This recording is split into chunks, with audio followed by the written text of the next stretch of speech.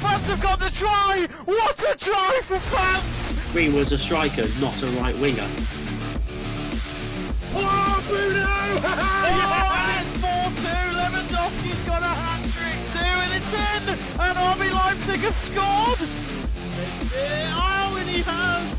He has as well! Oh! It nearly went in! Slightly crept in! Hey, who? Not John. I don't think it's John. Oh, it's not Hayden. It's 32-30! Oh my god! Wow! Take a bow, I'm standing up.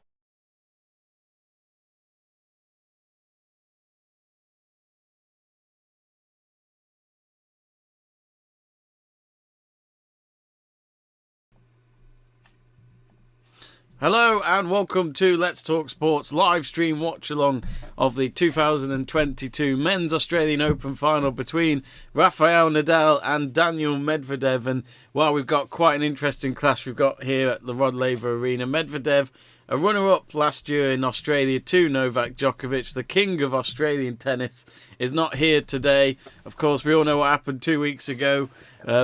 With his chance to get into Australia was rejected, and of course he had to fly back home. And here we are 2 weeks later, where we thought maybe Djokovic would be in this final to go for a 21st Grand Slam. Instead, it's his rival Rafael NADAL instead in that bid for it. I must admit, folks, I wasn't expecting him to get to the final due to his injury setbacks recently, and I didn't think he'd be fully ready for a Grand Slam. But here we are 2 weeks later, and the man who's been on form, Daniil Medvedev, trying to keep his Grand Slam run going. He won the last one in New York back in September, and that was against Novak Djokovic to deny him a year Grand Slam. But anyway, I'm with Stuart Davies, my brother from another mother, and of course Alfonso Davis is with us somewhere, I'm sure, as always, in spirit.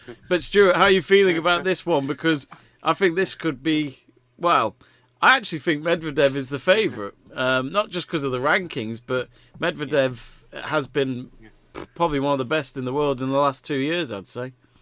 Yes, I did Medvedev win the last semi-final as well against Nadal. I think he did, yeah. So he's got the head-to-head back in there, but yeah, it should be a good final. I agree with you. I'd probably say Medvedev is their favourite. I don't know what Nadal's fitness is like with his coming back from all these different injuries, but it should be a very good final. Well, we've got, as you'd expect, the Australian national anthem taking place, which, always a bit cheesy before a sporting event begins. Oh yeah, it is a little bit. We of course yesterday Ash Barty, let's just say Australia probably hung over today because of Ashley Barty winning a home Grand Slam, her first Aussie Open, and the first female Aussie to win in Melbourne in 44 years. Straight set victory, and she was 5-1 down in that final set. Quite an incredible achievement, but it just shows, Stuart, how unpredictable women's tennis can be, really. You don't know who's going to win a Grand Slam. No, you definitely can't. The Australians actually been really well treated at the Open, because Kyrgios had his partner won the doubles as well, didn't they? Yeah, I'd love it if one day he just somehow won a Grand Slam. Probably won't happen, but he is. Me and Stuart, I've always said to each other that we admire his character, and he is one of the entertaining ones on the ATP tour. I'd say him and Gael Monfils are probably the best ones. Gael Monfils is just one of those that jumps in the air every time he hits a ball. Yeah. In excitement. And he's had a good tournament. He got to the quarterfinals for Gael Monfils. He won I can't remember which tournament it was, but he won an ATP tournament at the beginning of this year, so pretty much at the birth of this season. But this looks like, I think the roof is closed, but there's a bit of sunlight coming in as the sun comes down here in Melbourne. But of course, folks, do get in touch on our live chat page. You can also vote on our poll of who will win the Australian Open. And, funny enough, Medvedev looks to be the firm favourite at the moment at 71%, 29% for Nadal, and we've got Liverpool FC KK, shame about the club name, saying Nadal will win. I mean, I do wonder if Nadal might be unbeatable today, really, because of the run of this tournament. I wouldn't be surprised if he's up for a 5-setter because he's been playing 1 or 2 of those, I think, in this tournament so far. But what are you predicting in this, Stuart? I think it'll be a 5-setter as well, but I think Medvedev might be a bit too good because he's had like a lot of consistency of playing tennis lately, whereas Nadal's not played so much. So, and with the quality I can't say his name, he's playing at, I just put him as a favourite. Especially if they get into that scenario. Yeah, I think this is the thing with Nadal. He is, whether he likes or not, he is getting older, and I think that is the challenge for him and Federer and Djokovic these days, which is to probably pick their tournaments instead of attending every single one week in, week out, and to take it easy and to... Well, I mean, I'm not saying they're not fit enough to win tournaments still, but I'm just saying that they might have to... let's just say the morning after probably tires them out a bit more than a younger player. But, of course, Nadal, I'm sure, they've both had at least a day of rest in between their semis and the final. I think this year both men's semi-finals took place on the same day, on the Friday, which was a lot better than what the schedule used to be, because I always didn't like it that they had one men's semi on the Thursday and one on the Friday, which gives the guy on the Friday less time to recover for the final. Oh yeah, that was ridiculous doing it like that. Give a use advantage to like the other person. Yeah. So Tsitsipas yet again missing out on a Grand Slam final. Berrettini was in the semis as well. He was the Wimbledon finalist against Djokovic on the same day as his country winning the Euros down the road at Wembley. Imagine if Berrettini had won that Wimbledon. That would have been some day for Italian sport in general. Oh yeah, it would have been. But it looks as though, I think Shane Warne, is that him in the stadium? I think it is. He'll be probably still hungover from the thrashing that they gave England in the Ashes, but we've moved on from that, Shane. We're all about West Indies tour right now. Moeen Ali's probably hungover from his performance yesterday. Yeah, incredible, wasn't it? Like, I thought England were done, and then he just comes out with all these sixes. You're like, back in the game.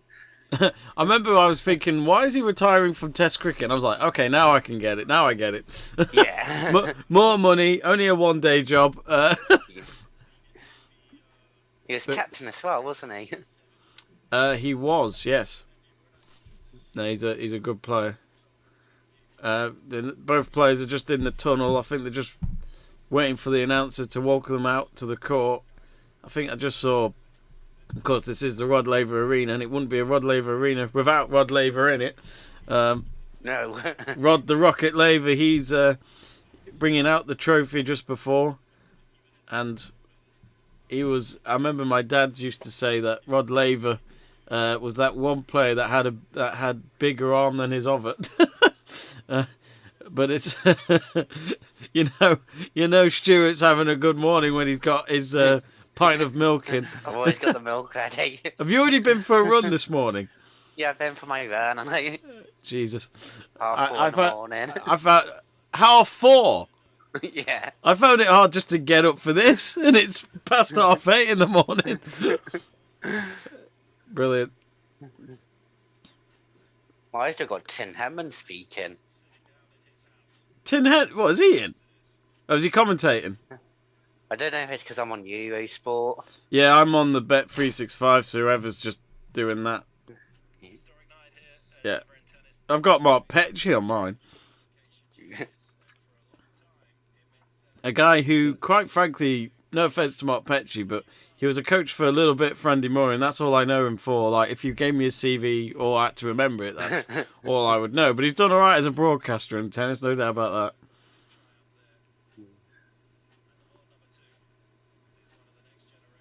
Well, I wish they'd hurry up. We're here for tennis. Of course, I don't really know what the restrictions are like in Australia at the moment, but obviously probably got a full house in there. But obviously they're very strict, of course, towards Djokovic and that female test, but I can't remember her name. But basically, obviously, if you don't have a vaccine, then you can't go into Australia. So obviously you do wonder what the effects will be in the future for some of these tennis tournaments, if other countries are to follow. But as Nadal, I mean, I don't get it. Nadal's wearing a mask in the tunnel. Medvedev isn't. It's like, you're going to be going head-to-head with this guy for the next few hours. What? Yeah. I don't get it. I don't get it. Yeah. It doesn't. I don't know either. Well, Nadal's coming out first. Funny enough, the highly ranked player goes out second, so that'll be Medvedev, since he's second in the world. Nadal, sixth in the world at the moment. Be interested to see what reception Medvedev gets. 'Cause he seems to quite enjoy it when the crowd are against him. I really like him. He takes no nonsense. Like, he's the man. I'll never forget. I think it was the ATP Cup, which the ATP Cup's like a World Cup in tennis, but like, well, trying to replace Davis Cup, which me and Stu, I guess we're kind of heart and heart with it because it's got our surname in a way, but without the E. Yeah. So we feel sorry for our sisters at Davis Company. Yeah. But like, I don't get it. But also, I think it was, what do you call it? It was the ATP Cup. The umpire gave him a warning, and it was actually for nothing. I completely understood Medvedev's frustration, and Medvedev went up to him as he was sitting on the chair, and then Medvedev just slammed the chair, which was bad, but I laughed at the same time, thinking, he's Russian. You don't. I mean, look what they're trying to do to Ukraine. You don't give him any satisfaction. But yeah, Medvedev takes no nonsense, and he always rattles Tsitsipas. The amount of times he rattles him, he can't stand him. No. And the way he swings with his forehand, I absolutely love it. He holds the end of his racket as well, and the full swing. I've seen him live a few times, and he is great to watch. I can imagine. Both players are now on the court, but Medvedev looking like he's wearing his usual Lacoste, very light green top for this evening, like he has done all week. So the weather conditions, forecast is sunny, which is pretty much every day in Australia. Around 29 degrees as the sun's about to come down. But yeah, Melbourne will be hosting the F1 Grand Prix, the third race of the season in April, which I'm sure we'll do. Well, actually, funny enough, ever since we've been doing F1 watch-alongs on the channel, they've always been on during the day. We've not had to get up early for them, so it'd be interesting if me or Jack actually do get up for that race at whatever time that will be. But it looks like they've got a bull kid. They'll probably do the coin toss next to... I can't remember this chair umpire's name, but he's got a moustache, so it's been a while.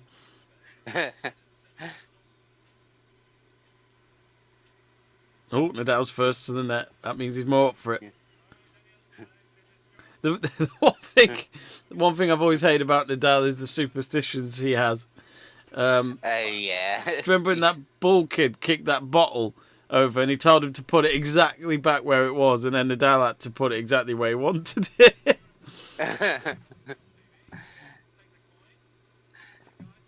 If none of you have watched Nadal before, folks, he likes to pick his ears and all sorts before he actually serves. And he does it every time. He does all sorts. He has like a really weird routine at the start, doesn't he? He really does. Now, if you haven't seen our head-to-head yet, folks, it's on the bottom right corner of your screen. So Nadal has won 3 of them. Medvedev has only won the 1. So this is their 5th meeting. But I'm sure Nadal, against most of his opponents, is ahead on his head-to-head. I think I remember... This was ages ago. This was like 8 years ago. I went to see Nadal Djokovic play. And I remember their head-to-head was like... You know, they played more than 40 matches against each other. So that was 8 years ago. I'll have to check. But, like, I can't imagine how many more they've had since. And there was that big match last year in the French Open semis which did shock me, seeing Djokovic beat Nadal at Roland Garros, which I think everyone expected Nadal will just win it again. But Nadal's only won the Aussie Open once, I think, and that was in 2010. I'll double check. Yeah, I think he went in like 5 or 6 finals as well. I think he has, yeah. I can't remember his last final, but I think it might have been against Wawrinka, which was 2014, and that was Wawrinka's first of his 3 Grand Slams. Yeah. He's only won Australia once in 2009, defeating Federer. He's won the French Open. I can't be bothered to count that. He's won Wimbledon twice and the US Open 4 times. So actually, his last Grand Slam, I'd imagine it was 2020. So that was the French, which that was behind closed doors, and that was on a lot later in the year. It was in October time, that. Which surprised me. I thought it might be a bit cold for them to do that, but they did it.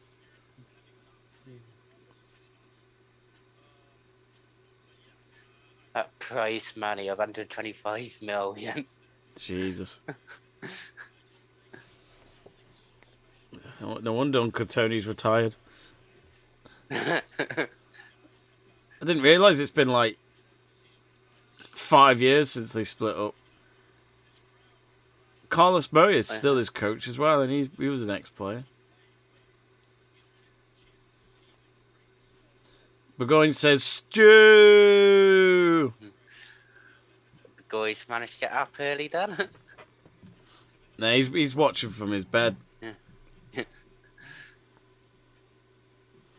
Both players are warming up. So Stuart has said 5 sets to Medvedev, I think, and I'm going to go for 4 sets Medvedev. A 5-setter, we could be here all day. The same way does he go to a tie break? Oh God, I remember the 2012 Aussie Open final, which included Nadal, and that was against Djokovic, and that was the longest Grand Slam final ever, and it was on for nearly 6 hours. So I felt sorry for Nadal a little bit because he played for 6 hours and he didn't win. So when you play for that long, that'd be so good, wouldn't it? yeah. Let me find out exactly how long that final was. I'm sure it'll say on Wikipedia. Oh, going through the years and seeing how many times Andy Murray lost. He lost 5 finals in the Aussie Open. He never won a single one. Oh, good. Here we go. Yeah. The final lasted 5 hours and 53 minutes, which is the longest match in duration in Australian Open history and the longest major singles final by duration in the Open era.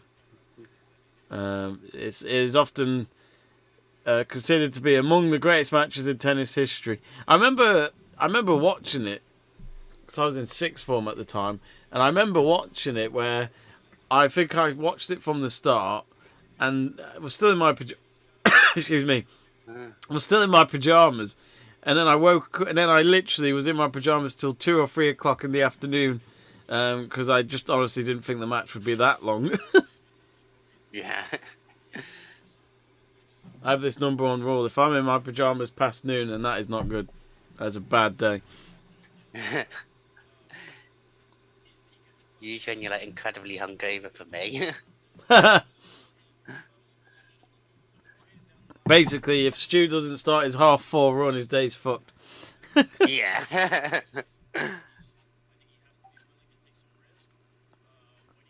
Let's look at the poll. Oh, it's changed again. Nadal's leading it, 55%. Medvedev, 45%.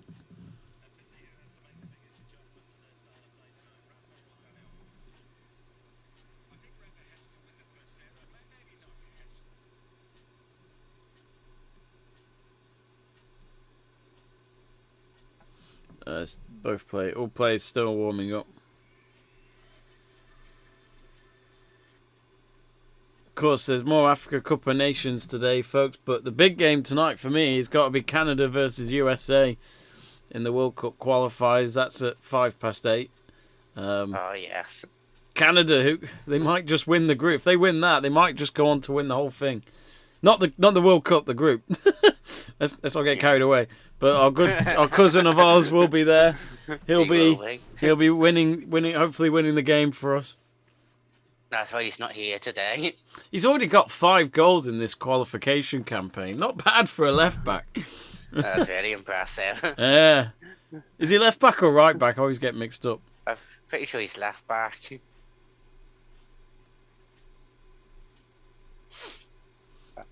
I'm debating whether to get a Bayern Munich shirt with him on the back. May have to be done. May have I to be. can't do it though. My love for Dortmund will stop it. Oh yeah. Right, so I think they're about to get underway, folks. This is for the first Grand Slam of the year. Come on. There we go. So here we go then. Stu's gone for Medvedev 5 sets. I've gone for Medvedev 4 sets. I might just put the predictions in on the live chat just so we remember. Yeah.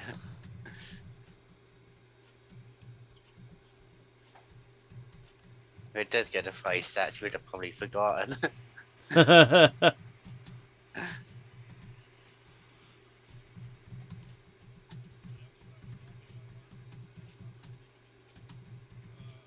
There we go. And I know this sounds a bit weird, but I wonder if anyone's ever done like stats on whoever gets the first point in a Grand Slam final. How often do they win the final? Because Nadal's just won the first point. 15 love to him. He is on serve. Oh, he's hit that one wide. You do wonder, don't you, if Medvedev won this today, you know, can we properly say that Medvedev is going to be the man that kind of takes over I'm not going to say he'll take over completely, but become the man that, you know, starts to replace the usual lot of Nadal and Djokovic winning all the time. Yeah, he's definitely put himself in that position for it. I do think Tsitsipas, once he finally gets a Grand Slam, that could happen. Yeah, could kickstart his career a bit. Exactly. I'll just adjust the scoreboard for you folks. Here you go. This is the live scoreboard now for you.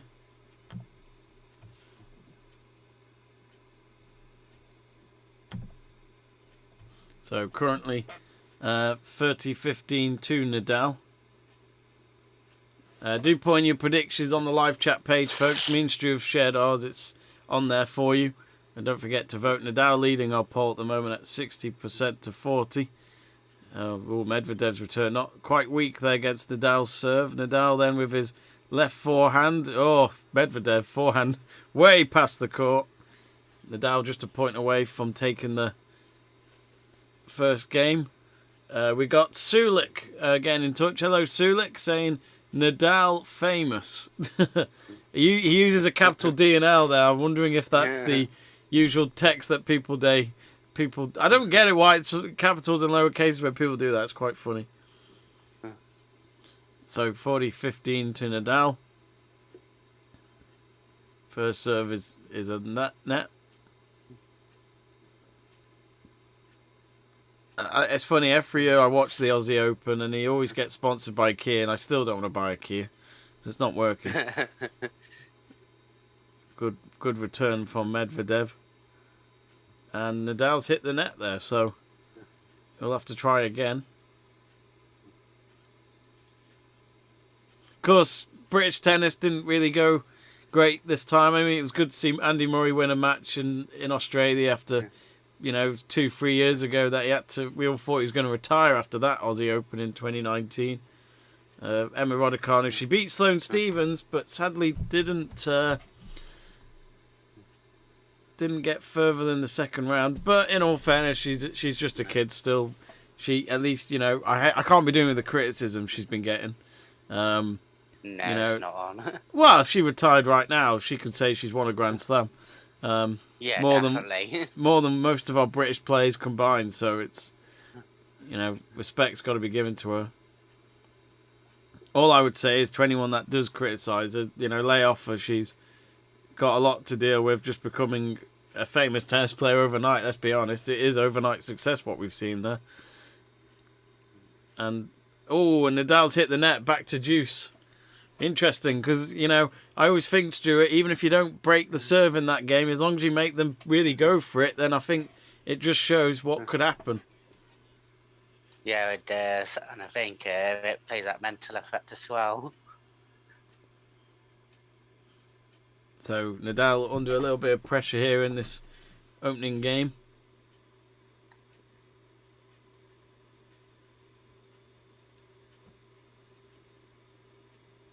So Nadal with the serve down the middle. Medvedev with a backhand return. Nadal lobs the ball a little bit higher over the net. Oh, lovely change of direction. Oh, I thought Medvedev hit it long, but they continue. Of course, they don't have line judges anymore. It's all a computer from Hawkeye. Yeah. This is a good rally, this. Medvedev going side to side at the moment with his backhand. Oh, he's just hit the tip of the net, unfortunately. And Nadal gets the advantage. A few Spanish flags in the stands, and that rally was 19 shots. That was a good rally. I think we'll be in for a few of those, Stuart. Yeah, I think so. Seen that a lot of time with the Medvedev matches. Like, you don't know like that it's over until it's actually over. Yeah. It makes everyone work for their points. We've got a message from Burgoyne. We'll read it in a moment. I think Nadal's serve needs to be taken again here. Burgoyne says the only man to ever beat Stuart tennis was the great Harry Corbett. Maybe he should do this pro tennis malarkey.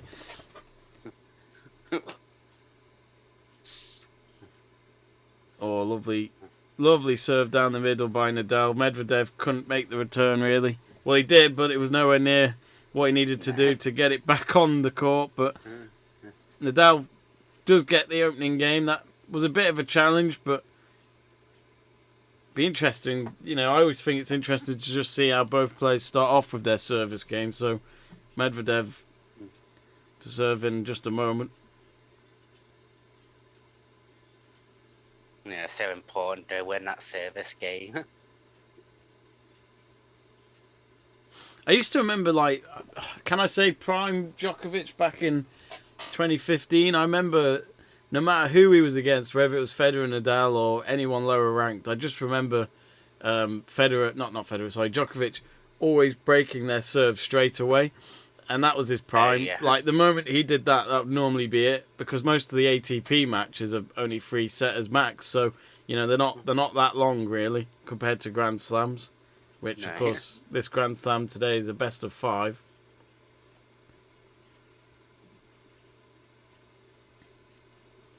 Do get in touch, folks, and let us know who your favourite ever tennis player was or is. Of course, a lot of you Federer fans are probably wondering when's he going to come back to the court. Let's just say we have a source in Switzerland that reckons he could be gone. Well, not gone, sorry, retired come the end of this season or in October time. We'll talk more about that in just a bit, so don't go anywhere. Medvedev on the serve then. This is the first point of his service game. Nadal's hit it wide with his backhand. So 15-love Medvedev. So yeah, our good friend Seb True, he's now and again on our live stream watch-alongs on the channel. Now he, of course, lives in Switzerland where Federer is from. And I think once upon a time last year, there was a newspaper article in Switzerland to suggest that Federer is going to retire at the next Basel Open. Now, the Basel Open back in October last year was cancelled because of COVID, so it's expected to take place again this October. And he normally takes part in every single Basel event, and it gives him great joy. And it's obviously a home tournament, and he's the fans' favourite. And they reckon the next one he does, he will retire after that tournament. Again, we don't know if it's true. That's just from our good friend Seb, from what he's read.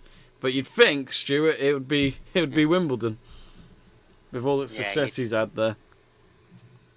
Yeah, it's like dominated Wimbledon. Like, he always seems like such a great guy as well. So it'd be like such a shame to see him go. But yeah, it would be nice to see him get that Wimbledon Grand Slam just like one more time. Go on a high note. Yeah.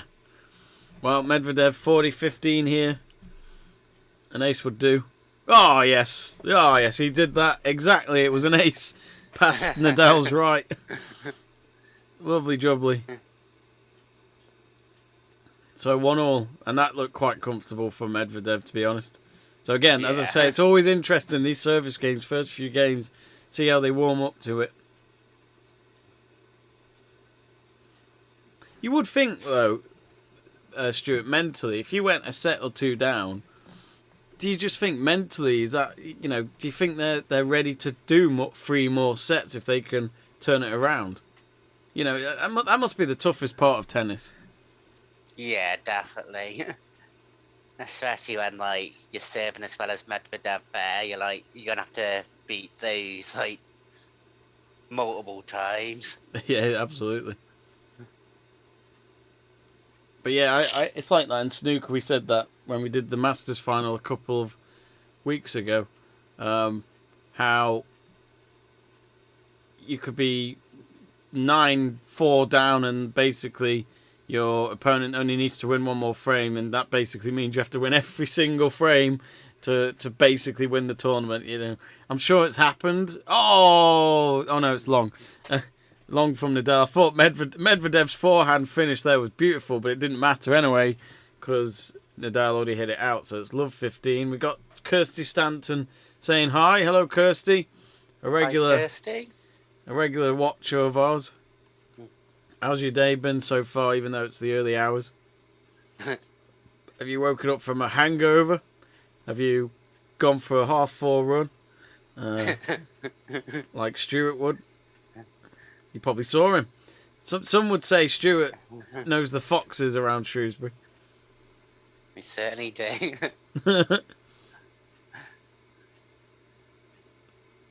So Nadal served down the middle. Forehand return from Medvedev. Oh, lovely backhand. Changes direction, Medvedev.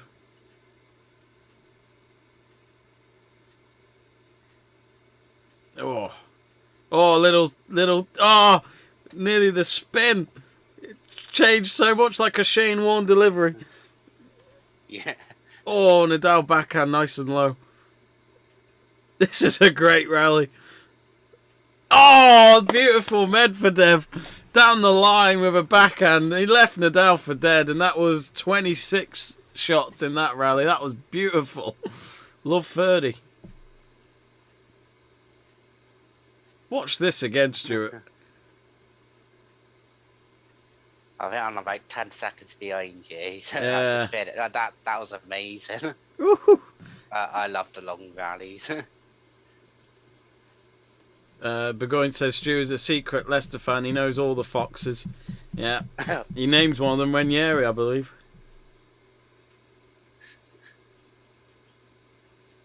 You know what? I think I need to thank Christian Fuchs, even though I still say the word fuck. Apologies, kids, if you're up this morning. Maybe I should just use Fuchs, because then people get what I'm saying, but I'm not doing anything wrong. There's no swearing. I like it. My dad would sometimes say far canal instead of you know what.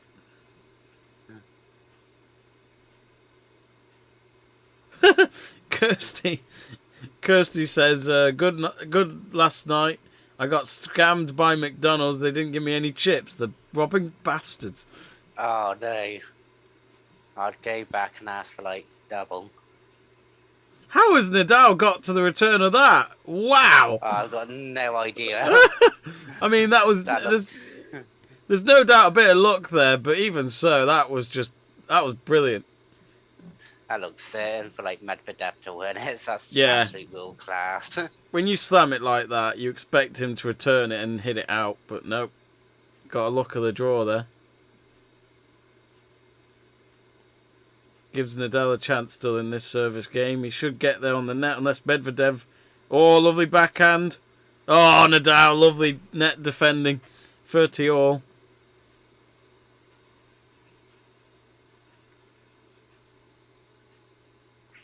I mean, we've only had 2 games in, and this is a hell of a match already.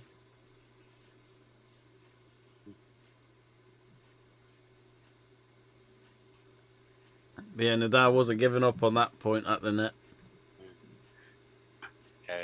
Looks like all the crowd are supporting Nadal.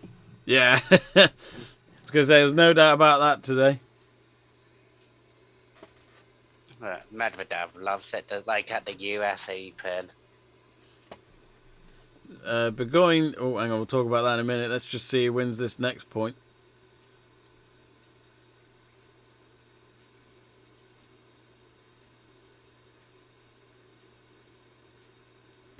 Again, backhand tennis at its best. Nadal hits it long. Break point. First break point of the match. 15 minutes in.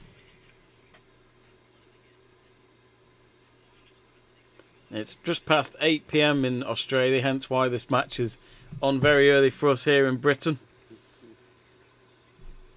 Burgoyne says Fuchs plays for the New Charlotte FC MLS expansion side.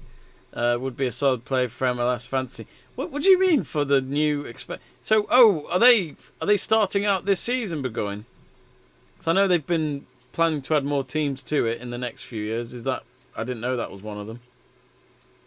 Oh, Nadal, good yet again. Net play wins the point to keep this game alive for him. We're at deuce.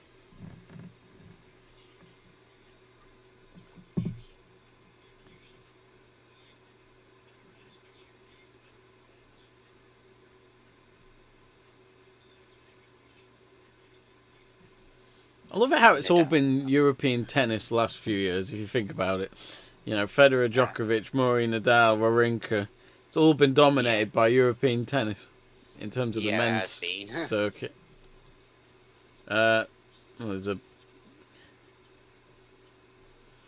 Looks like there's a towel lady having to come out and just rub some mark off where Nadal is. Might have been a bit of... I wouldn't be surprised if that was his sweat, because he drips. Yeah, he does. He's already dripping, and he's only... Wow. Maybe he's got the condition that Lee Evans has. Oh, yeah. I always find it funny how Lee Evans just is sweating already before he starts his performance. I thought I'd turn my light off, but actually it didn't work. I wonder how much weight he loses just doing one match. Yeah. Probably the equivalent of an F1 driver in Singapore in one race. Oh, yeah. Break point number 2 for Medvedev. Nadal hit the net there. This game's going on for 7 minutes. Burgoyne says that Charlotte FC are starting this year. He says it was a great challenge on Football Manager 21, as you'd spend an entire season just simulating before you could play a game. Only time you get a rich club with 0 players. Yeah, the plan is with the MLS to expand it to 32, I think, or 34 from what I can remember. This was announced last year. Of course, the new team last year was, I've forgotten the name, it's Matthew McConaughey's team. I can't remember now. But they started last year. As you'd expect, their season wasn't great. Nashville started not long ago. There's always new teams in the MLS, but the problem is, how long do they last? The one club I've got a lot of admiration for is LAFC, actually. They've actually been one of the top teams in the last few years, and they're very recent. Will Farrell is one of the owners. Oh, wow. I love Yeah. Will Farrell. He loves football as well, you know, which you don't expect from these big American stars. But yeah, he loves it. He played soccer a few years ago, and he played as a striker. He was useless. Oh, wow. Austin FC, that's it, Burgoyne, that's the one. Spot on. Yeah, Austin are the new club from last year. Lovely shirt. Great shirt. Funny enough, one of my colleagues in America, when we did our sports jersey day for charity a couple of weeks ago, she wore an Austin FC shirt, so that's her team. But in terms of MLS, my team is Orlando, since a friend of mine sent me a shirt from there once. Not just because of Nanny. or Kaka. I forgot about Kaka. Yeah. It wasn't bad. But I didn't follow Orlando until after he left, to be honest. So advantage Nadal, and he really is dripping. There's more sweat marks on the court. It's probably even worse than what it was before the towel lady came. And this is a hell of a rally. Medvedev is literally running side to side, trying to keep this point going.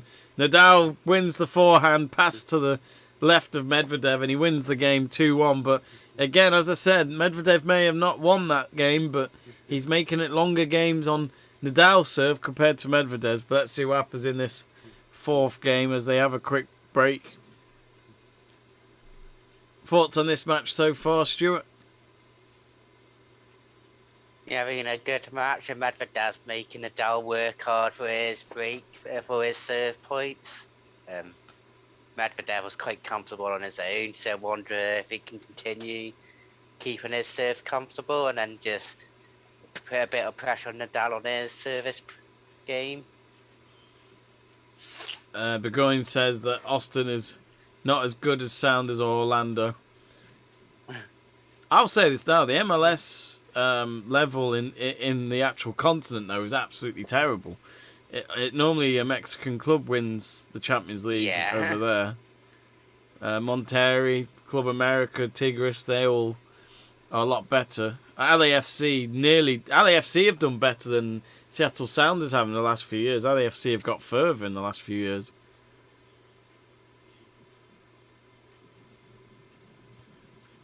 Who actually won the MLS Cup? Was it Sounders this season? I have no idea. I know it starts in March again. I think it's March time.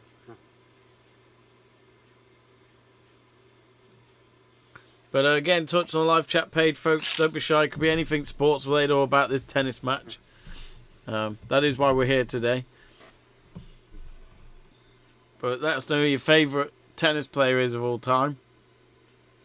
Have you got one, Stuart? I thought Federer has always been mine. Yeah. I love Federer. Hard to look. I think for me, in terms of women's tennis, it has to be Sabine Lisicki. Oh, yeah. To this day, 8 years on, I'm still gutted. No, 9 years nearly. I'm gutted she lost that Wimbledon final. Yeah. Oh, Marion Bartelli. She lost to someone that would retire afterwards. It was so weird. She had to retire because of injuries. Yeah. Oh, Medvedev's hit it wide. Nadal, 15 love up.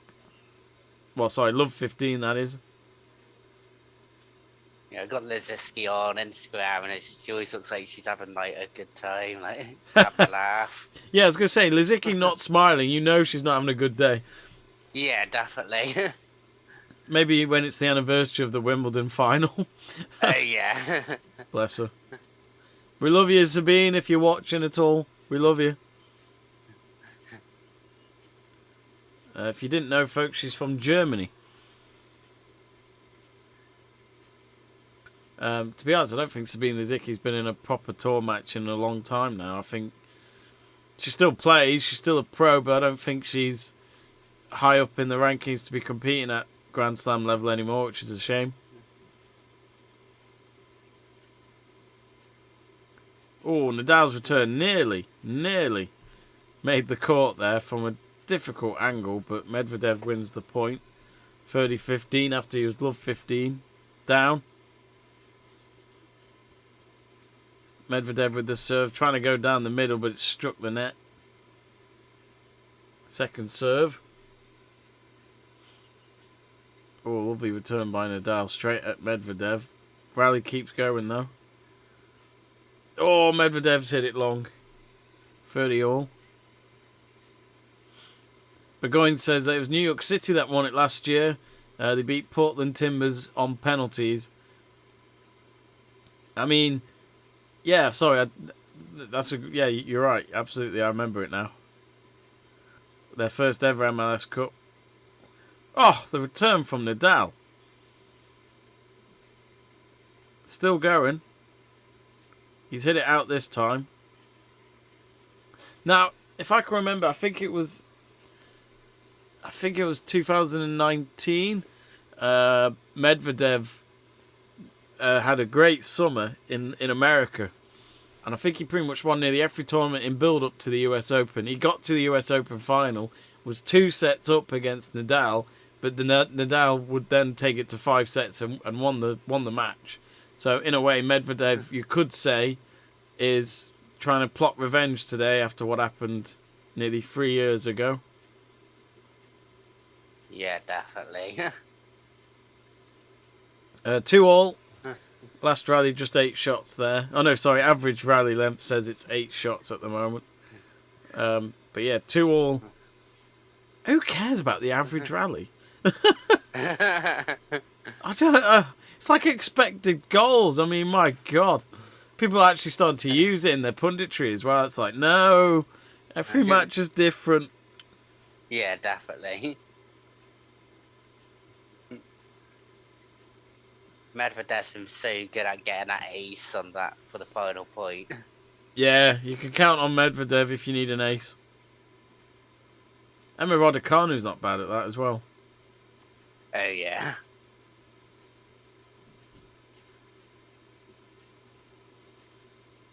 But yesterday was Ash Barty's day. I don't mean to put pressure on Raducanu, but if she did somehow win another Grand Slam this year, that would be some achievement at her age. Yeah, it would be. She's got like a long future ahead of herself. I mean, it's just mad to talk about a tennis player that hasn't even played in all 4 Grand Slams and she's already won it. Yeah. She's already won it. I mean, I feel like the place to do it is New York as well. Like, Yeah. America is such a commercial country, and my God, she must have been busy in those days afterwards.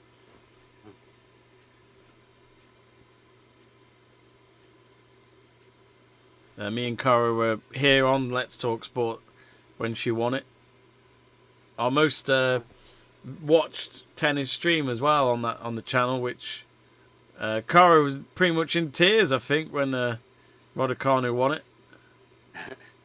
Oh, has Medvedev hit it long? No, he's got it. His coach applauds him in the stands. Love 30 Medvedev. Again, as I said, service game. Yes, Nadal may have won the last one that he did, but it took him a good while to win that service game. And I think that gives you a bit of a hint as to what could happen. Because if they don't improve and don't get their service games done quicker, it gives their opponent the opportunities to break the serve. Lovely. That's a hell of a shot. That's a hell of a shot, isn't it? It is. I don't know how long Medvedev has had that coach for, but he's been around since I've been watching Medvedev, so clearly a big bond there. Yeah. The sweat marks are still coming down. Camera keeps picking it up. I don't really know what sweat is. I'm just that fit. Medvedev, surely he'll get that. No. Oh, Nadal's hit it long. Love 40. 3 break points. Could this be the turning point of the opening set?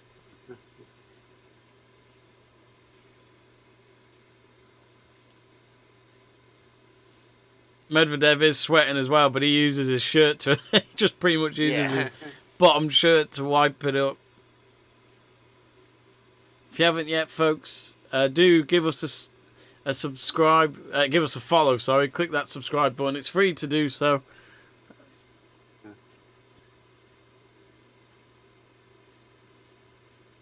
So Nadal, first serve has hit the net.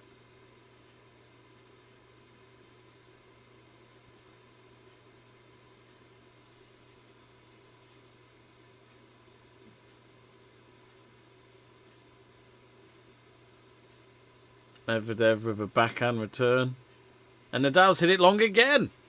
And Medvedev punches the air, shakes his racket as he walks towards back to his seat. And oh, there was a Serbian flag waved in the stands. There are Djokovic supporters in the stadium. They probably bought these tickets in advance thinking that he was going to be here, but sadly the government said otherwise. There's quite a few Serbian flags. Yeah. I wouldn't be surprised if they had this plan to think that he was going to come. Yeah. Because I honestly thought Djokovic would be the favourite to win this tournament if he did Yeah, compete. I did as well. I mean, imagine if he had stayed after what had happened. Would he have been mentally prepared for it after all the crap he had to have dealt with? Yeah, and not being able to do any trading or anything. yeah. there was news back on Friday that apparently Djokovic's COVID test that he had that was positive back in December, apparently it was actually on another date. So, but I don't really know. I love it how they bring it up now, and I just think, well, who cares? The whole thing's done. You can't do anything. But he is in Dubai this week, playing in an ATP tournament, which I think starts this week. So if that is the case, that's straight after this Grand Slam. It'd be interesting if any of the players from this tournament that went out have already gone there, but I'm not really sure what the Dubai restrictions are, to be honest. I don't know if you need to have had the vaccine, but if not, I take it if not. But I might be wrong, but I think Djokovic is a resident in Dubai, as well as Monaco. Yeah, I wouldn't be surprised. A lot of footballers have had fun in Dubai this week, haven't they? Yeah, they have been. Every time you see like an Instagram story, it's in like Dubai. Yeah. Seems to be the place to go. Maybe they should have had the World Cup there instead. Yeah.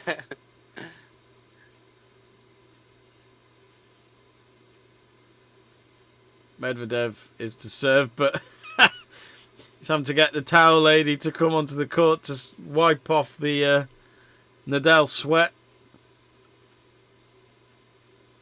I mean, Nadal's known for his sweating, but I don't think I've seen it this often when I've seen a towel lady having to clean up after him. No. You look at Medvedev, he looks like he's just turned up there. Yeah.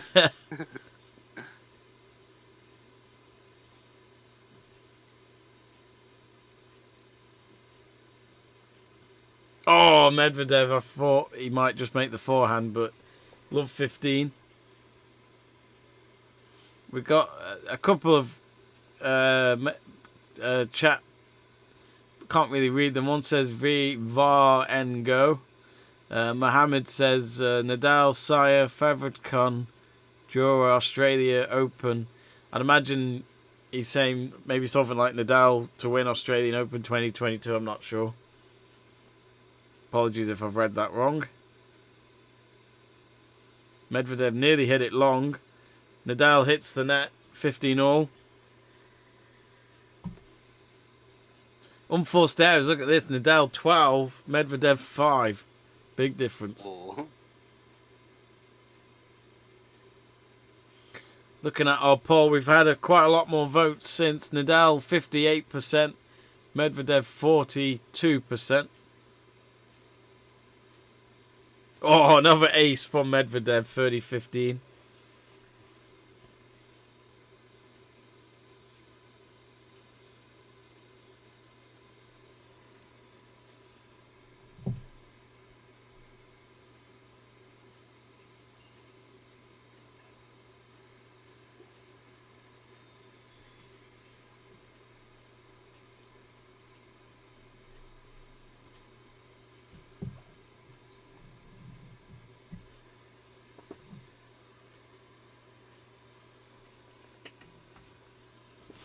$40-15.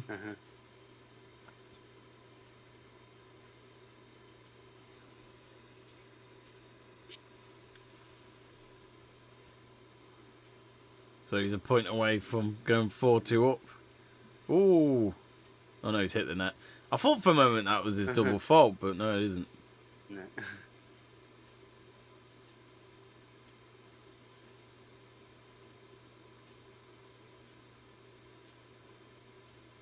Oh, lovely forehand from Nadal. Picked out a corner there. Medvedev, he attempted it, but he wasn't going to get there in time. No.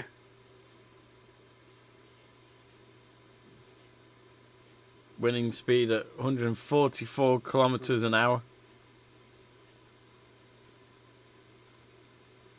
Oh, that serve was strong for Medvedev. Nice volley as well, but Nadal somehow got to it. Medvedev will try again with another volley, and Nadal hits it long. 4-2 Medvedev, Nadal to serve, but I think it's fair to say if Nadal can't win his next service game, then this set should have Medvedev's name written all over it. Definitely. Oh, there's a Russian flag being waved now.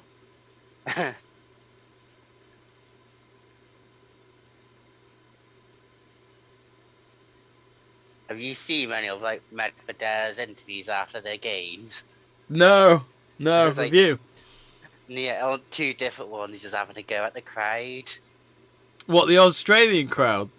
Yeah, What for? like celebrating like before he's done his serve and stuff. Oh, fair enough. I bet that's quite distracting. I just love how he just tells him as it is. Yeah. Must be that Russian background as well. Yeah. They don't take the piss. Medvedev, double fault, love 15. I said to... I've got a couple of friends of mine who are bigger tennis fans than me, and big Nadal fans. And David Harris, if you are watching, hello David. He's been to the Rafael NADAL Academy, which of course opened up a few years ago by his good friend Federer. Okay. And they went there and they actually they got to saw Nadal practice there. So this must have been in between tournaments. So Nadal was back home for a bit, and I sent him a text yesterday just to troll him and put Team Medvedev. I love it. And he was literally like, "You've got to be kidding me!" And I'm like, "No, I like him. I like villains in sport. Villains in sport are the best. Apart from Mox Albi, Apart from Mox Albi, I can't stand him. He's boring." Is that another double fault by Nadal? I think it is. It's love 30, isn't it? Crowd a little bit concerned for Nadal. Those Nadal fans, it looks like. Some of the Spaniards being able to watch the match, maybe locals as well. But yeah, I thought he hit it long, but he hasn't.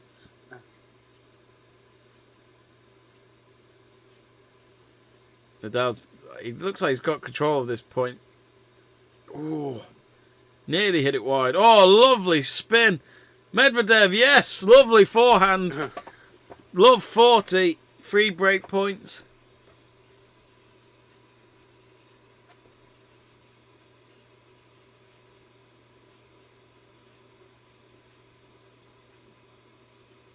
Oh, that's brilliant.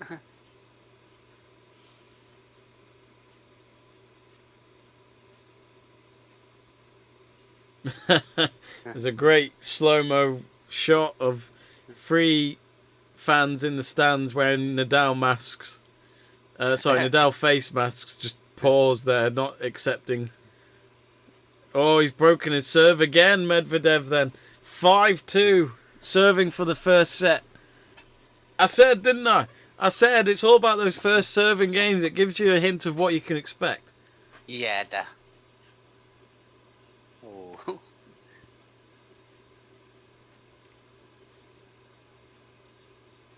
They showed a stat saying like his backhand return Medvedev. He's been averaging 112 kilometers at the tournament. That's And crazy. today it's 118, so he's even upped it today.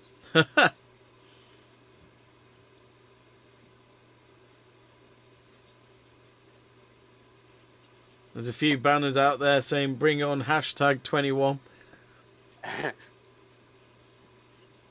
Well, at this moment, he'll have to at least play this match for 4 sets if Medvedev wins this next game.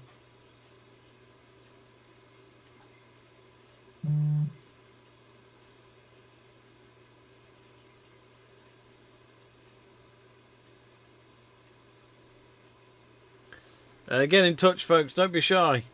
Let us know where you're watching the match from today. Who you're supporting. As you can tell from me and Stuart's predictions, if you can find them on the chat page, Stuart went for Medvedev in 5 sets. I went for Medvedev in 4 sets. And Nadal's just putting on his headband again.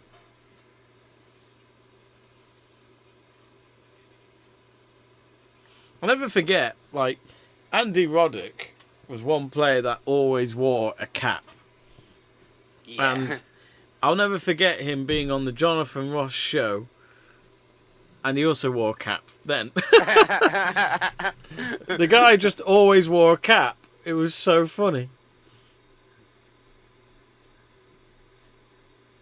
I like that he wore on the Jonathan Ross show. Yeah. I just thought, is this guy ever going to just not... is he ever going to show his hair? Yes, he did wear one. I'm just finding it now. Is Medvedev having a go at the umpire? Already? I don't know what for. He's probably told him... He's probably said to Medvedev time, and he's gone, no, I'll come out when I'm ready. Serving for the set then.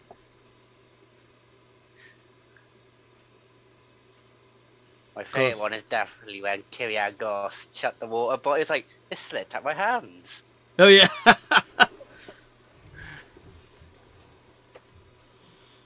Yeah, as Stuart mentioned before, he won the doubles yesterday. So, yeah, great week for Australian tennis. Lovely ace from Medvedev. Yeah. 15 all. Serve speed at 206 kilometres an hour.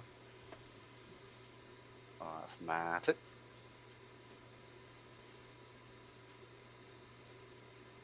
I just can't get over how he holds the racket, though. If I was holding it that loose, it would just come out my hand. Yeah, me too. Another straight, strong serve. 30-15.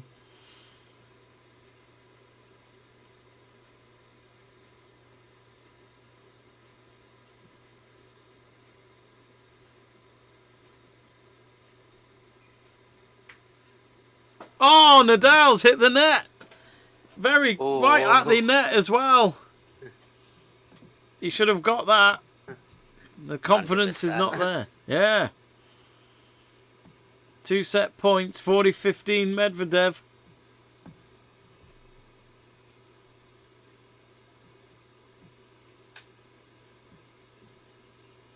And Nadal's return has hit the net. So Medvedev is a set-up. And the Serbian flags are being waved. There's a lot of Serbian flags. I wonder if the comments Nadal made about Djokovic are the reasons why they're waving their flags. Yeah. It was a lot more comfortable for Medvedev than I thought it was going to be that first set. Yeah. Again, be interesting. Again, watch it again from the start of this set. See how their serve games go. If Nadal carries on having long service games, that's his problem.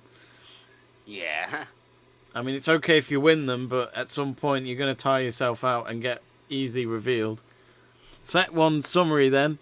So 4 aces for Medvedev. Nadal's got 0. Double faults, Nadal 2-0. Winners pretty much near the same, 8-7 to Medvedev. Unforced errors, Nadal 16, Medvedev 5. Total points won, Medvedev 31 and Nadal 17. I mean, those stats tell you there. I mean, the only stat that really matters is who won the first set. And that set took 42 minutes. How many sets will this final have? We got Cruel the Saint giving us a thumbs up and looks like a love heart Swiss flag emoji, unless that is a first aid kit symbol.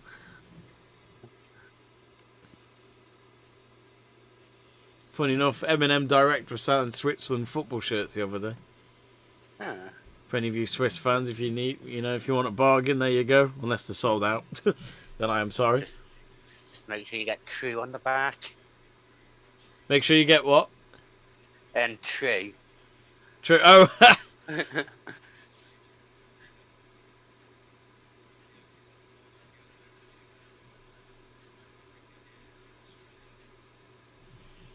So, don't be shy. Get in touch, folks. I know there's quite a few of you watching us. We'd love to hear from you.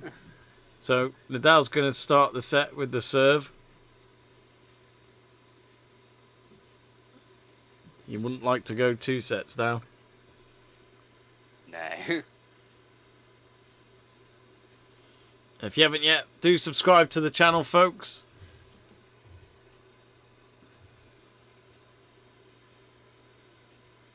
So Nadal served down the middle. Oh, Medvedev's hit that very long. A bit of a costly shot, really.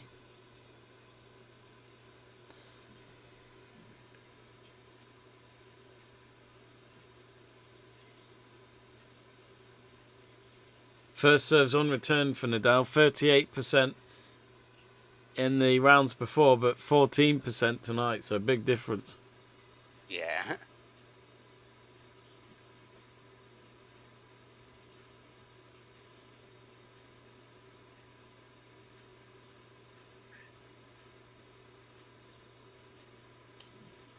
Nadal with the serve.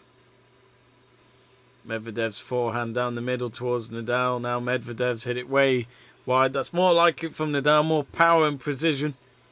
Yeah, definitely. 30 love.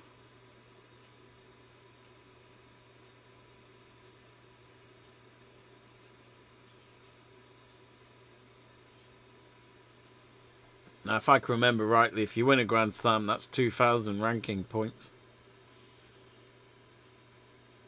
The highest you can get by winning a tournament. The highest on the ATP tour is 1,000 when it's a Masters tournament. March is normally a busy time for Masters tournaments, Indian Wells and Miami. And normally you get the same player winning both of them, because they're on pretty much back to back, and it seems to always go in favour to the one who's in form. Not a bad month if you want to have a tour of America.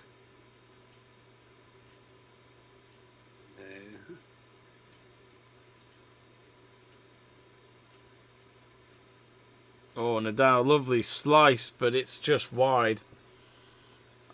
I mean, I say lovely because it looked cool, but it wasn't good enough. No. It's shown a close call on the screens. Was it out? Of course it was. I don't know why the computer would do a close call projection anyway, because what if it was wrong? Then everyone would go, should we even trust this system? Should we get the line judges back?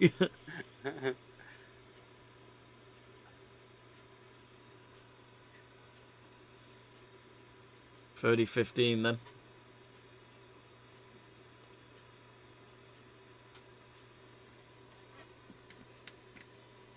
Nadal to take a second serve. But it's funny, our poll has changed. It's gotten really tight. Nadal was leading it. He still is. But it's 51% to Medvedev's 49%. It's nearly as close. Well, it's closer than Brexit. Very tight result so far. If you haven't voted yet, do vote. But once you voted, you can't change it. Nadal now 40-15 up. You can't complain about it either. Yeah. That's so random. A man waving his Spanish flag, then the person sitting next to them's has got a Russian flag. Now, are they family or are they literally like in the wrong seats and gone, oh crap, I'm sitting next to a Nadal fan? Shit.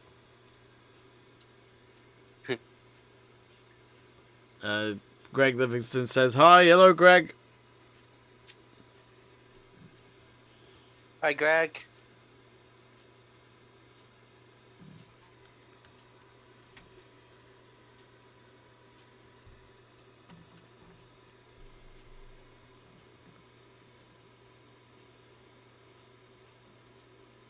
Oh, double fault from Nadal.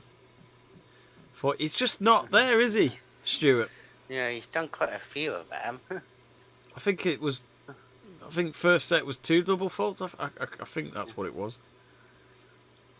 Was it 2020 when he got to the Australian Open, which was quite a surprise, and then I think it was Djokovic being quite comfortably. Oh yes, it was an horrific final. I remember it really well. But it was like the equivalent of when Nadal once beat Wawrinka at the French Open final, I think it was. Yeah. Where it was just so one-sided. Nothing wrong with the opponent that lost. It was just not going to happen, mate. Not today. Yeah. The winner ate his Weetabix that day. Yeah. Well, Nadal has won that point, so he does win the game, and I think that's a little relief for him and his team. Yeah. Again, though, But, not the most convincing, so he's got to be careful.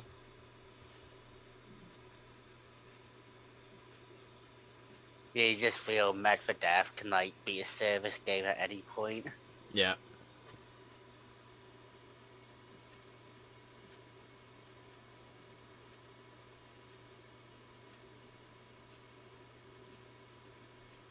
Nadal needs to come up with some sort of plan against Medvedev's service game because he hasn't looked like he's gonna get close to beating it yet.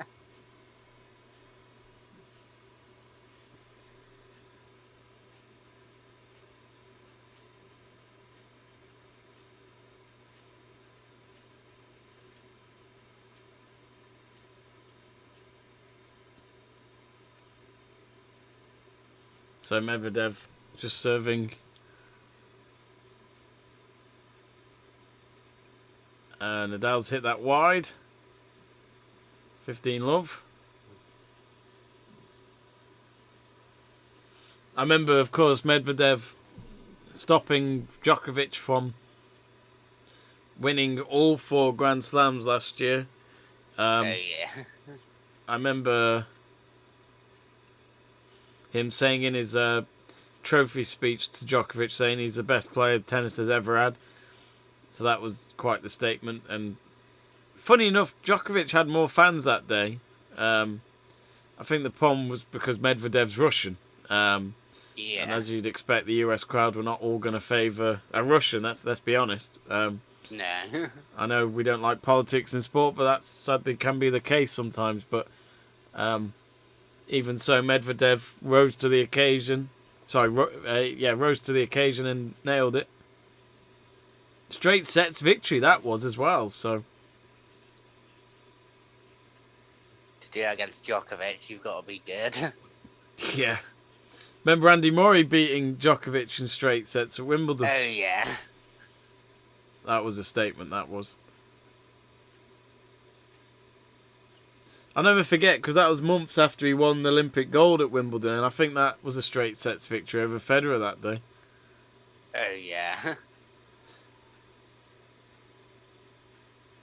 Do you remember Murray winning his second Wimbledon, and it was against Milos Raonic? Oh yeah, that's a bit of a random one. It was, like, for Raonic, great experience, but I thought, I know it don't want to sound harsh, but I just remember thinking if Raonic wins this, oh God. Yeah, I don't know how he would recover. No. 2016 was his best year as well for Murray. He finished the year world number 1. He won quite a lot of ATP tournaments, and he won the ATP finals in straight sets against Djokovic in London, so that was a great year for him. Comfortable there for Medvedev. 1-1. Again, big difference between the serve games. You feel confident Medvedev would hold his, but with Nadal, it doesn't seem that easy at the moment. Yeah, definitely.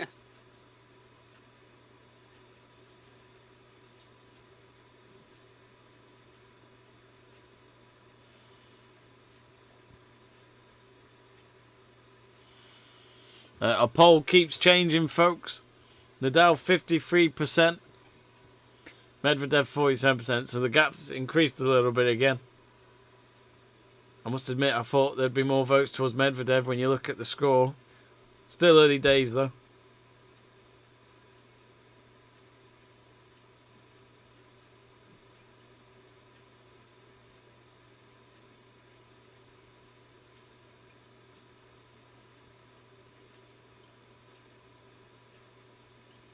Oh, nice strong forehand by Medvedev. Well returned by Nadal. It was worth it because Medvedev has hit the net. 15 love. The Spanish flags are back out again. I think Nadal needs all their support and boost he can get. Yeah.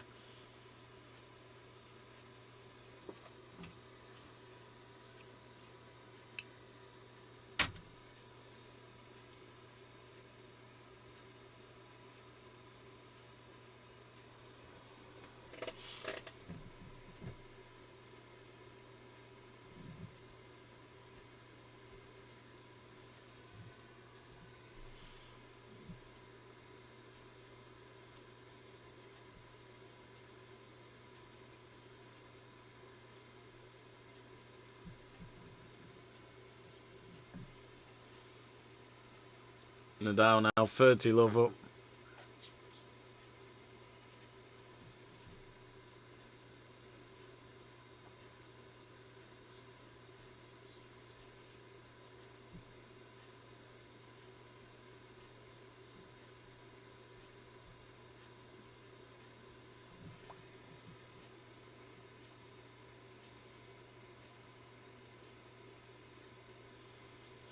I wonder if he's sweating as much now because I haven't seen the towel lady in a while.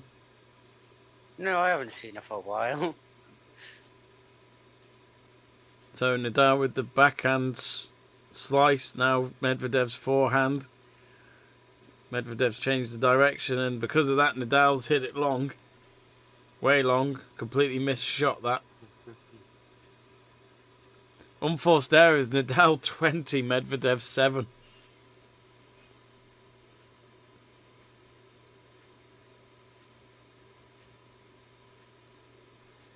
Medvedev certainly knows how to get under an opponent's skin, no matter who they are. Yeah, he does.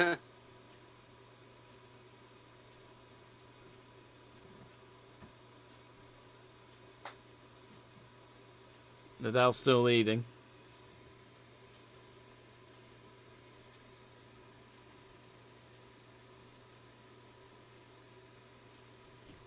Don't forget to subscribe, folks, to Let's Talk Sport on YouTube. It's free to do so. We've got more watch-alongs today. Seb True and Luke Tanner are doing the Senegal match in the evening in the Africa Cup of Nations. I did the watch-along for Burkina Faso last night. A good win for them against Tunisia, even with 10 men in that last quarter of an hour. It was the goal scorer who got sent off. Nothing but red cards in that tournament. Yeah, it's everyone in every single knockout game apart from one. Yeah, it's just ridiculous. It's something like that. It's absolutely crazy.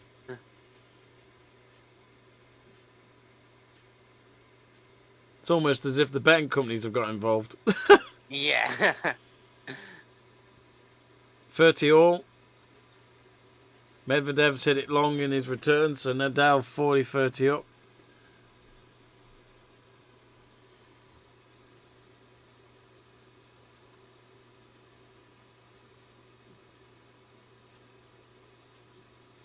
Yeah, Nadal's game duration's a lot longer than Medvedev's at the moment. Yeah.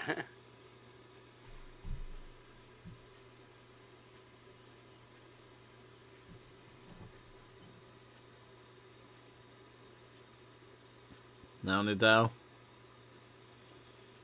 with his left-handed forehand. Nice little slice back to Medvedev. Medvedev's hit it long.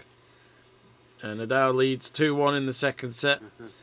Some of the fans waving the flags of Spain yet again. They're feeling a little bit more confident and a lot more joy in them since Medvedev won the opening set.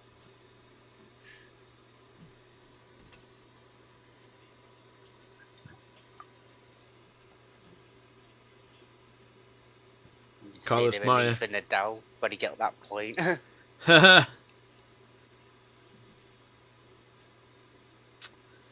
It's not nice to see everyone wear masks in the stands.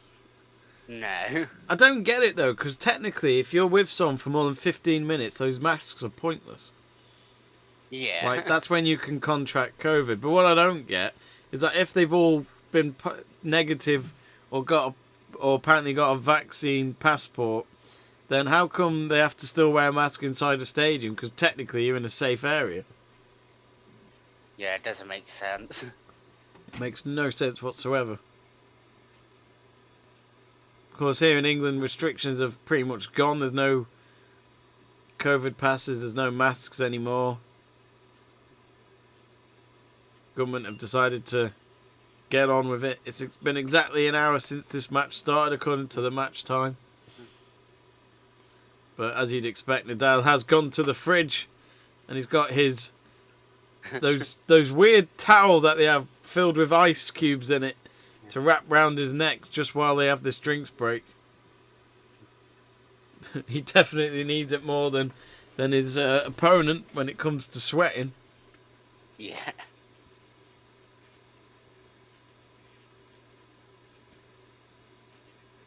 Doesn't seem to be sweating as much now, though. No.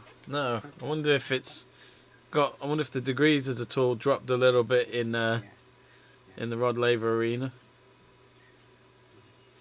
It was completely mental in there at that first set.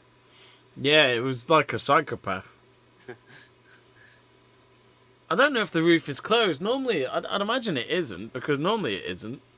But it looked like before the match had started, there was like a bit of sunlight coming in, but it didn't look obvious to me that the roof was closed. Sorry, open. Oh no, it is open. They've just done a shot of it now. So. Ah, yeah. Love 15. Medvedev went wide with his shot there, I think.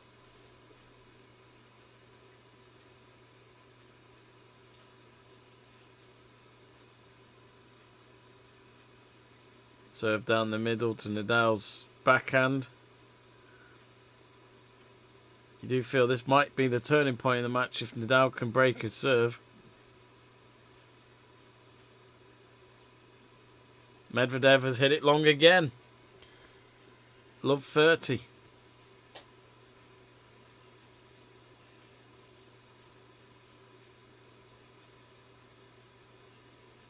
But this is the response Nadal would have wanted after losing the opening set. Yeah, definitely. It's a good opportunity for him now. Yeah, he's got that one. Nadal's hit the net.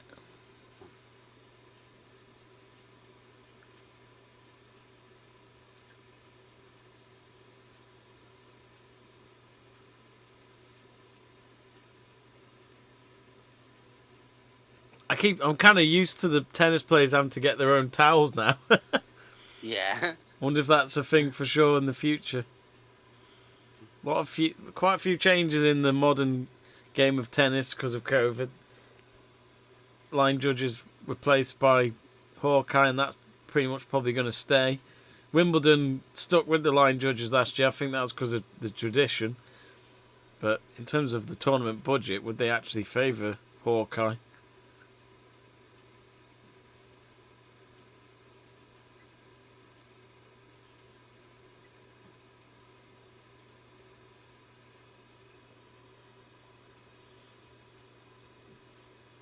This looks to be a long rally.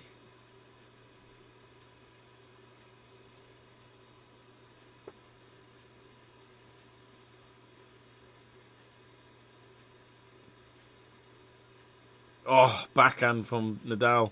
Superb, but somehow Medvedev has returned both of them. What a rally. Oh, great shot by Nadal. 2 bounce before Medvedev could get to it. Don't know how he did that. To get it over the net, but then to get it so low for Medvedev not to return it, that was fantastic. 2 break points for Nadal. I think this is actually his first attempt at a break point of this match so far. Yeah, it is. We got someone getting in touch saying Von Rent. I have a feeling from their username it looks Russian. So I wouldn't be surprised if that person is going for Russia.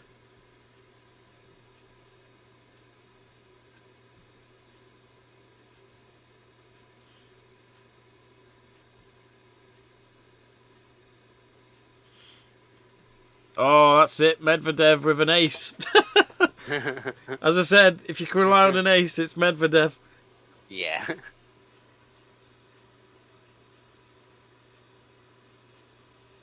Vodacano won a US Open with an ace. 6 aces so far in this final. Another strong serve. But he's hit it long with his backhand return. And Nadal's broken serve. He's 3-1 up and he's going to serve next. And the fans are on their feet again.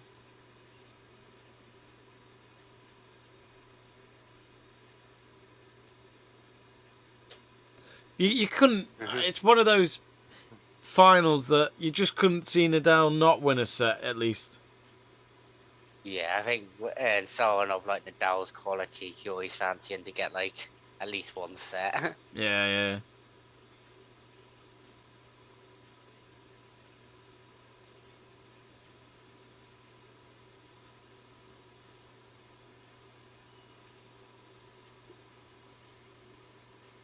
So the first time Nadal's competed on their Medvedev service game, and he's actually on the point there, so that could be massive. Yeah. Well, he's serving now. Which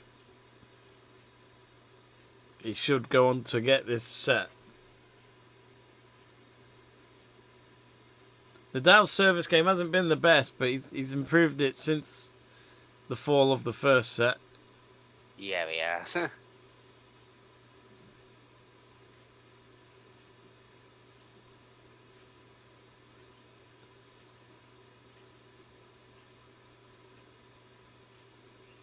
Oh, what a forehand by Medvedev, unless that's gone out. Oh, it has. Damn it. 15 love to Nadal. I thought he had it. They've got the close call screen on, but it's not going to be wrong, is it? No. Oh, it was a whisker. Wow, tic-tac. Oh.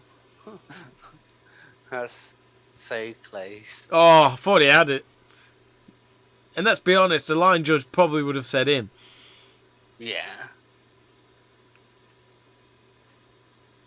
Incredibly reliable, that system.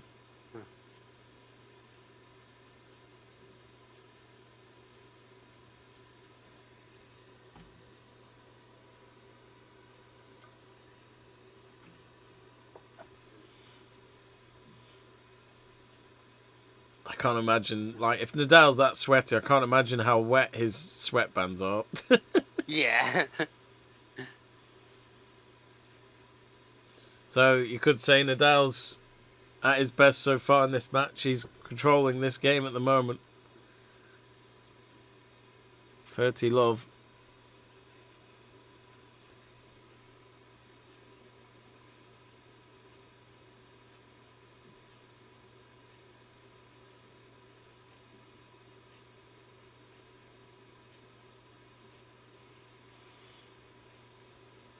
$40 love.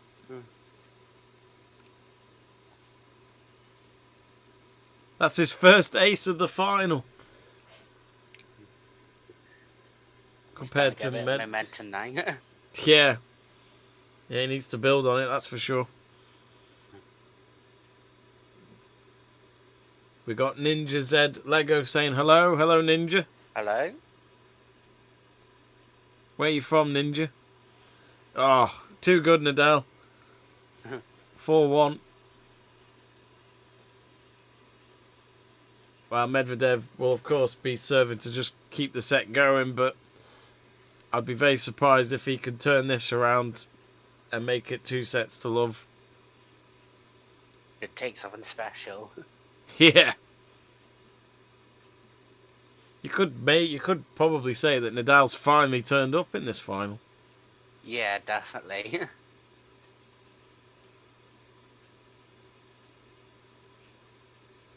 Of course, we mentioned before that one of the greats in sport, Federer, could retire this year. We saw someone retire last night from the NFL, Tom Brady, which, of course, he's retired now because of the Buccaneers going out last week, so their season was completed.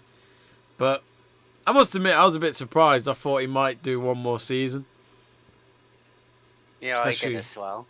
Especially, I mean, if the Bucks hadn't made the playoffs, I'd understand that. But it's not like they were far off. Yeah, I didn't realise how old he was, because He's 40, isn't he? he's 42, I think. 42, Jesus. But he's still, like, competing at such a high level, you're like... Yeah. To be honest, I must admit, when he won the Super Bowl last year in his first season with the Bucks, I thought he'll retire just because it'll be at the top. Yeah. But then literally weeks after that, there was nothing to say he was going to retire, so I think we knew already he was going to do another season. Yeah. But yeah, NFL, for him next season will be weird. He's been, ever since I've been following it, he's been in the sport, so he's been pretty much, he was playing for the Patriots in 2000 when he started, so it's been 22 years of it at least. Yeah. apparently I remember in the preview to last year's Super Bowl, I remember there was in the preview someone put in the report that Tom Brady spends nearly more than $1 million just on like a team just to make sure he's super fit, basically. Ah, wow. Quite incredible. Wonder if he'll be a pundit or something like that after all this. Ace from Medvedev, 30 love.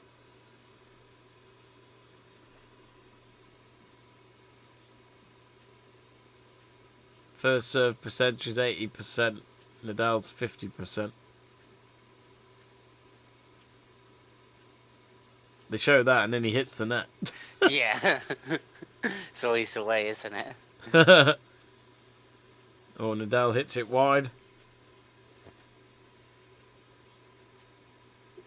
So really, in Medvedev's plan, it's to win this game comfortably, break Nadal's serve, and then you're kind of back in this. Yeah. Another ace. Down the middle. And that game duration was 1 minute 8 seconds.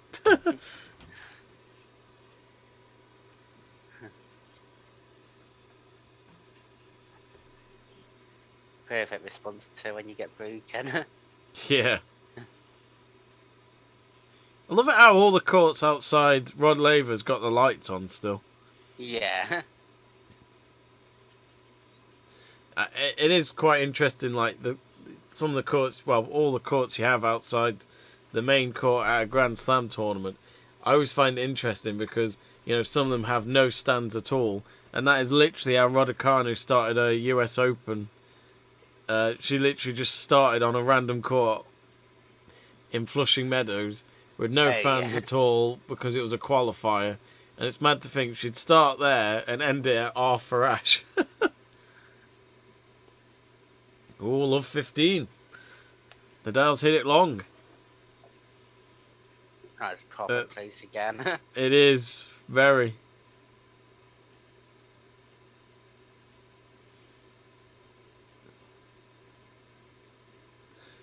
Gone of the days of having 3 challenges per set. Oh, yeah.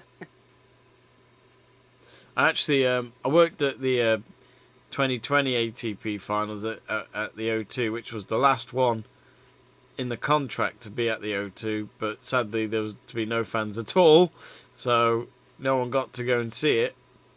And I felt, Medvedev, lovely backhand down the line. Love 30. And there's a Serbian fan where there's a woman there just then clapping convincingly towards that point with a Serbia shirt. I honestly would not be surprised if there's a few Serbians supporting Medvedev today. Yeah, definitely.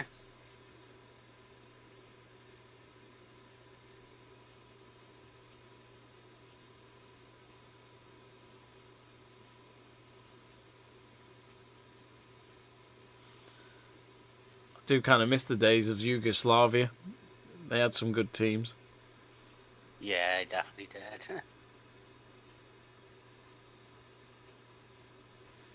Oh, Nadal's forehand had no chance there. Medvedev. No chance at all.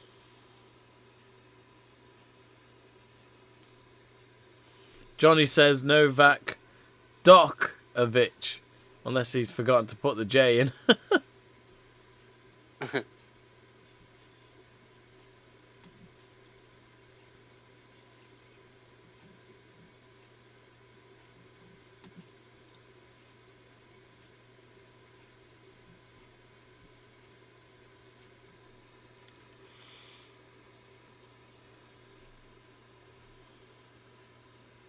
Nadal's first serve's been like quite poor. They have.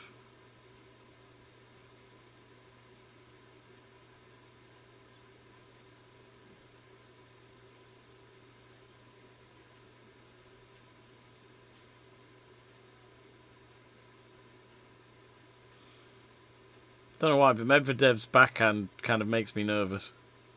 Yeah.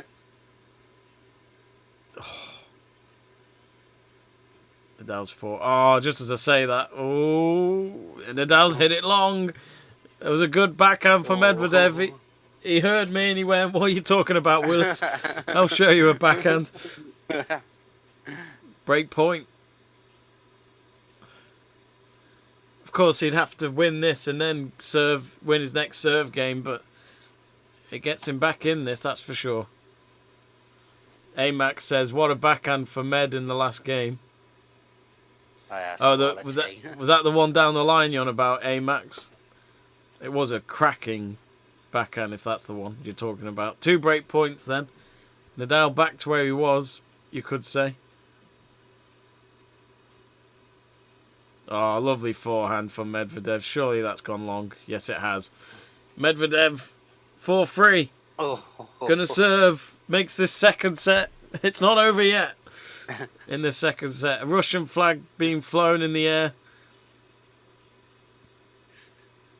Sadly, politics-wise, people will look at that flag as an enemy right now with what's going on in Ukraine. But, you know, people should forget that. You know, it's not about that. It's about a sportsman at the moment because he is from Russia. And I must admit, I know people... maybe this is a controversial comment I'm going to say here, but what has annoyed me about the Olympic Games recently is that if you're from Russia, you can't have the Russian flag. You have to have...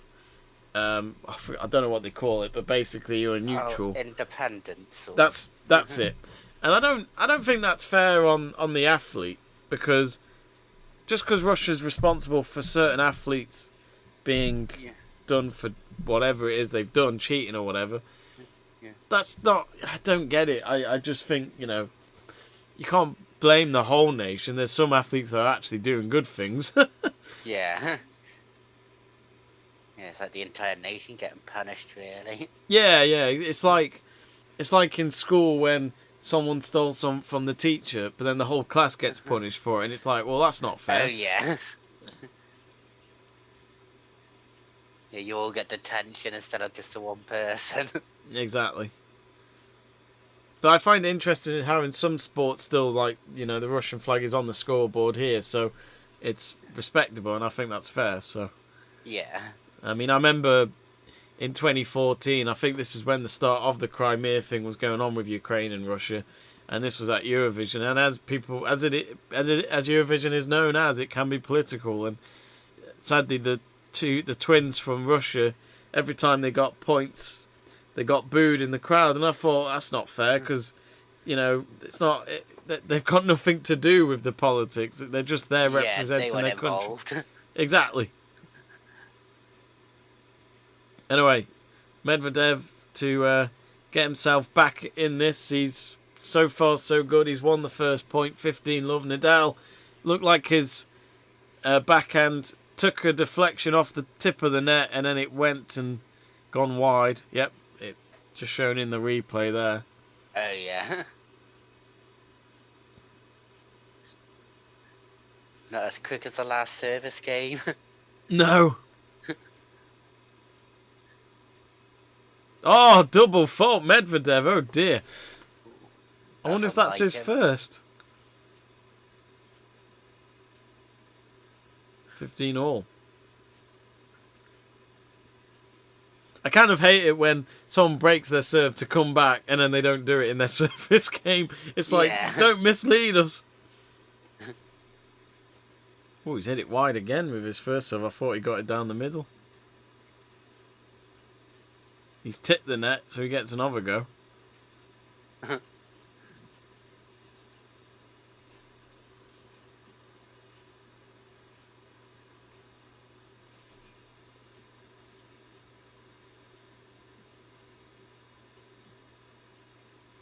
Oh, lovely backhand from Medvedev, 30-15. Greg says they have the Olympic Federation for the Russian athletes who are drug-free, but like you said, Jamie, they can't compete under Russia. I get that, but it doesn't make any sense.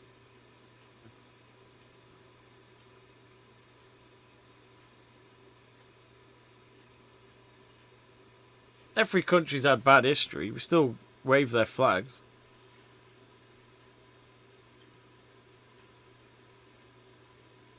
You know, we still let North Korea compete. No one talks about that. Nadal's hit it long. Oh no, has he got it in? Oh, well, he did. It looked long. 30 all. Medvedev did get to it, but then he hit it wide. But I thought by the time Medvedev hit it, it was going to be called out. Nadal ain't letting this go without a fight. No, he's not. I would like to see how close that was. Wouldn't be surprised if this went to a tiebreak this set. if Medvedev wins this game anyway.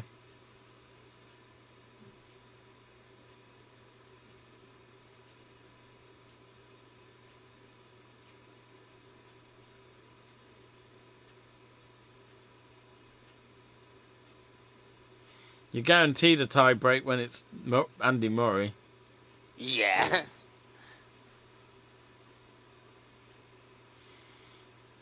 Medvedev hits the net. Break point for Nadal. Nadal's doing a hell of a lot better on there against Medvedev's service game now. Yeah. I honestly think it's just all about confidence when it comes to their service game. Yeah. As I said, an ace will do Medvedev. He keeps trying to go down the middle, but he can't even get past the net at the moment.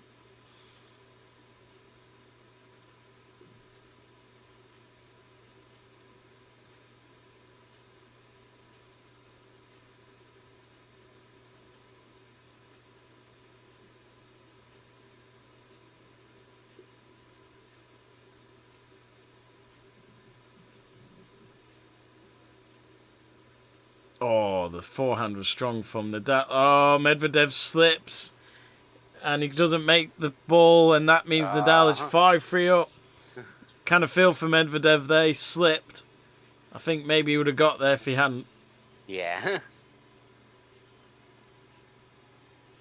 So Nadal to serve for the second set. If Medvedev breaks his serve again, it's like, oh, stop it. I wouldn't be surprised.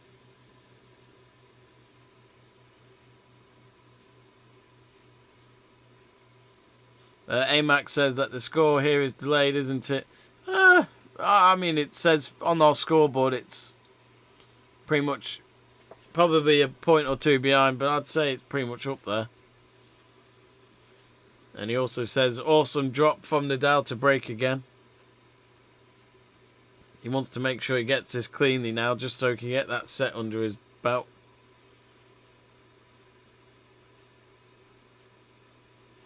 Nadal's hit the net from an overhead shot. Oh. He's doing it again. Yeah. Well, what is he doing? That was poor.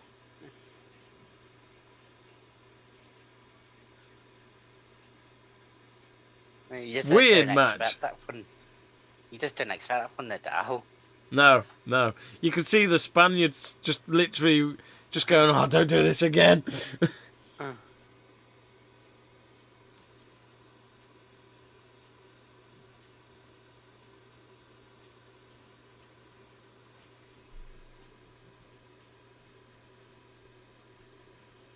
Greg says Rory McIlroy's tied for the lead in the Dubai Desert Classic, tied with Justin Harding, 11 under par.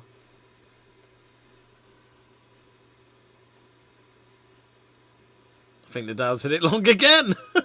Oh. Completely mishit it. Love 30, he's doing it again.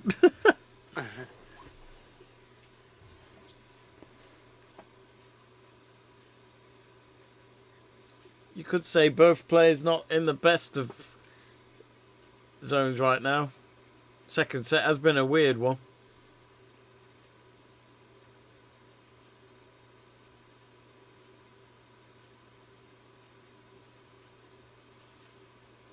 Nadal's first serve wide there. It must be so nerve-wracking when you're like love 30 and then doing your second serve. Yeah. Yeah. Yeah, that's when you really need to get your profession going. Oh, Medvedev's hit the net.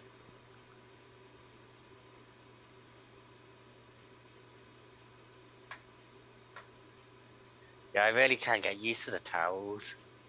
You just keep thinking, why are they running off? I remember at the finals at the O2, I had to wipe the trays down after each match and swap them for new ones. Yeah. Due to the COVID protocols, which back then they were very strict. Of course, we were in a lockdown when I was there, so that was weird. Ah.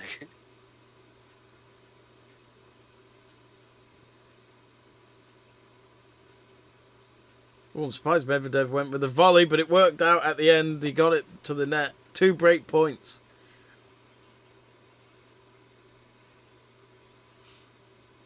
She's very happy. I do wonder if Medvedev's wife's there this time. I think she was there when he won the US, but all I've seen is his coach so far.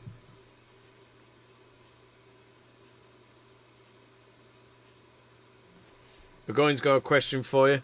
We'll talk about that in just a moment. Let's see where this break point goes. 2 break points, that is. Nadal should get that. Yes, he does. Yeah. Another chance for Medvedev.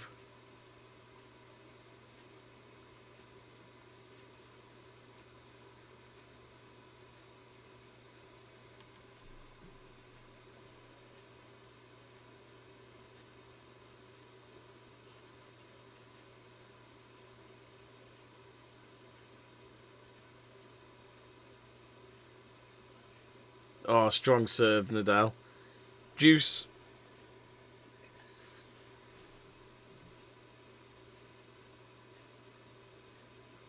Oh no, it was out, sorry. That was like... Yeah.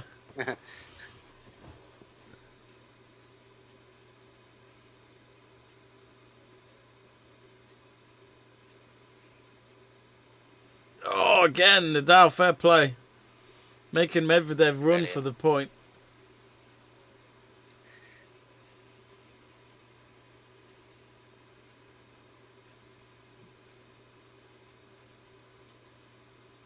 I do quite miss the reviews. I used to like seeing like the replays where you had like the ball, like when it was like just going down, you see where it hits the line or not. Oh yeah, yeah. Yeah. You have like the crowd do their little clap, and It was a good interaction, that, wasn't it? yeah, Yeah, it's funny how it's just gone, isn't it? yeah, It certainly gets the points done quicker.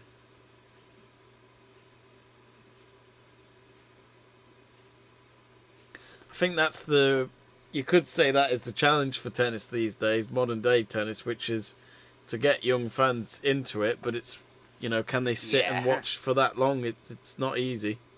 yeah. That's the thing. I think that's the only thing I don't like about certain sports, where at least with some sports, how long it's going to be there. Ooh. That's a hell of a shot. That looked wide from... just in. Oh, I honestly thought that Wow. was wide, but let's see it. From the replay, I have no idea. Nadal has mentioned it to the chair umpire. He was convinced it was out, but that's is like the smallest piece. yeah, literally a tic tac.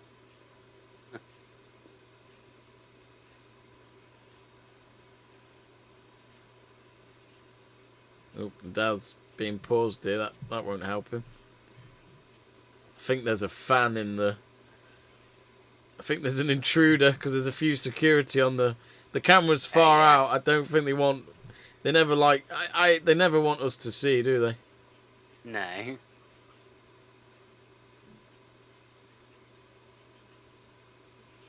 I'll never forget that woman who pretty much wore a swimsuit during that 2019 Champions League final. Oh yeah. Which had a message on it, but she did it. That was the whole plan. She doesn't care for football, and apparently it got her famous overnight on Instagram. Didn't like a YouTuber pay her? Yeah, someone paid her. like, for her, she didn't care. Like, Yeah. obviously she'd get kicked out and all that, but she didn't care because of what she was going to get out of it. Yeah. Money and fame, basically.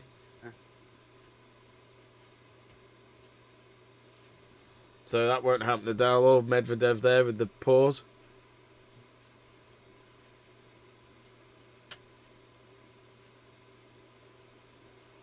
Oh, again, lovely slice by Nadal. Too short for Medvedev to get to. Nadal's so good at that slice. Yeah. It's funny, you do see a lot of players try that, and most of the time they don't get it, even past the net if they try.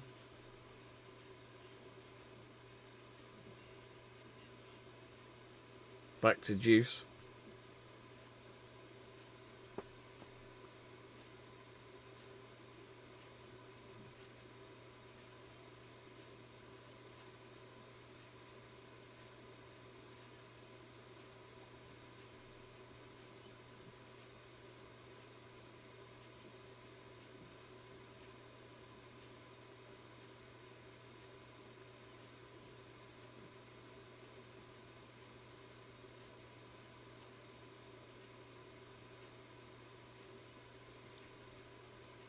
So big point this.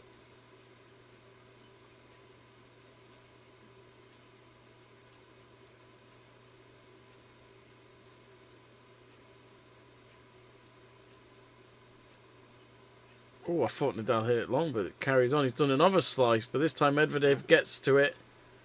And Nadal gets it. Oh, apparently it was out. Oh, Break point Yep. number 4. I thought Nadal got that looked in. Let's have a look at the close call.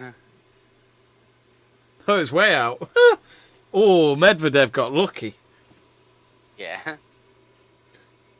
Some of the Nadal fans, I do feel for them because they think it's going to be an easy point, and then it's like, what?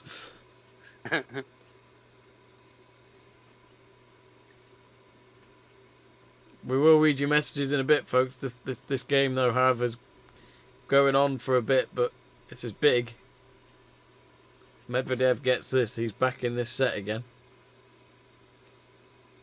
No, he's hit it wide. Oh. Juice number 3.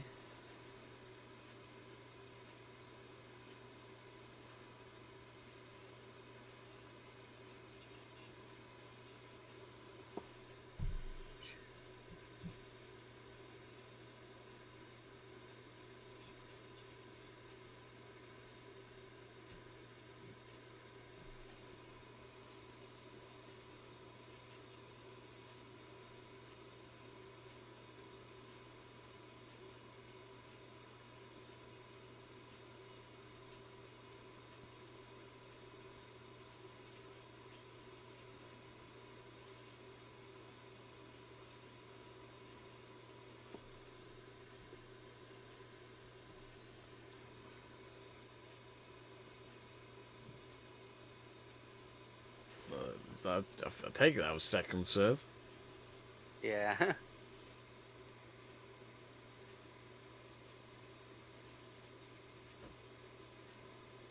Oh, Nadal, too strong.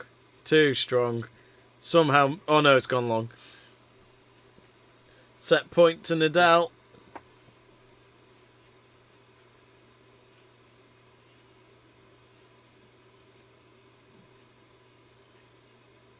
I think Medvedev will kick himself a little bit in this set if he doesn't Yeah. come he back. will do.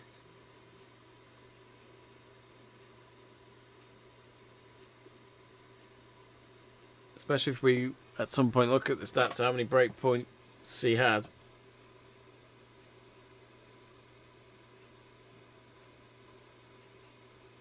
Nadal trying to serve down the middle, but it's gone wide.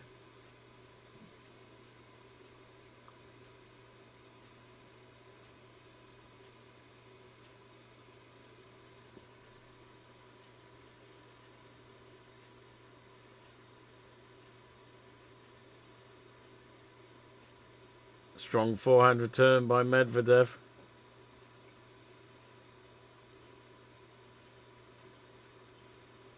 Oh, Nadal's hit the net. Game duration over 12 minutes. I think this is the longest game they've had so far.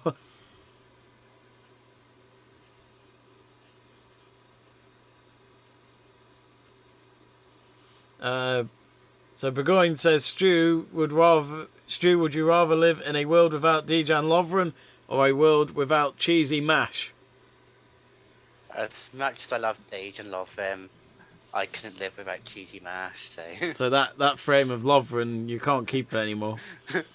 You must send it to me. love cheesy mash too much. Yeah, cheesy mash is good. I haven't, for the first time in a long time, I had macaroni cheese the other day. Okay, I've not had that for a while either, but it is good. I always, whenever I used to watch The Sopranos, I feel like that's all they ever ate. That or spaghetti. Yeah. Or pasta.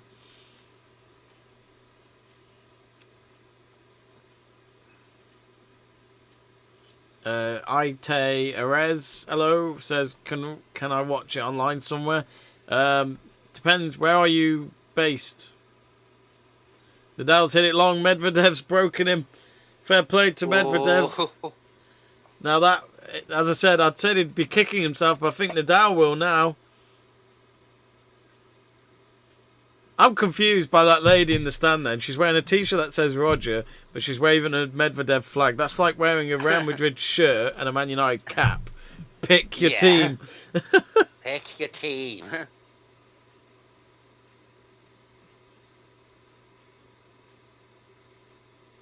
Great return by Medvedev.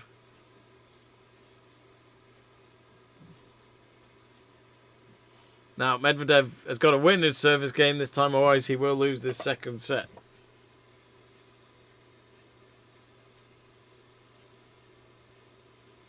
His coach is so calm. Oh yeah, I don't know how he stays, I say, relaxed.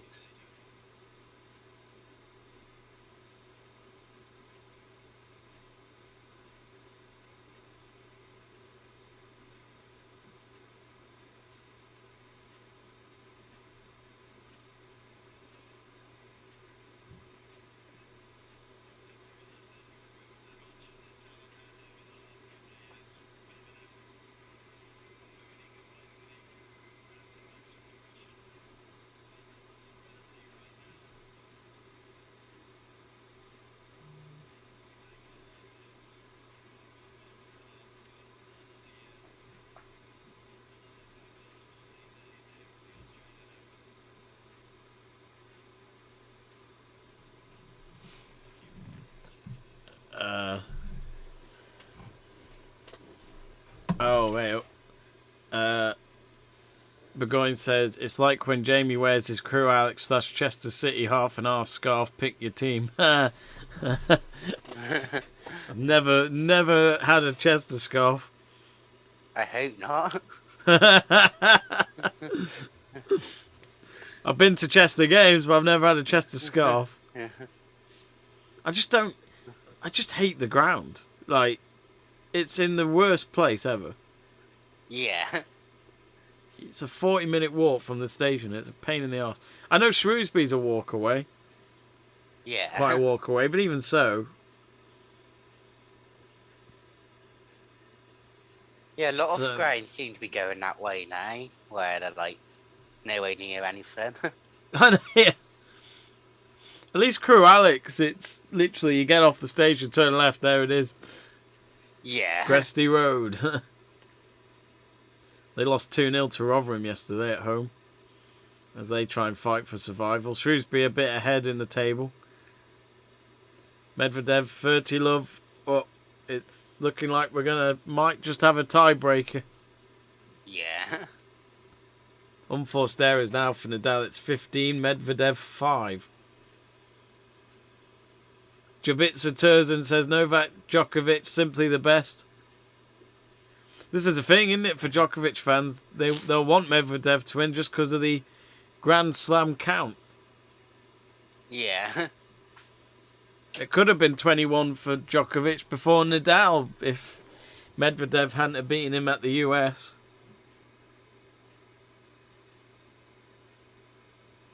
I really want to see Djokovic against Nadal for like the Grand Slam record.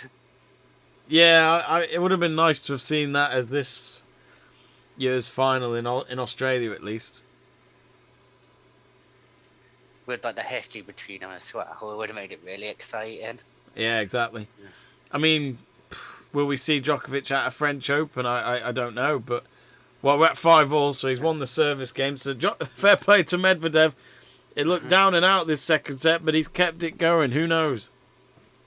Yeah, brilliant stuff. Lovely drop shot at the net there to win the point.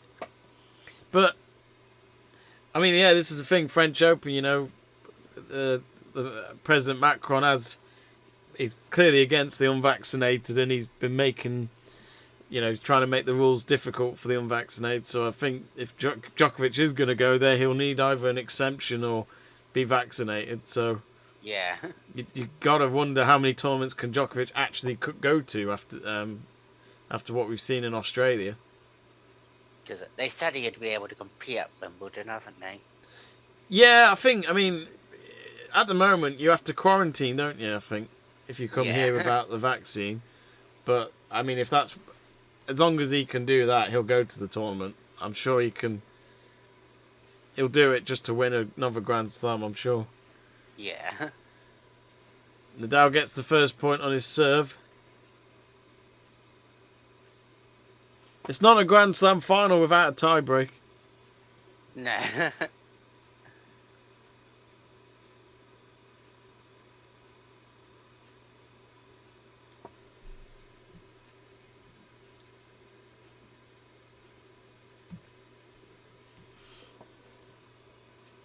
I feel like we still need to get our mate Seb True supporting a club. He doesn't really support a club, and I don't like that. He said he's going to be supporting De Graaf to me. Oh, did he? Yeah.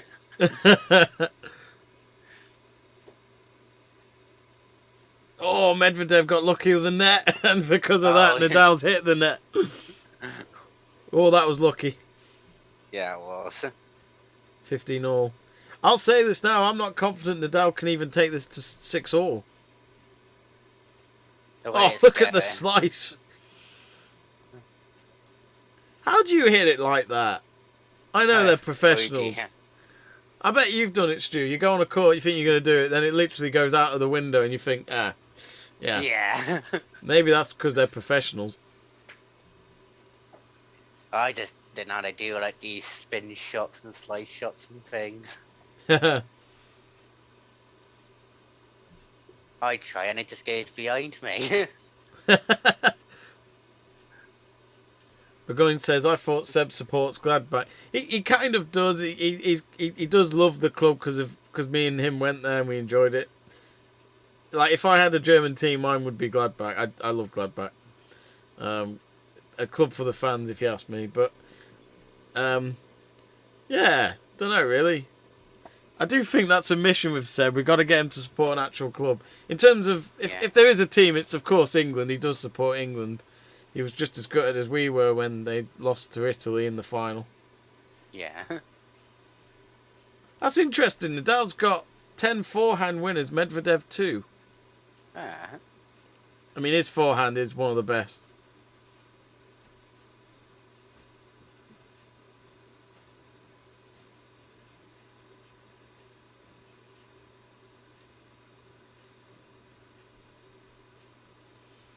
So 30-15 Nadal.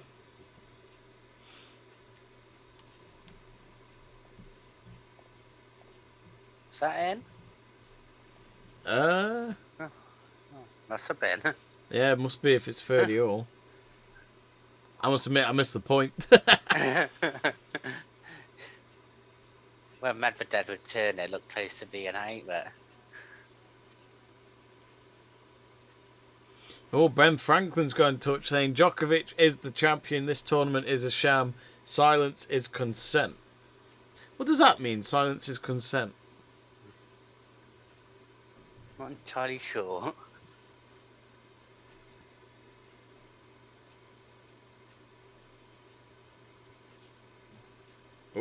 I think he's hit it long, Medvedev. Yep, he has. 40, Yep. 30. Apparently that protester did a 20-foot jump to get down there. Sorry, say that again. He did a 20-foot jump to get onto the court. Oh God! What, from the roof? No. Sorry, that's a stupid question. It must have been like they must have like a balcony or something somewhere. Well, those walls. You know, that's the thing, isn't it? With Wimbledon, we don't have it like that, do we? We don't have a wall completely round where you're above they're above the players, aren't they? They're seating levels, but Yeah. which is not bad. But geez, yeah, that's some protest. Not sure what it was about. Yeah, apparently it's waving some flag, but they won't say what it is. Nadal's hit the net. It's out of juice. As I said, I'm not confident Nadal can make this 6-all. I mean, I do think it's a shame Djokovic isn't here, but this is the way it is. What I wonder is that normally if you aren't allowed in Australia, apparently it's a 3-year ban or something like that. So I'd have thought it would comply to Djokovic, but let's be honest. When it comes to Djokovic was lucky just to have his court case happening straight away. Normally people would wait weeks for that, I'd imagine. But yeah, they said like months. They usually take. Yeah, someone apparently once waited 9 years. I'm like, what? What? Just send it back if you can't do it now. Yeah. I'd imagine they did. If not, then my God, what a waste of 9 years. Yeah.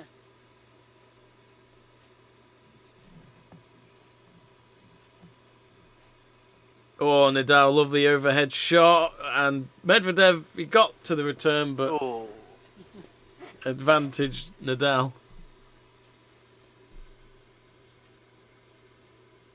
Burgoyne says, I believe you only support teams that you have scarves of. I've got a Mexico scarf. Yes. I regretted not getting a Gladbach scarf. But I did buy the shirt when I was there. I've got a Belgium scarf, but I don't support them. Oh yeah, because Seb's got his Shrewsbury scarf. So that's why he said it.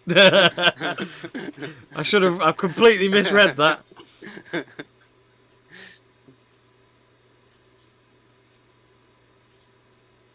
Burgoyne's team is still in the sweepstake. He's got Everton. Not Everton, Egypt. Why did I say Everton? But I was like, what sweepstake have we been doing? It's early days, early morning. Juice number 2. Like, have you done one without me? I can't wait for the World Cup sweepstake. A lot more money at stake there. 32 teams. Well, Burgoyne will probably get Brazil. Yeah. I'll get bloody well New Zealand. Yeah. Which I learnt yesterday, Oceania don't actually ever have a team representing the World Cup if they don't win the Interconfederation playoff final, which I never knew. Oh yeah, that's mental. Yeah, I was looking. We did it during the watch along yesterday, and I was sharing my screen looking on Wikipedia. I did not know that. So whoever comes fourth in the qualifying group of the CONCACAF, which at the moment is Panama, they would then play the winner of the Oceania playoffs, which normally would probably be New Zealand. But yeah, big game tonight. Canada top, but USA a point behind. So if Canada can... Whoa, Nadal's won this serve game, so it's 6-5. Medvedev serving to take this to a tiebreaker. He's like, come on, Alfonso. 5 goals in the World Cup qualification for him so far. As I said before, not bad for a defender.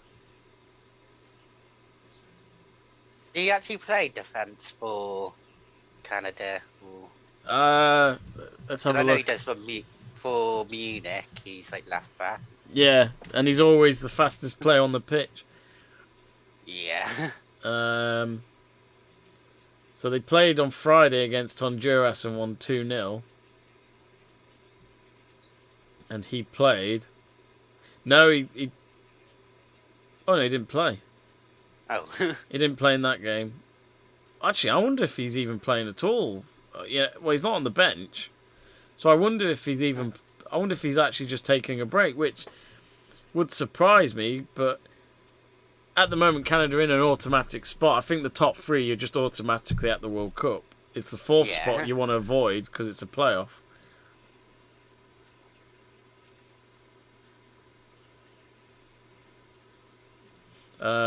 Let me check other recent results. Now, the other match they played before that was last year in November against Mexico, which they won. Yeah, here we go. So they seem to play a 3-4-2-1 formation, and Alphonso Davies plays alongside Buchanan in behind Laren, who's their centre forward. So yeah, he does play a lot further up front. That's interesting. Can't believe they beat Mexico. My bloody team. Not on. Not on at all. Mexico played tonight. I need Costa you to bless Rica. one. Oh, what's that? I need you to bless one of my Mexican wonder kids on Football Manager. Which one? I forgot his name now, which isn't good. But Burgoy was like, oh, you got a signing because like Jamie will like appreciate it. Yeah, I remember when United signed a wonder kid and they never played him. And then he went. Yeah. I forgot his name now. I got to hand it to the United scouts for finding Chicharito though. Oh, what a player he was. No one heard of him. No one ever heard of him. He was literally the Ole Gunnar Solskjaer of United. It was so good to watch. Yeah. 15 all. Medvedev a bit long there.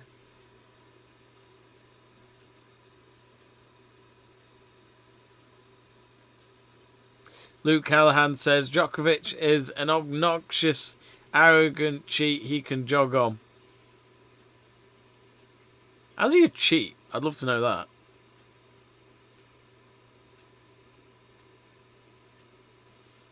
Medvedev. Ooh, I thought that was the long serve. Backhand, not bad. Oh, somehow Nadal's kept the rally going. Oh, still going. Oh, wow. Be some point if he gets this. He's hit it long. 30-15 to Medvedev. He did so well to keep that going. He really did.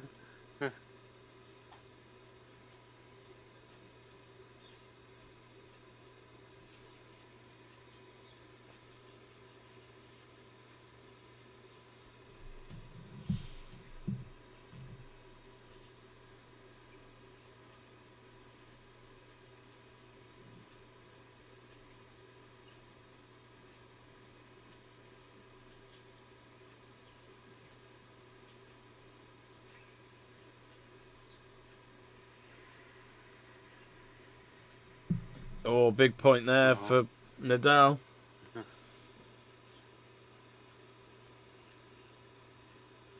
$30 all. Made Medvedev come to the net, and then he just put it right past him. It just went in. Yeah.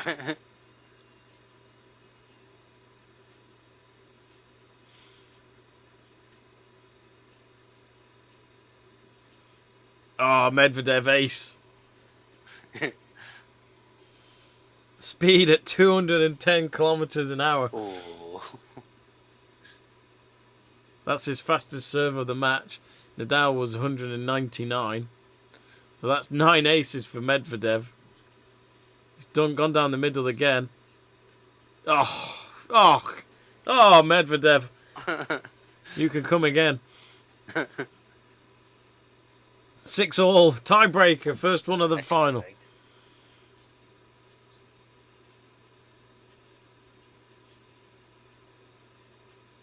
As Luke Callahan says, tie-break time. He says as well that Djokovic faked a positive COVID test that's cheating. I mean, if that is the case, of course, but I wouldn't. I mean, yeah, you could say it's cheating. When you said cheating, I thought you meant as in like as a player, because that'd be some claim.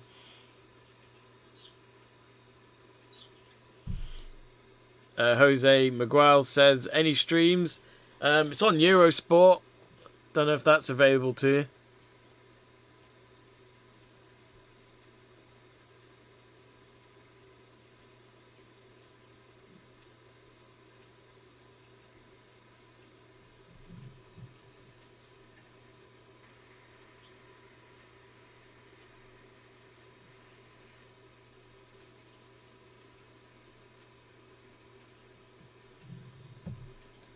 One love to Nadal. I had to open my stream again because it went off for a moment.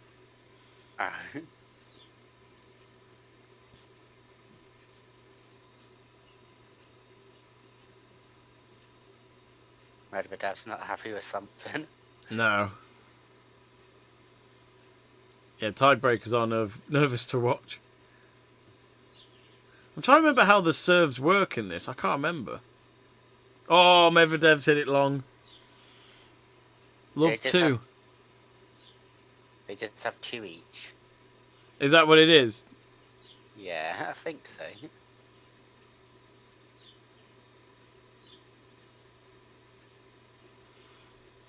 Luke says, no, he is a class player. I don't like him, but cannot doubt he's an amazing player. I think that's the thing with Djokovic's career. He never really a fan's favourite. He was the villain of the top three, really. Hell of a player.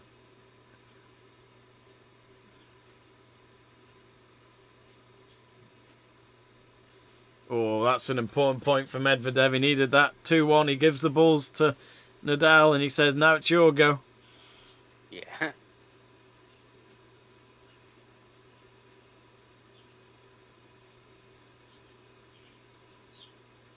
I will say this now, Luke. It does, I think Djokovic has made stints in the last few years that haven't helped him out at all with fans, and I think what happened with him trying to get into Australia doesn't help at all. But there was a lot of fans that protested outside his hotel, you know, as in supporting him when it was happening. So I think you're always going to have a mix with him.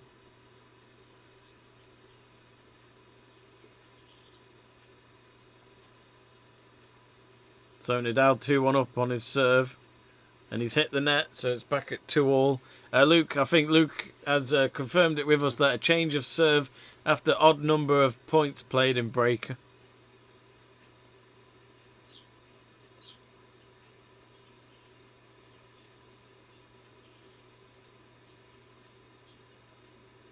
After odd number of points played. So is that every 3 points then?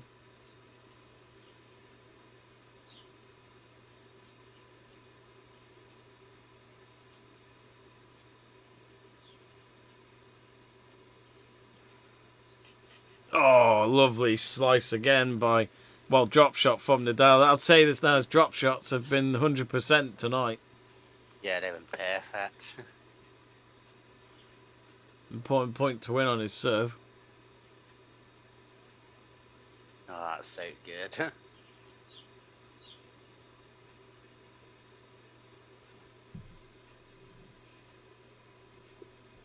I mean, that's the type of shot he does better than anyone else. Well, the match has been on for 2 hours exactly.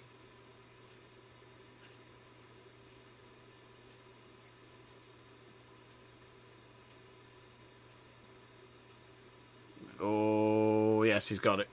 3-all.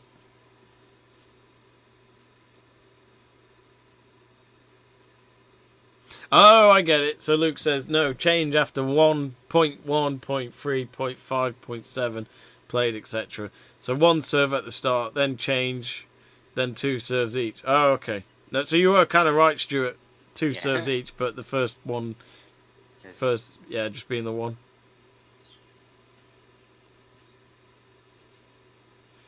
And that's it. They have to get to 6. No, they have to get to 7 points, but win by clear. But win by 2, win, yeah, whatever. Yeah, win by 2. Remember when the final set used to be have to win by 2 clear games? Oh, yeah. They changed that rule because of how long that Anderson match and Anderson Isner match went on for. Oh, yeah. Couldn't believe it. Was that a semi-final, was it? It was, yeah. Yeah, I was like, Because it how- went on. It went on that long that the second semi had to be finished the day before the final on the Saturday. Yeah. So that was hours before the women's final was on. I remember. I think that was 2019. I can't remember now. Again, the towel ladies there to sort out the sweat marks of Nadal. Bit of a present for Medvedev.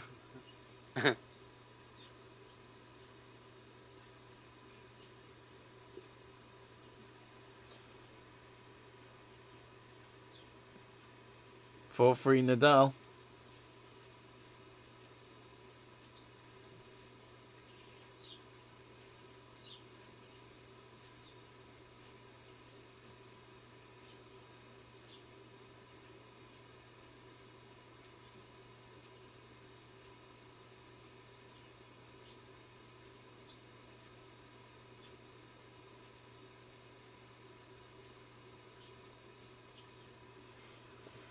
Yeah, Luke says it was the semi-final of 2018.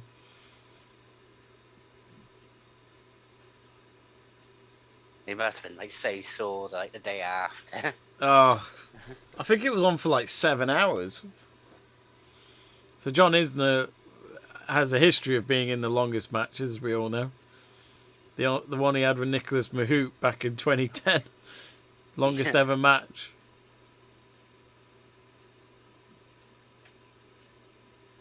It's when you saw the scoreline, though. It was like 58-56. Yeah. Nadal 5-3, and he's about to serve again, so second set going his way.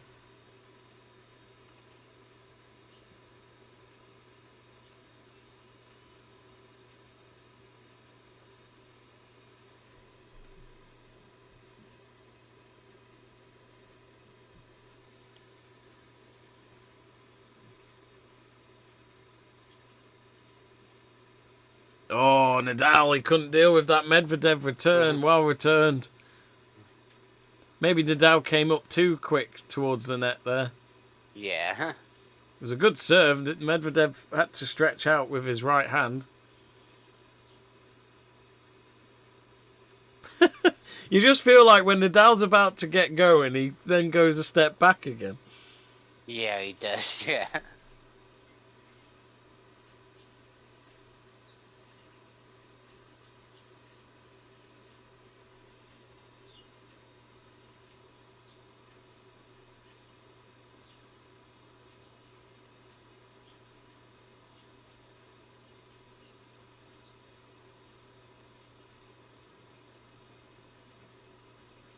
Oh, I thought Nadal had it long. I keep thinking that. Good thing I'm not a line judge. Or Medvedev, if he lobs that right. That's not gone wide. Oh, Medvedev's hit the net. That was terrible. Oh, no, apparently it was out. It was out, so it is 5-all. Again, what do I keep saying? The fans think Nadal's doing it, and then it's like, oh. And yep, it is out. I haven't got the sound on from the match, so I thought they normally have that automatic out announcement or whatever at the moment it has gone out, but maybe they don't. Yeah, Nadal's pointed to his ear and he's just gone, I didn't hear it.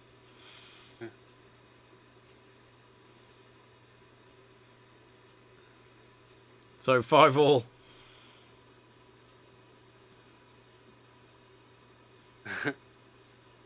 Nadal said he didn't hear anything. Set point Medvedev. Big point this. Despite everything Nadal's done in this second set, he has improved from the opening set, but after all that, he might still lose this set. Nadal's to serve it at 5-6.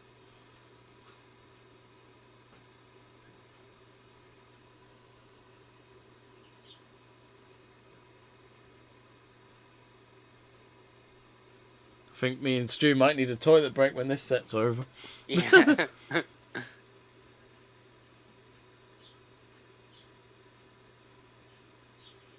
So Nadal served down the middle. Medvedev returns it.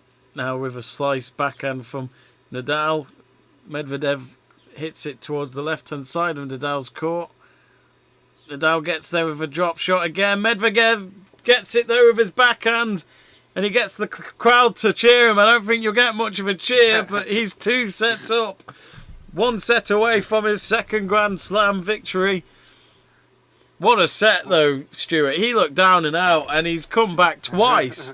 Twice to get himself that second set. And it just shows if you just keep believing and put faith into yourself, you can still do it, Stuart. Yeah, definitely. Nadal's had plenty of opportunities to win this set.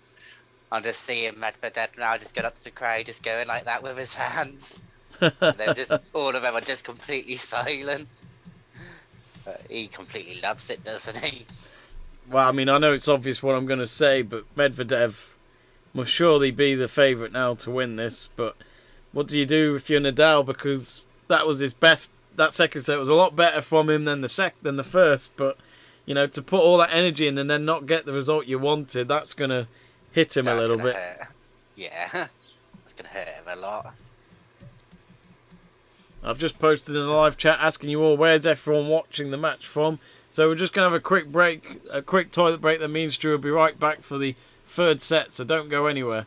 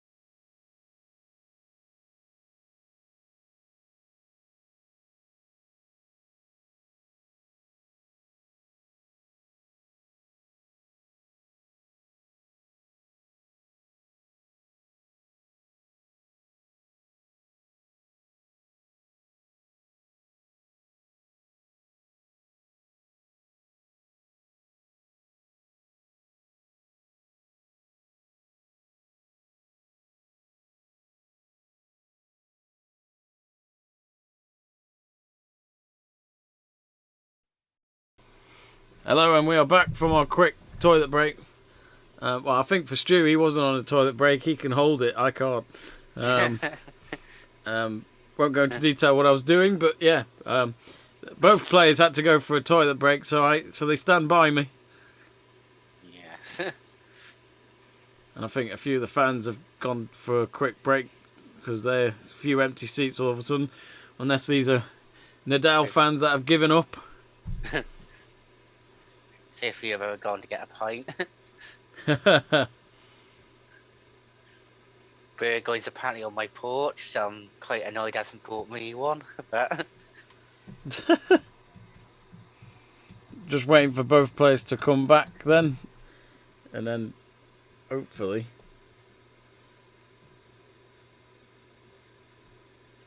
we can get on with this third set. But will it be the final set? yeah, you'd have to be pretty tough mentally to recover from that for Nadal. But Yeah.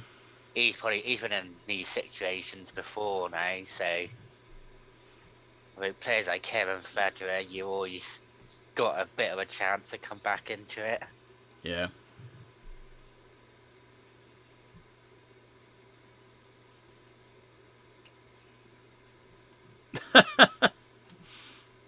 Luke saying, I hope you washed your hands, lol. Yeah, yes, of course. I can be pretty bad for that. Did I you love do it it how it's while talent. thinking happy birthday? Did I what, sorry? Did you wash your hands while thinking happy birthday? Singing happy birthday? Yeah, apparently you should. That's the length of time it should take wash your hands. Which version? Well,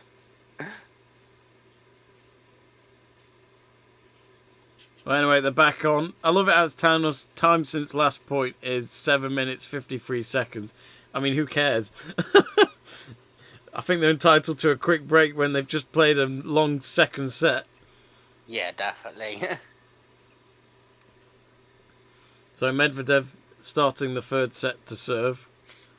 And it started off badly. He's hit the net.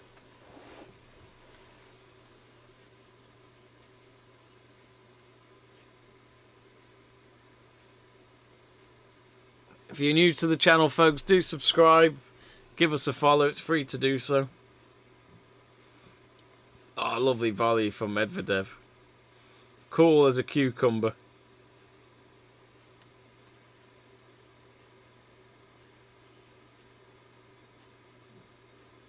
You've got to get those so right.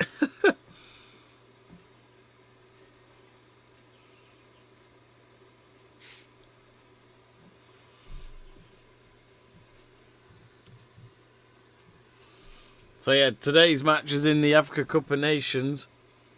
Oh, Nadal, great shot. If he gets the point. Yes, he does. So at 3 o'clock today, it's Egypt, Morocco. That's been put back by an hour. Sorry, put forward by an hour because of what happened the other day. Sadly, a few fans died in a. I think it might be in the same venue. I'm not sure, but. And then Senegal, Equatorial Guinea's on at 7 o'clock tonight, which Seb and Luke are covering.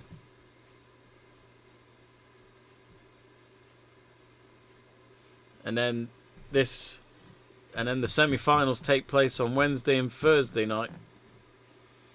Burkina Faso play on the Wednesday night. Cameroon play on the Thursday night. So I can't imagine what it'll be like on Thursday night in Cameroon as they hope to see their nation in front of a home crowd get to the final. Yeah. Who did they play the winners of? It doesn't actually say. It says... Google don't make that obvious. I'd imagine Egypt or Morocco. Yeah.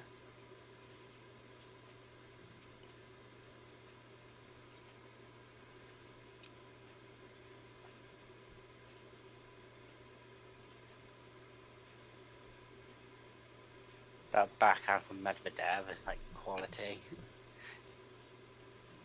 Like you say, it never looks like he's holding holding it properly, but it's so No. perfect. I love it when they jump and then hit the ball. Yeah. Shows how much power they're going to put behind it. Oh, lovely point by Nadal.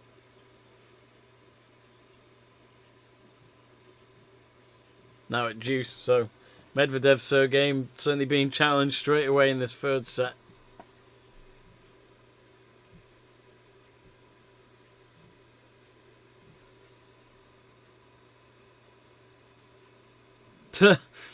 Luke says, I reckon Brazil will win it. You're on about the Africa Cup of Nations. Maybe I think Luke's saying they're so good they would win it. Even though they're not in Africa. Advantage Medvedev.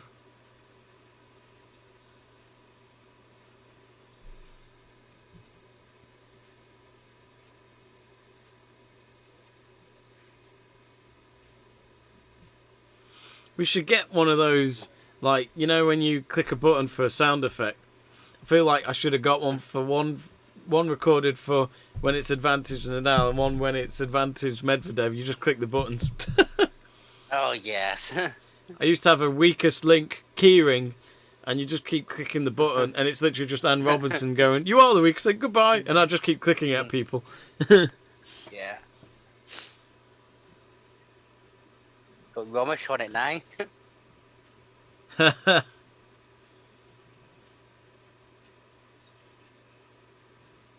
I would certainly get. There's a Beavis and Butthead I found once, which I wish I bought, which is God knows what buttons you have to click for them to say things, but I bet it's quite funny. Yeah, I can imagine that's really funny. Probably stuff like bunghole. Yeah. Or was it I am Cornholio? That's coming back this year. But they're making it so that they're a lot older, so that'll be funny. Back to deuce. Medvedev nearly was a point away, but he's hit it long.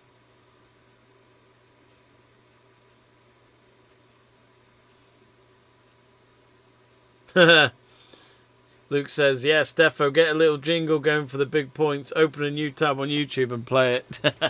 Yeah. Let me actually look for one.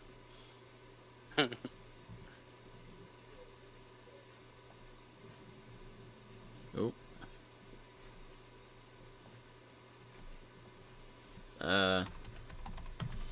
Problem is, I'm going to be playing this without knowing what the sound's going to be like.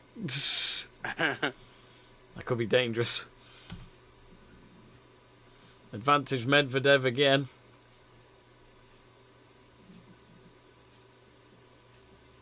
So it's around 10:05 over there.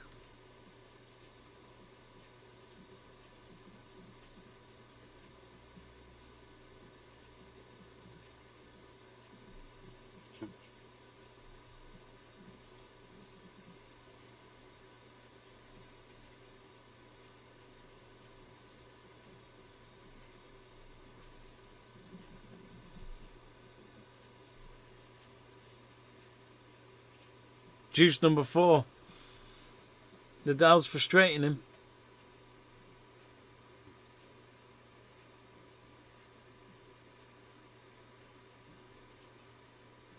He's getting annoyed with the ball kids. Oh, Tsitsipas is the worst. If you're going to be a ball kid, last thing you want is a Tsitsipas match. Or a Kyrgios match.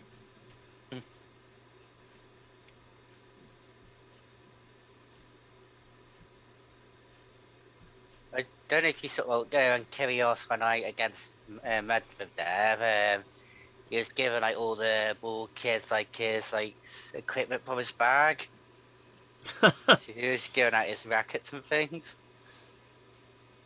I was at Queen's when Kyrgios just threw his racket out of the court and it just landed on this wooden deck.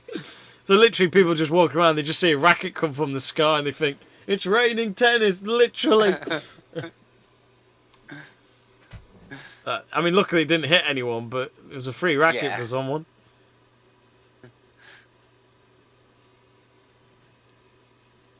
Well, Nadal had a break point, but Medvedev has saved it. So at juice number 5, Nadal return to Medvedev's serve has hit the net.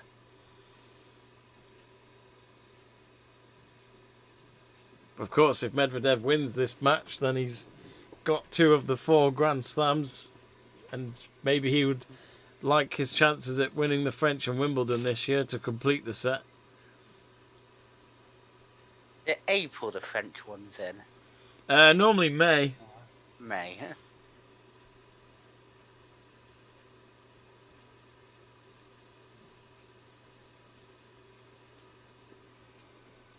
Oh, what you doing, mate? Don't worry. He's returned it with an ace.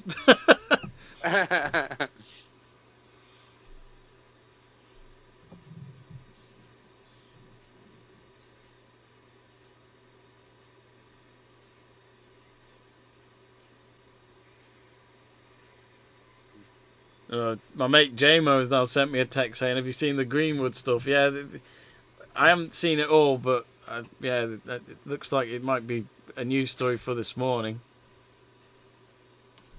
But I'm one of those that's innocent till proven guilty kind of person.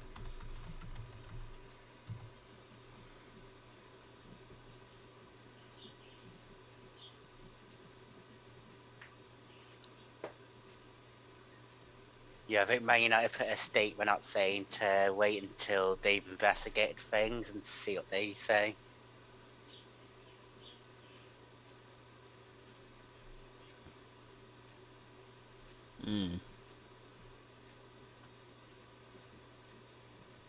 I mean, this is the thing. If this is all true, do they just terminate his contract? I mean, it's such a shame if what if it is true. You know, hell of a player, promising young player. Yeah.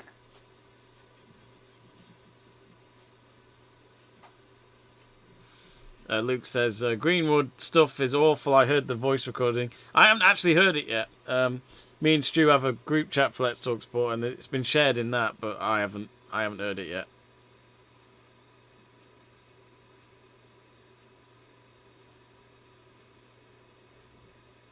But you know, sadly, you know, Benjamin Mendy's another one. He was a recent footballer who's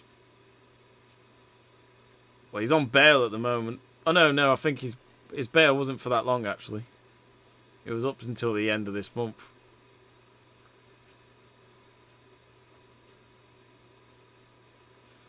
So, Medvedev winning the opening game, Nadal's serve game is very crucial. He knows he can't avoid any more slip-ups. Luke says, if it's true about Greenwood, he should be looking at prison, in my opinion. Look, innocent to proven guilty. I'm not saying he's innocent, but we just have to see what happens.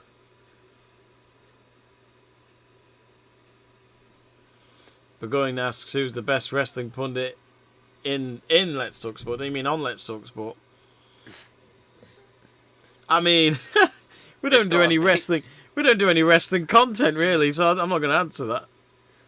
Normally, our best 2 are Connor Porter and Andrew Pollard. Oh, lovely shot by Medvedev. Love 30. Now this could be it. This could be where if Medvedev wins this, I think it's all over. 32 winners now for Medvedev, 23 for Nadal. Luke pointing out Gylfi Sigurdsson, Adam Johnson. Yeah. Maybe it gets to their head. Maybe they just think they're above, beyond everyone else because of the wages that they're on. Maybe I'm not sure. Either way, it's not good. Yeah, I do think they need like a wage cap on like the younger players. I completely agree. I think it's not just because of money. It's also, I think it's a mentality thing. I really do. Yeah, definitely. Because let's be honest, on that money you can get anyone, can't you? You know, Yeah. gold diggers do exist. Let's be honest. Yeah.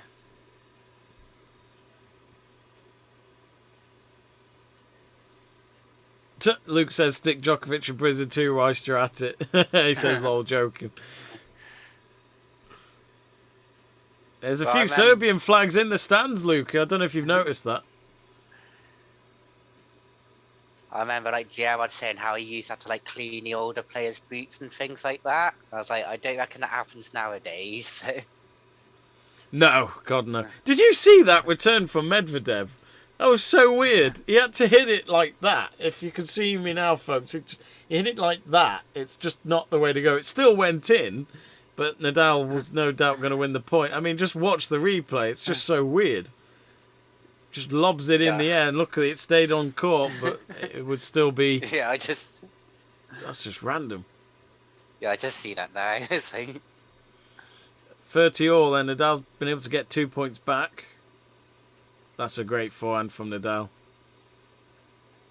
Medvedev got to the end of it, but it was long. So that was a big moment, that was, for Nadal. Love 30 down now, 40-30 up, which, as I said, he can't afford any more slip-ups if he is to survive this final. But yeah, the cleaning boot spot, you're right, Stu. I think, I'd imagine it's not like that anymore, but you're right, that, you know, that there should be... Yeah, I think it teaches I think respect. yeah, exactly. Yeah, I think if every player has had to go through that, then it's all fair, isn't it? In all fairness. Yeah. Thomas Muller, was it Thomas Muller or something like that? I think I read that. Oh, I can't remember who now. There was some Bayern Munich player, I think, that, or was it Thiago? I can't remember. I think Thiago has got something where he's always kept the same boots or something like that. And I think okay. one of it was a senior player that looked at other players and never understood why they keep changing their boots, stuff like that. I can't remember now.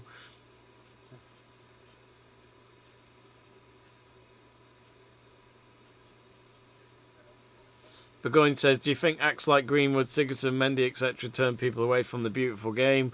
Those kids with Greenwood shirts, those with signed Sigurdsson posters, must be harrowing for them. I mean, look, I'm a massive Greenwood fan. You know, I'm not a kid, but, you know, if it's true what it is, then what an absolute shame, because he's an absolute talent. Promising young player from our academy, and it's not going to... It could end badly. So, yeah, it's not good.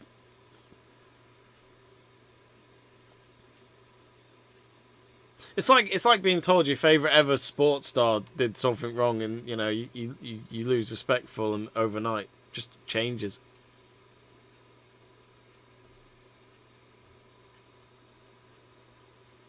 Yeah, I remember when I was at school and those Gerrard to Chelsea rumours came out. Yeah. I remember when Van Nistelrooy went to Real Madrid. I still loved him, but at the time I was gutted. Yeah. I know that's nothing compared to this Greenwood case, but it still hurts even just when they leave your club.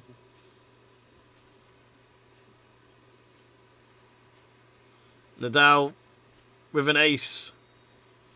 A rare sight in this final. We've reached exactly 2.5 hours into this match. One game all. So I think maybe Nadal, he's still got a fight in him. Could have easily gone the other way that last game. Medvedev's really making him work, though. Yeah, he is. This is the thing.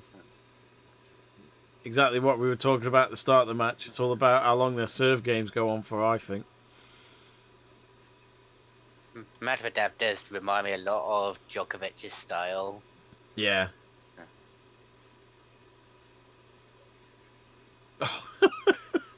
He's just hit it right down the middle again.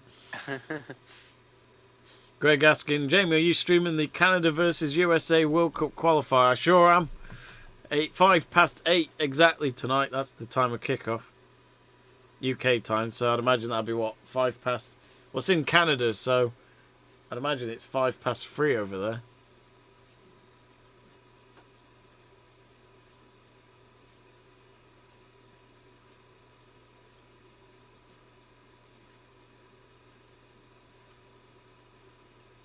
Oh, lovely backhand, Medvedev. Nadal got to the end of it, though. He keeps it going. And Nadal's hit the net. 30 love.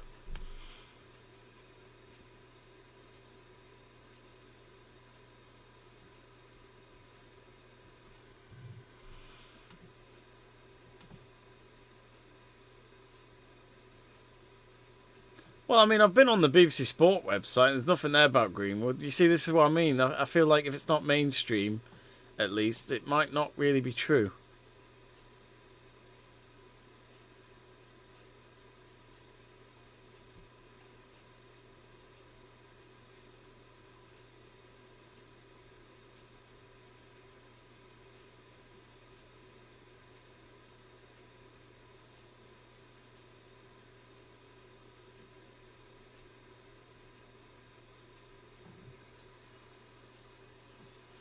comfortable serve game. As Stu said, there's a big comparison here.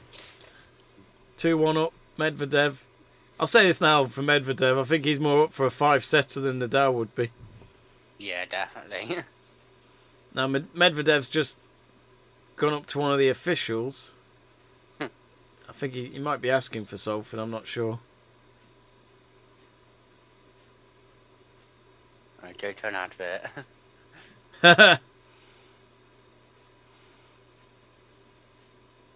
You got to use the betting streams. They're the best. Always on time. And there's no ad breaks.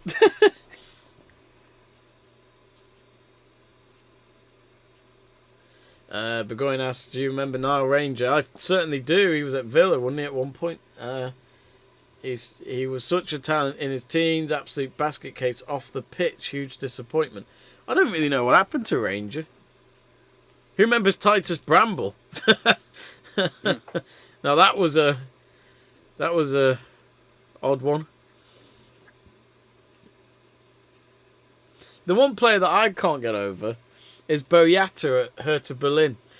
Like, once at Man City, now at Hertha Berlin as their main defender. But I never rated him. I just never rated him. He looks completely different at Hertha Berlin, though. Yeah, his hair's braided and everything, isn't it? Yeah. But it was weird watching Hertha Berlin Bayern Munich last week in an empty Olympic Stadium. Comfortable win at the end, that was for Bayern Munich. I'm going to go on the ATP website.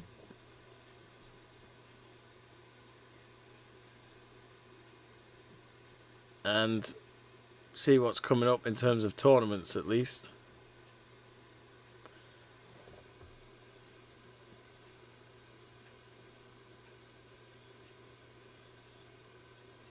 So the Doha, which is an ATP 250 tournament, that's on from the 14th of February. I think that's the one.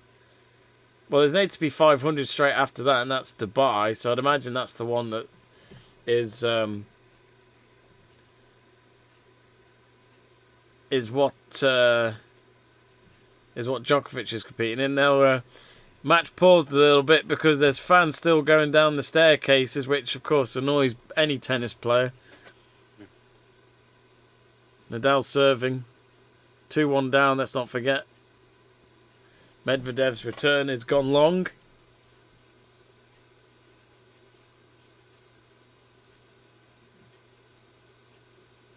Oh God. Oh, I didn't know that.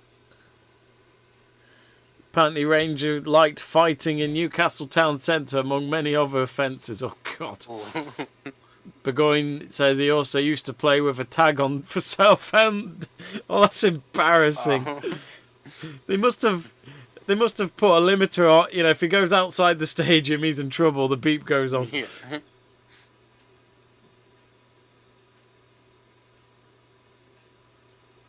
Oh, Nadal did get it. Oh, he did get it. I thought he just... For a moment, I thought he hit that wide. Yeah, look.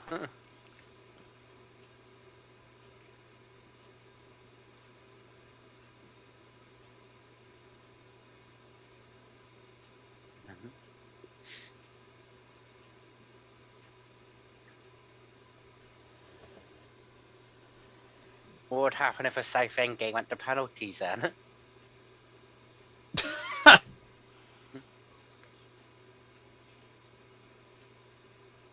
I hope they put a tracker on the tag so they can tell him how much he's run in the game. You know, that'll help him out a little bit of his performance.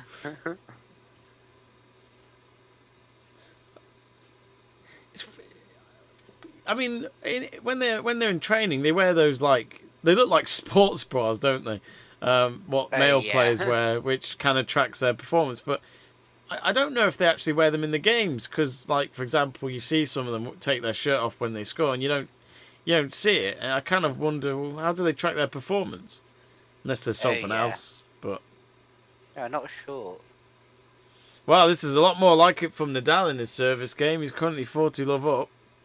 I can't actually remember a love game towards Nadal in this match. No, I can't either. Well, as I say that, he's hit the net, Nadal, so that's not happening. 40-15.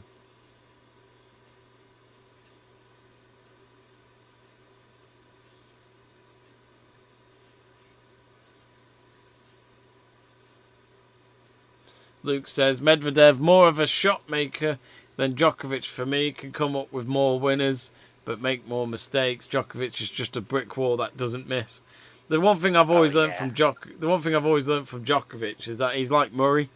Both of them, you know, they grew up together, they trained together, and they're both exactly the same in terms of they just don't give up on a point. Very rarely you see any winners against them, anyway. Yeah, definitely.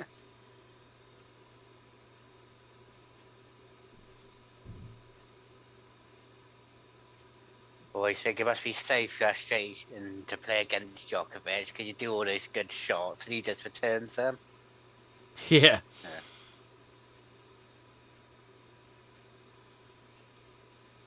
It's when he changed his diet, wasn't it? About 10 or so years ago, he completely changed his tennis, and he just... I can't remember what it was, gluten-free, I think.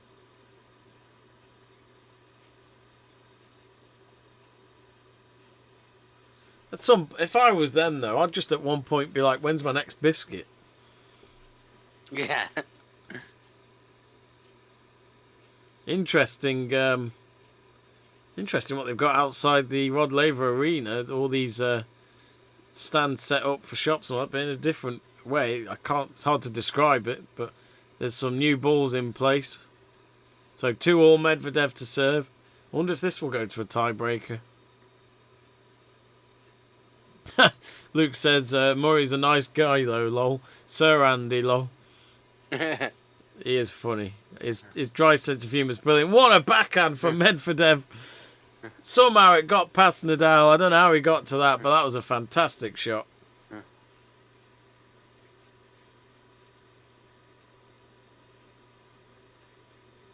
I think the last time I properly watched Medvedev in a final was the Paris Masters. I think he lost that to Djokovic.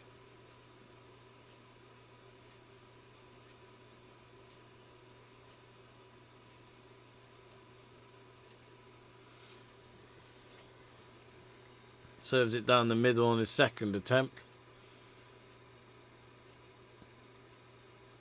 Oh, nearly long there from Nadal, but this time he gets his next shot. It's hit the net. So 30-love Medvedev.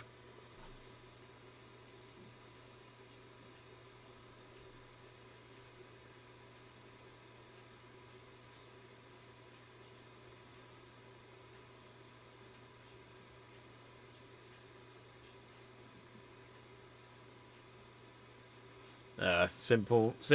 This is an easy service game again. 40-love. Yeah, I agree, Luke. Murray grew on me as well. I quite liked Murray before. I think it was 2012 Wimbledon final. That's when he kind of got fans by his side. It's when he cried when he lost to Federer. And then I think that's when he got a lot of fans that day. He may have lost the match, but he won a lot of fans. Chair umpire nearly got hit by Nadal. Nadal apologises. He says it's okay.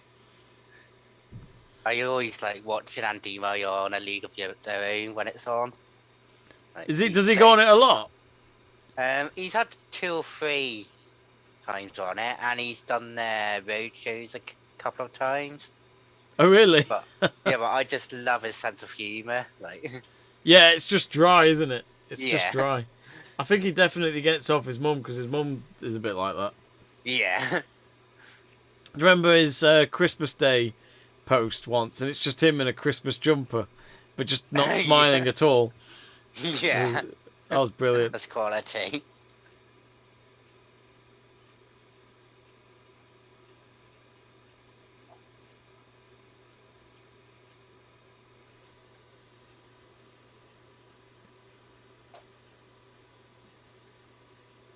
Thing is, I'll say this now, a lot of people could have been a bit annoyed about Murray because of his Scottish things towards England, but it's like,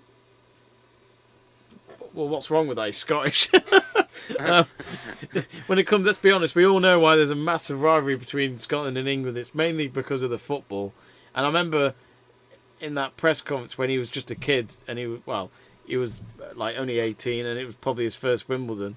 You know, they wanted to make sure with him. You know, they asked him in the press conference, it's like, you know, is it England or Scotland? And he goes, Scotland. And then he goes, not England. And he goes, no, I'm Scottish. And it was just stupid questions. It's like, he's from Dunblane. I'm sure he knows exactly who his allegiance are with. Yeah.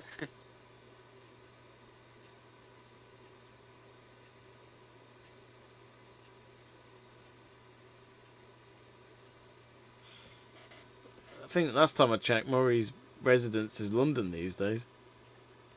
Oh, Nadal's hit it wide. Love 15.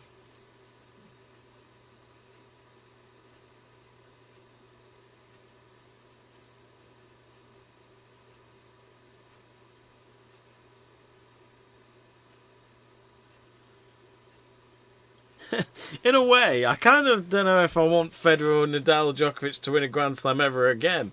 I quite like the thought of them all stopping on 20. Yeah.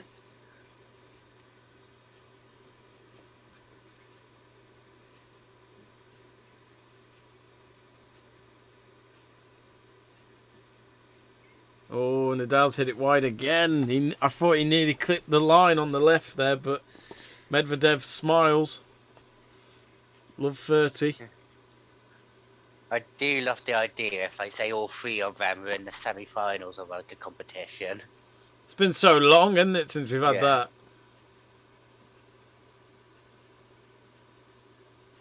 Luke says, I'm off now, boys. Cheers for the coverage. Thanks, Luke. Cheers, Don't Luke. forget Take to care, subscribe. He might be our new favourite, Luke. mate. Yeah. Oh, he's got it on the lob, Medvedev. Nadal, fair play to him, getting it back.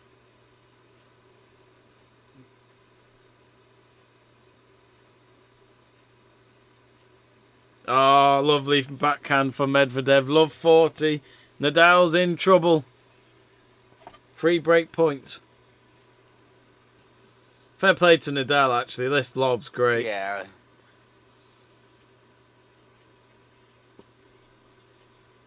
That shot to win it, it just looks so amazing with the jump.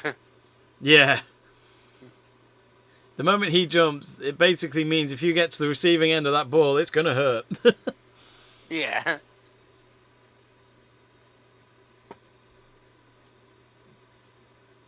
So 3 break points.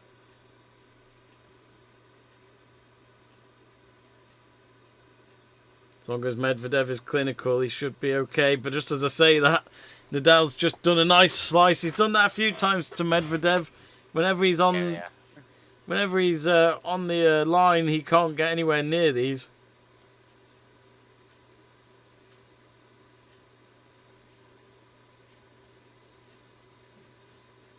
I love the spinning pits on it too, just to take it to the left.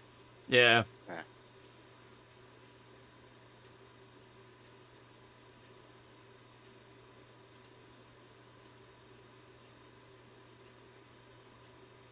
Oh, Medvedev, nearly long. He's hit it long. These two just can't seal anything, can they? Breakpoint number 3.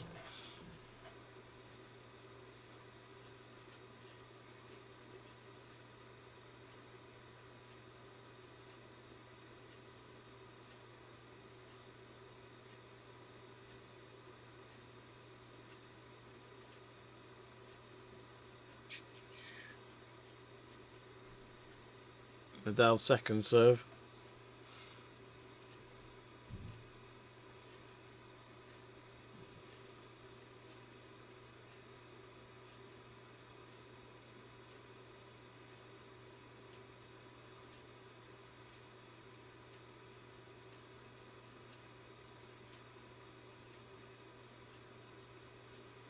He's done a slice trying to do a Nadal, you feel, and because of that he's been punished. Nadal clearly up for those kind of shots. But that juice.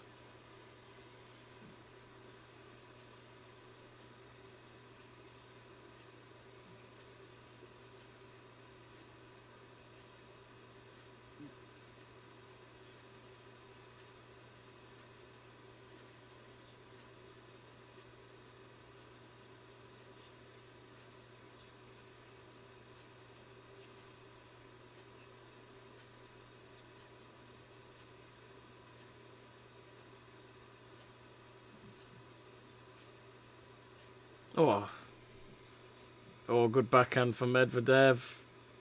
Changes direction. I think that was out. Yep, advantage Nadal.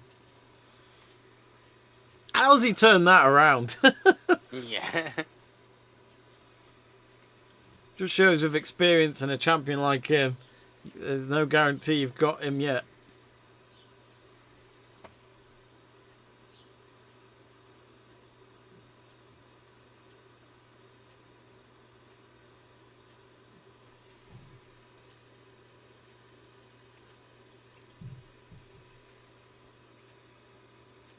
And Medvedev gets a point back.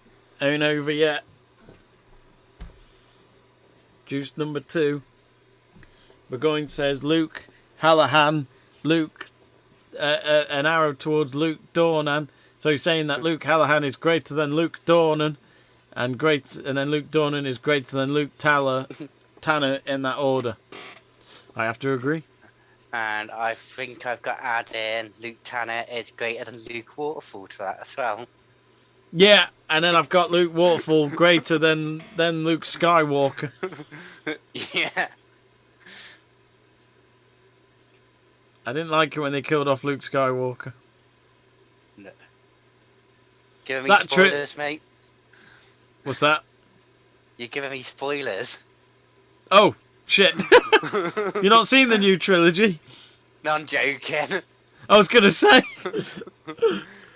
It's like if you left, you know when, what was it, the 5th one, episode 5 came out in the 70s or 80s. Imagine leaving the cinema in front of a queue of people going in and just go, wow, who'd have thought Darth Vader would be Luke Skywalker's father? And you'd be like, oh, thanks a lot.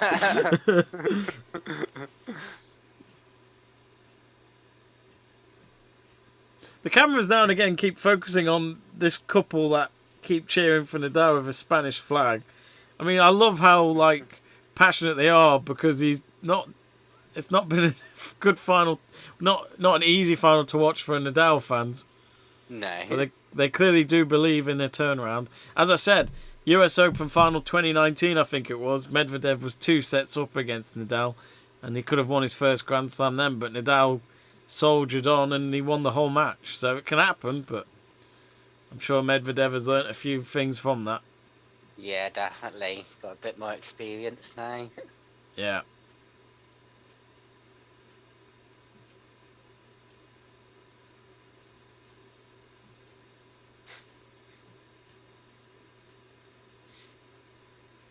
Nadal very strong on his backhand there. Medvedev dealing with it for now.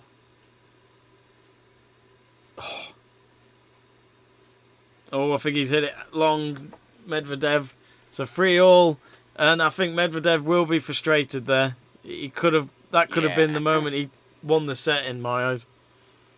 Yeah, definitely.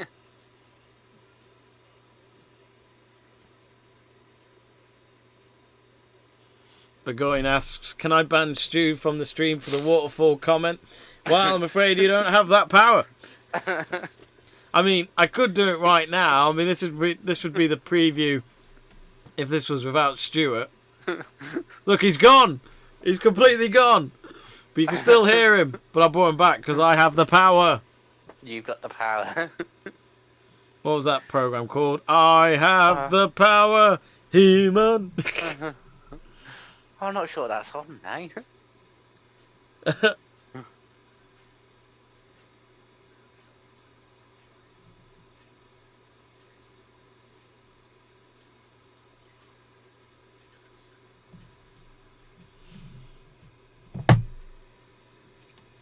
So 3-all Medvedev, all to do again.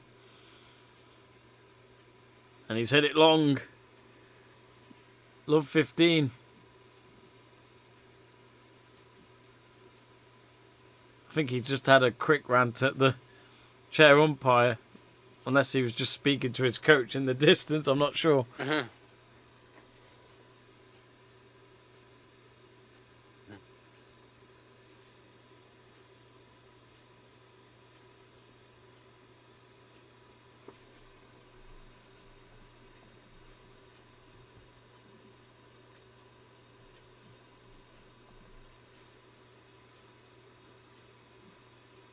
$15-all, he's got a point back.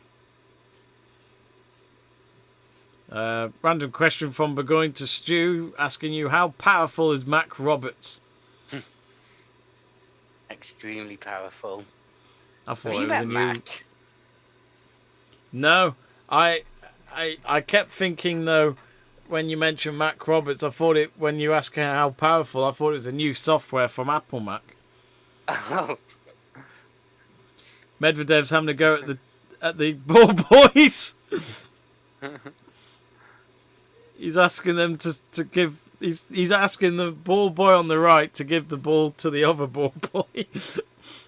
That's so random. I don't know what that's all about. I wonder if he has superstitions with the ball people.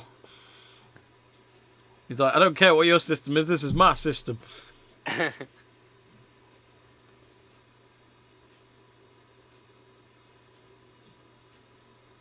30-15.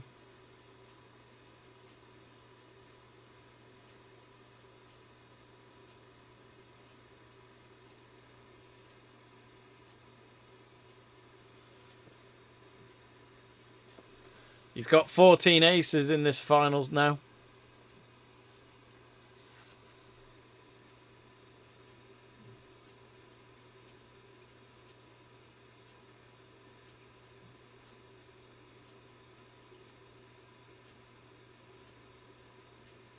Medvedev again trying to do the slice, but I don't think you can do that against Nadal. Oh, he's hit the net. Oh, why? I hate points that are wasted like that. Oh, yeah. That was his. What, when, oh, sorry, but that's just frustrating. No, he should, that was his. Yes. Stupid. That. Yes, that was stupid.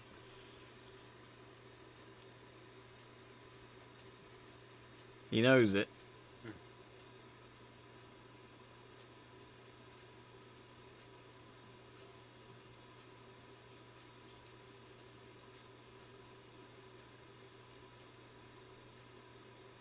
Yeah, I'm not sure if he's feeling a bit of pressure, because on the first set he was nailing those shots all the time.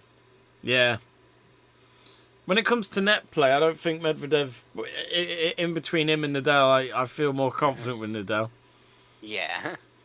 Medvedev, not near the net, has just won that next point, so he's a point away from going back ahead. A fist pump towards his coach, I think that was.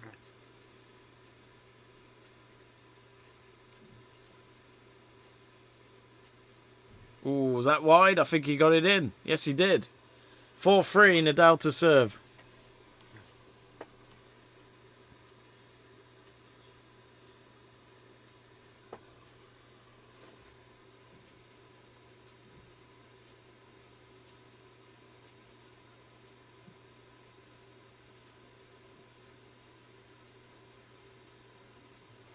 Just think the scenario could have been if he had won that break point. He would have been 5-2 up instead. Yeah. And would have been one game away from winning another Grand Slam.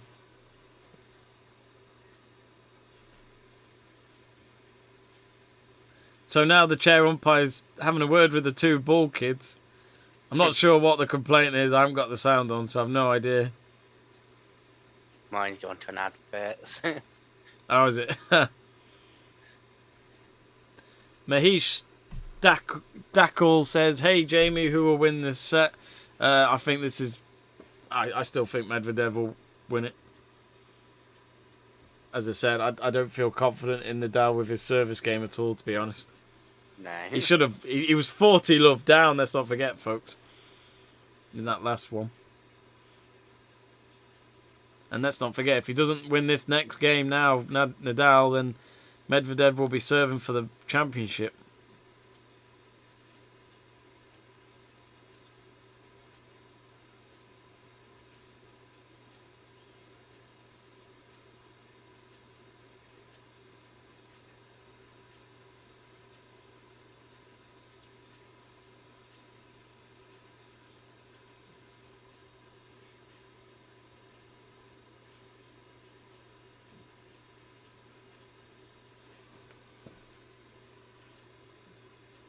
Burgoyne says he thinks Federer will.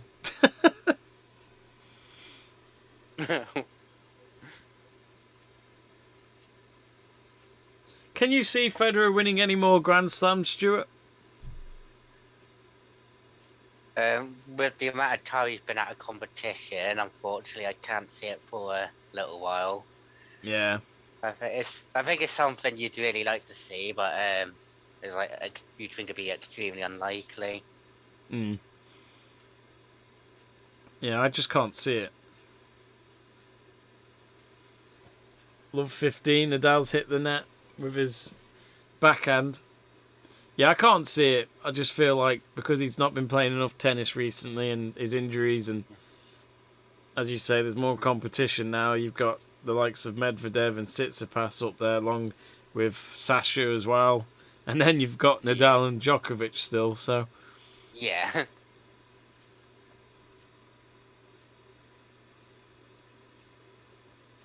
Be interesting.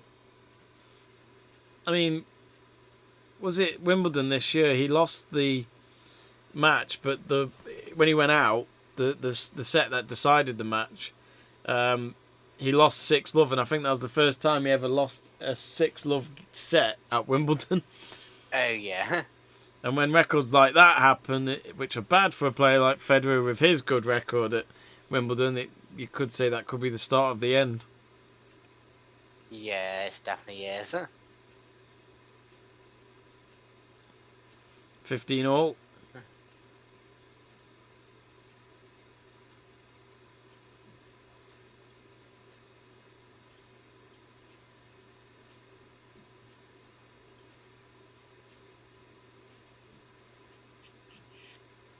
Ah, Medvedev's hit it long. 30-15. And the match clock has now turned to 3 hours exactly.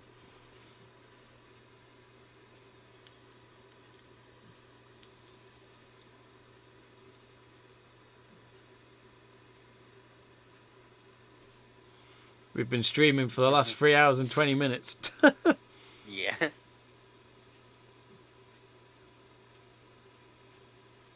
Good serve from Nadal. So I bet you've probably done some crazy lamp streams, like. Oh, hang on. Let me just take my headset out and put it back in. What was that? I bet you've probably done some crazy lamp streams in your time, like really long streams. You have to say that again. You've probably done like some really long streams in your time. Oh yeah, I've done a few. Mainly the golf ones. Well, Nadal's won that. Yeah. Nadal's won his serve, so 4 all. Wonder if this is probably going to a tie break.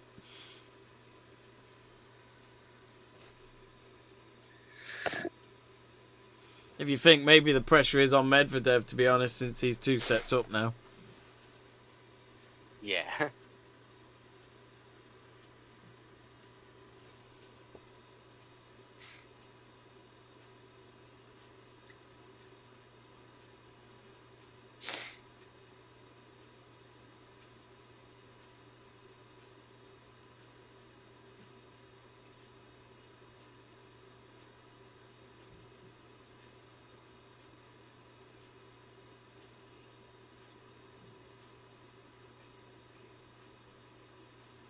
Oh, good backhand for Nadal. Good start for him, love 15.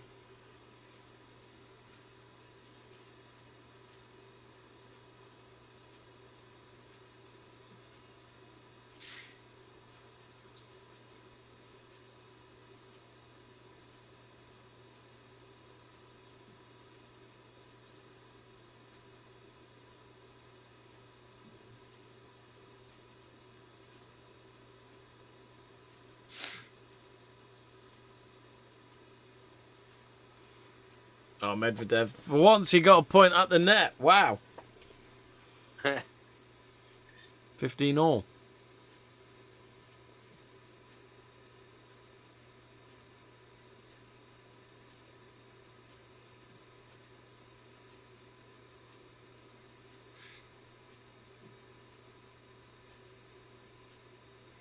Oh, lovely serve, Medvedev. Well, I say that, it was long.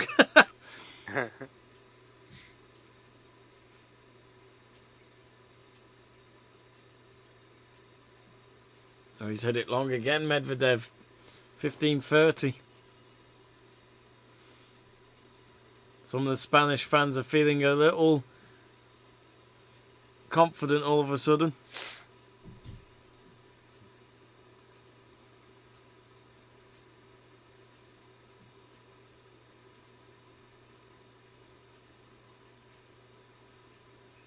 Oh, Medvedev again. I'm sorry, I can't watch tennis like that. You can't do that. 2 break points, Nadal. Wow.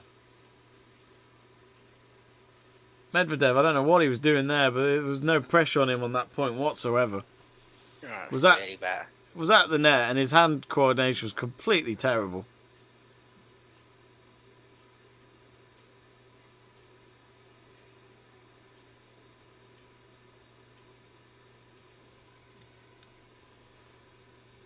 So 2 break points for Nadal.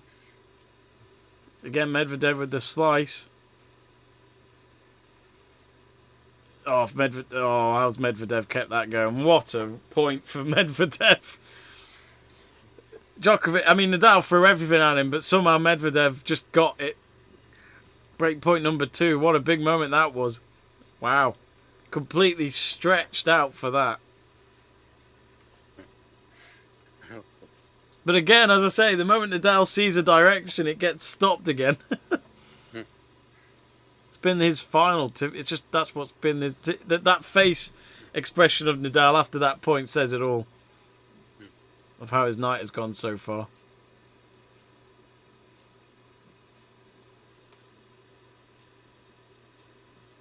Spanish fans, you can see they have all that hope, and then While he's serving for the set now, he's just got the point. Lovely forehand past Medvedev. But what I tell you what, if he wins this set, just how big was that game when he was 40 love down on his serve? oh yeah, absolutely massive.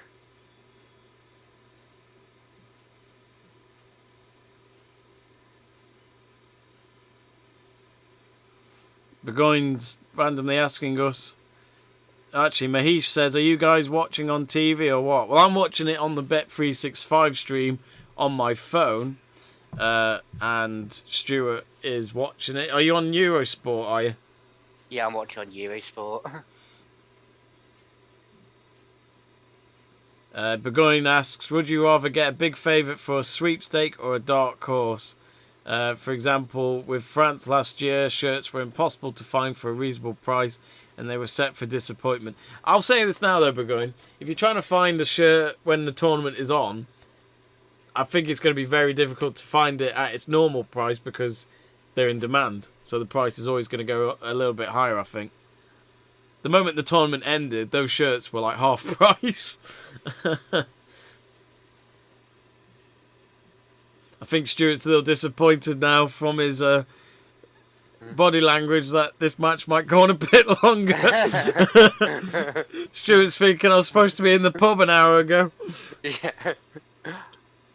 Usually my second or third pint by now. Yeah, of water, folks. Water, just to be... Water, yeah. Yeah. Burgoyne says, would you have the fun journey with a dark horse defying the odds like Equatorial Guinea are in Africa Cup of Nations? Well, in all fairness, Gambia, first ever Africa Cup of Nations, we got to the quarters, did alright. But yeah, Equatorial Guinea played today, so they might make the semis, who knows? Which, in all fairness to Burgoyne, he was mentioning how close they were to the last World Cup, I think it was. One of the few times he was actually right we've had of him, but... Yeah, he still isn't right, though, is he? In the words of Hank Hill, that boy ain't right. So, Nadal serving for the set. Can Medvedev change it, though? It's a good start for Nadal, 15 love.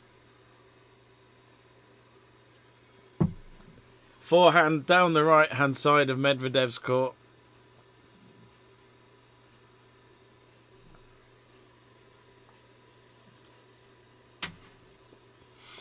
Burgoyne says, I could find any other team shirt for like £20 to £30, but France's were beyond £50.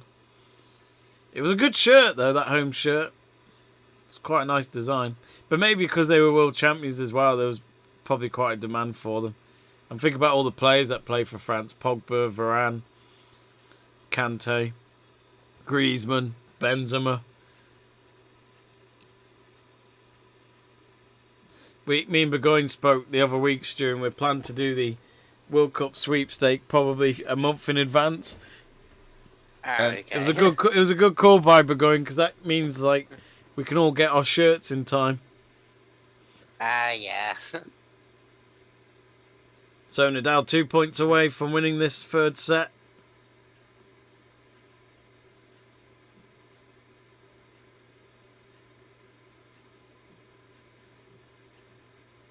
As long as I don't get like Wales or someone.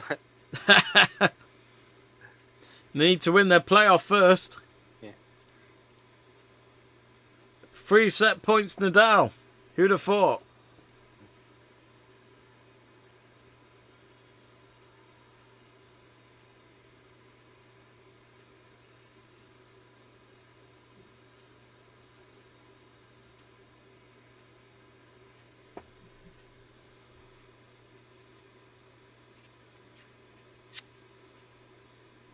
And of course, Nadal was in that position where Medvedev is now, where he was love 40 down and somehow turned it around. But I must admit, from this game so far, Medvedev looks like he's just, from his body language, he's ready for another set. Yeah. Yep. Nadal slams it down the right, and we're going into a third set. 6-4. Unbelievable, Stu. He was love 40 down. And Medvedev, with all those breakpoint opportunities, this is what happens when you're against Nadal. We're not going to see a repeat of US Open 2019, are we? Yeah, you never know with Nadal. You can never rule him out. But your prediction might be in a good position right now. 4 sets, yeah, who knows? Yeah. But let's look at that set-free summary. 5 aces towards Medvedev. 0 again for Nadal. Double faults, just the 1 for Medvedev. None for Nadal. Winners 17, Medvedev 14 for Nadal. 8 unforced errors to Nadal, but Medvedev having more unforced errors this time.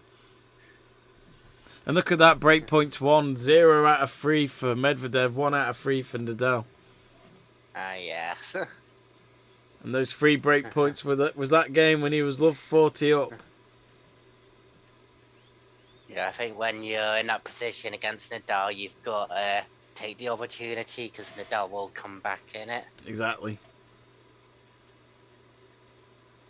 Got to take that, especially with all those experiences. But get in touch, folks. Let's look at the live poll. I haven't checked that in a while. And it is Nadal ahead in our poll. Over 460 of you have voted now. Nadal 53%, Medvedev 47%. So Nadal's still leading even when Medvedev was 2 sets up. But yeah, this 4th set will be interesting. Nadal's semi-final, I think, or quarter-final against Shapovalov. I can't really pronounce his name very well.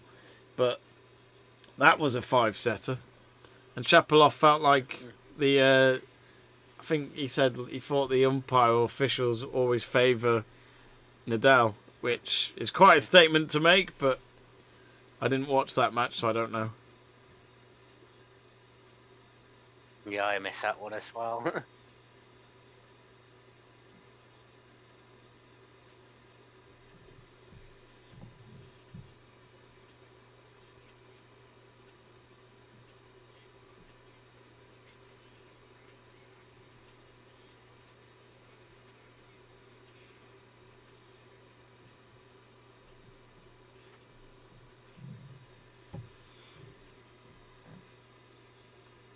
So here we go then, another set. It'd be typical of me and Stuart to get the longest Grand Slam final ever if that was to happen. Yeah, it would be. Medvedev with the first point on his serve.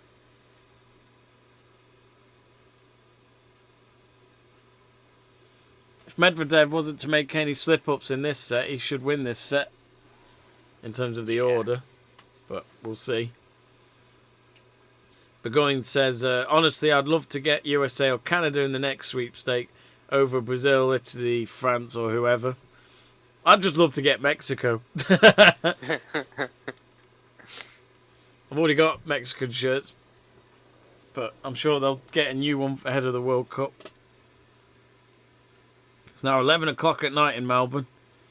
I feel for any of them who are in the stadium thinking, I've got work first thing in the morning. Yeah. Oh, here's my delivery of my tea. Thank you very much. Cheers. That's from our production office. That's good service. I also call her mum.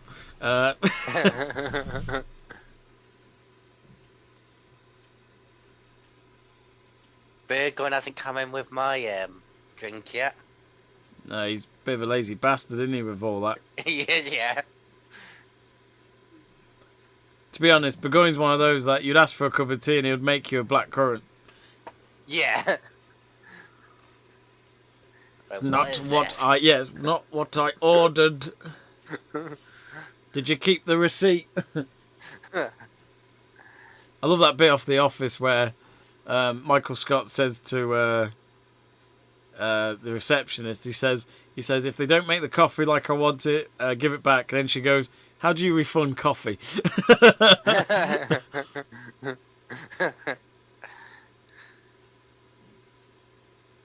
I think that's the episode when it's that guy who they think is from the mafia selling insurance. Oh yeah. 30-all. Medvedev's serve game is getting some pressure here from Nadal. Maybe this is Nadal's time to shine. Oh, finally! Medvedev with a slice that worked out.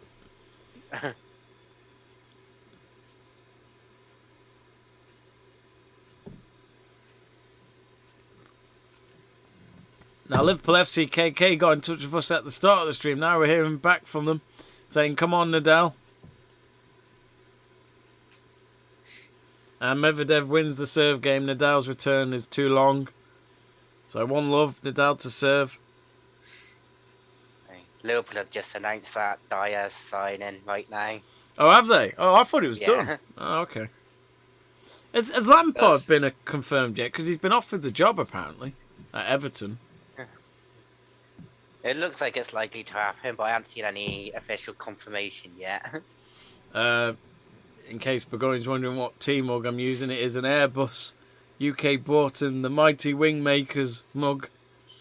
In case anyone's wondering, they play in the Welsh football system pyramid, but they're in the second division. I would say proudly the Welsh Premier League, but they're trying to get back into the Welsh Premier League at the moment.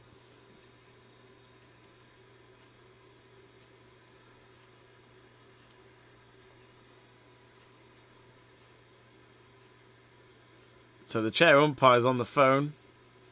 I'm not sure who to. Well, I just got a call to take. Yeah. Oh, my wife's wondering when I'm coming back.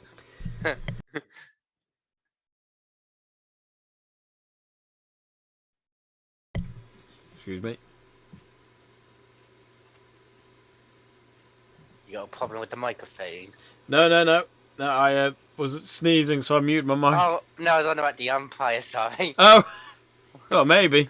Yeah, because he kept adjusting it, didn't he? Yeah.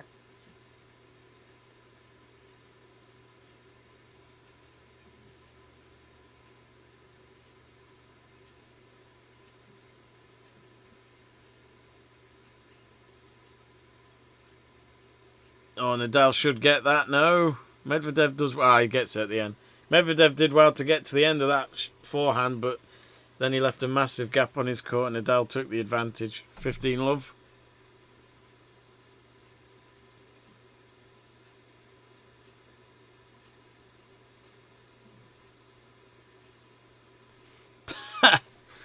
Burgoyne saying that Jamie is the only man in Airbus UK Broughton's singing section. I don't even sing, so technically the singing section doesn't exist. Now and again I sit with... I always forget his name. There's a couple of old chaps who go and watch them play, and they're... Bloody hell, they're good laugh. Old-fashioned sense of humour with them too. But yeah, they don't sing. They just shout, "Come on, Airbus!" But they only say that when they're losing.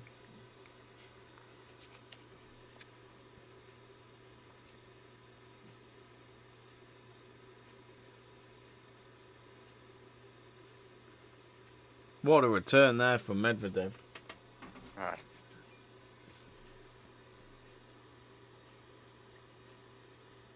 Late bounces must be so awkward.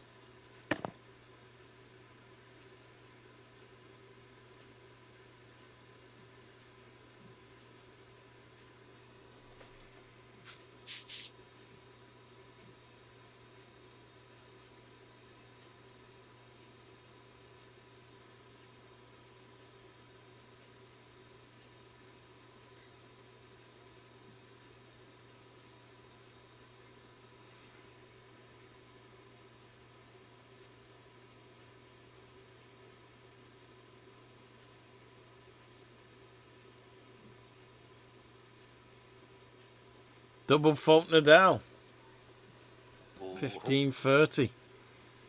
And you do wonder now, actually, that's his fourth double fault of the match, but you do wonder that, you know, if he was to lose this game and Medvedev wins his next serve, he'll be 3-love down.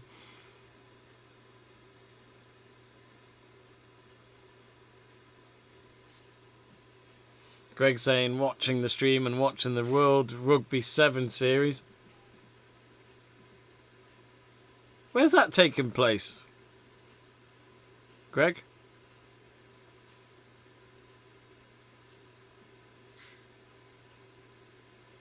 Big moment this for Nadal.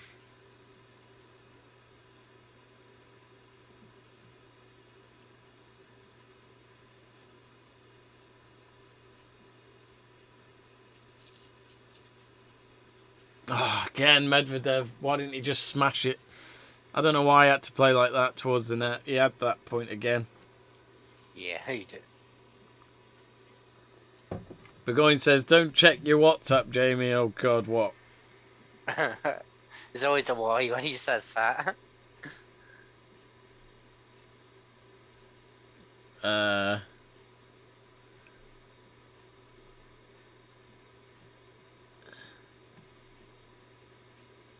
Is their nickname the Wing Wankers? Get out.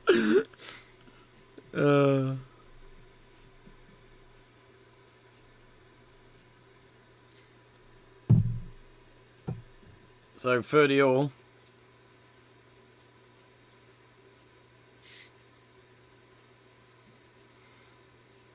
Nadal's serve has been poor tonight. It really has. Yeah. They're playing in Spain, are they, Greg? That's an unusual destination for rugby. Good way to promote it, though. Nadal hits the net. It looked nearly very long for Medvedev, which was a late situation for Nadal. Break point. And Medvedev knows he needs to be clinical because Nadal could come back and haunt him. He's done it before.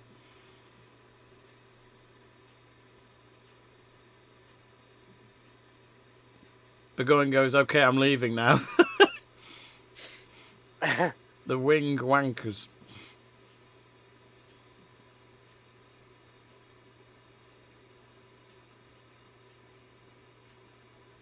Oh, Nadal, what a forehand.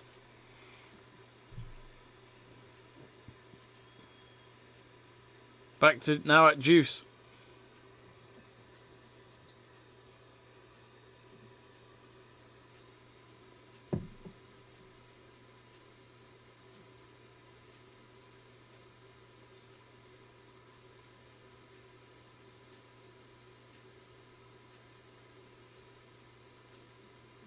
It is mad to think that Nadal's last Aussie Open and only win was 2009.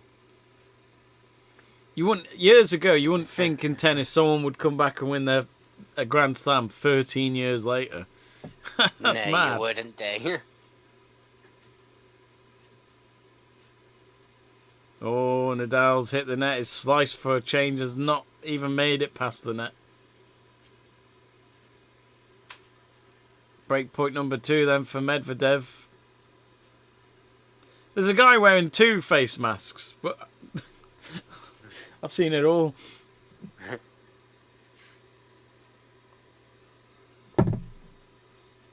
Like Marine Ali has his 3 caps.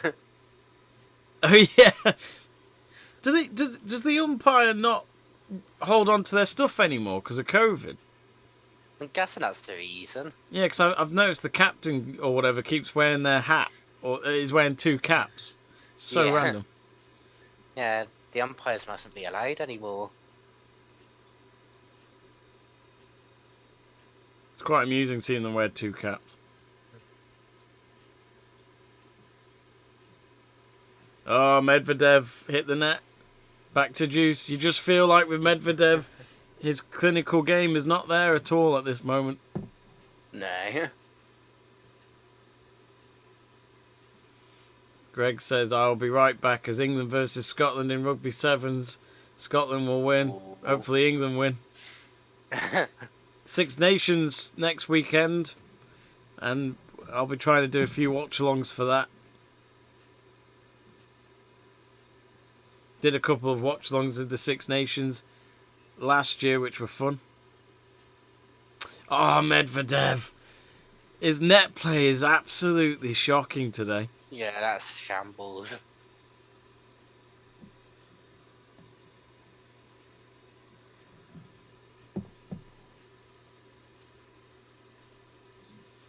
Poor attempt. Nadal knows that that's his weakness at the moment. Yeah. Yeah, I think Nadal will start targeting that now.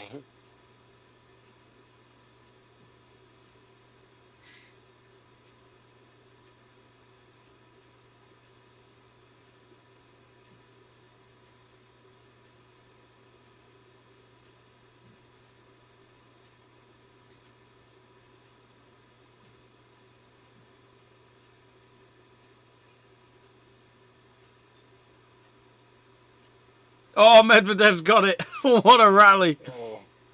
Oh, great stuff. Juice number 3. Game duration at 8.5 minutes.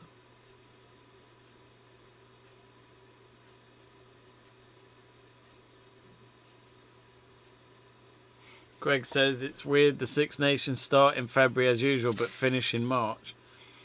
It's always finished in March. It's because they sometimes have 1 or 2 weekend breaks. That's why they stretch out to March.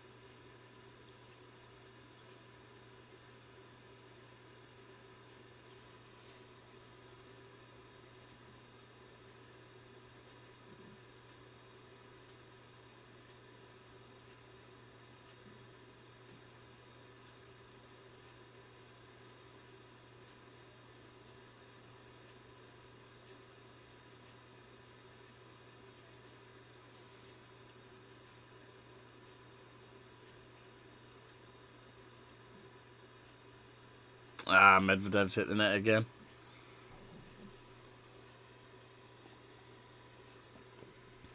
It's advantage Nadal.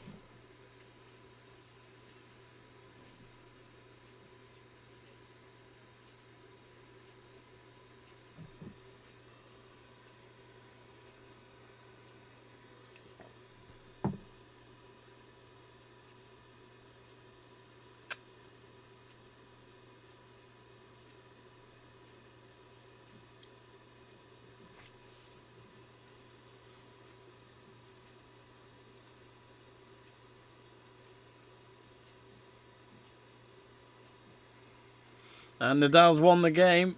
So back to 1-1. Very frustrating as a Medvedev fan. Yeah. There's too many chances he's missing now. Yeah, Nadal's defending his service game quite well, but Medvedev's got to take advantage of it. I think Nadal knows he's been, I wouldn't say lucky, but I think he knows that he's he's on a cliff edge, isn't he? Knowing that for a moment he could Yeah. completely lose the final. Yeah.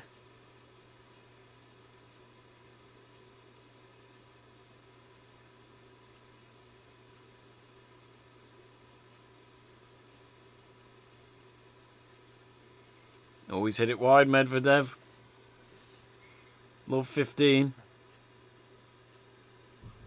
You're starting to make a couple of mistakes now. Yeah. You do wonder if he's getting tired.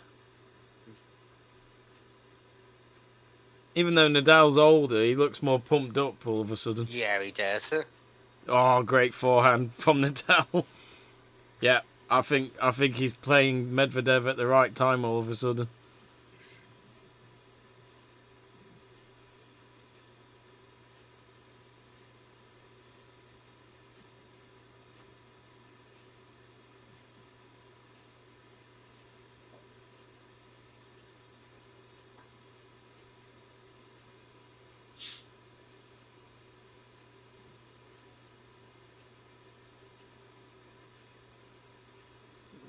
Bit of ease there for Medvedev. Nadal hitting it wide.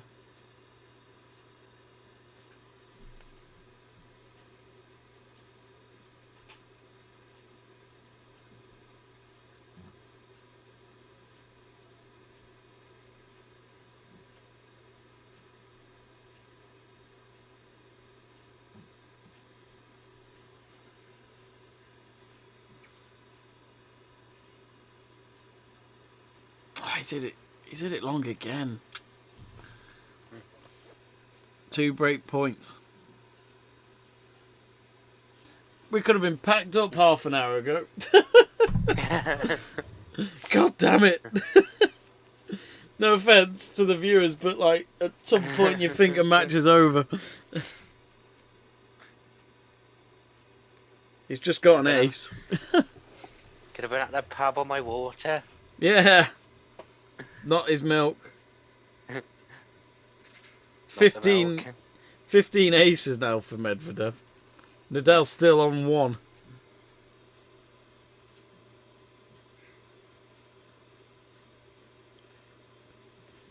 Break point number 2, this is for Nadal. Double fault. Yeah, Medvedev's not in the zone. Nadal.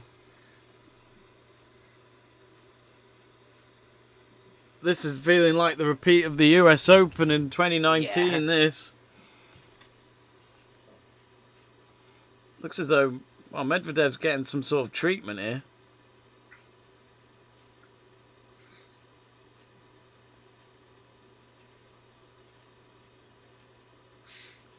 But he's getting his legs massaged for now.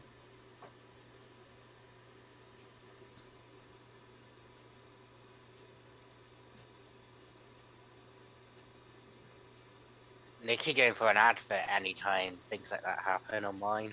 I know, yeah, they seem to like do the adverts at the wrong time. I'm like, what's happening?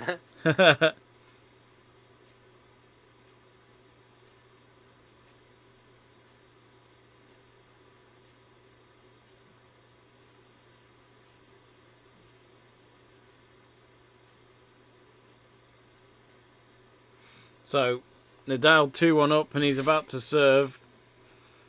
Be interested to see how Medvedev reacts because at the moment he's having his legs massaged. I don't know if he's got a certain concern at all, but his head's not in the right game at the moment from what we've seen in the last few games. No. Definitely not as being as ruthless as he was in the first set. No. Nadal already up, out and ready for the serve as Medvedev's just sitting on his chair still talking to the chair umpire.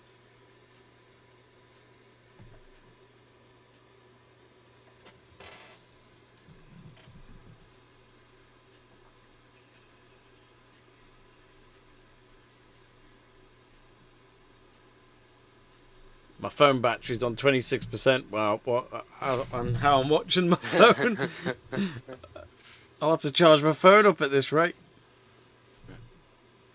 So Nadal to serve. Medvedev now on the court.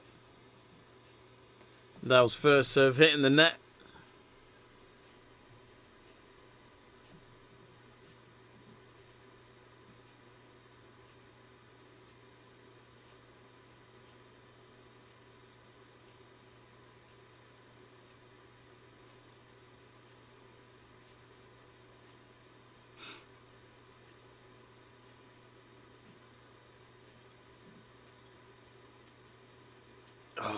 Medvedev just wide there. 15 love to Nadal.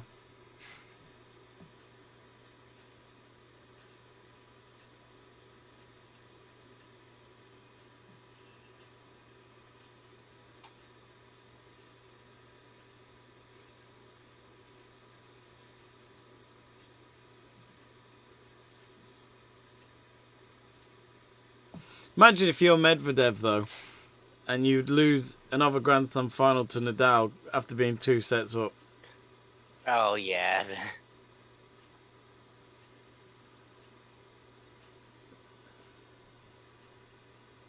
Drive you insane, wouldn't it? Yeah. I think it was 2019. Let me just quickly Google that.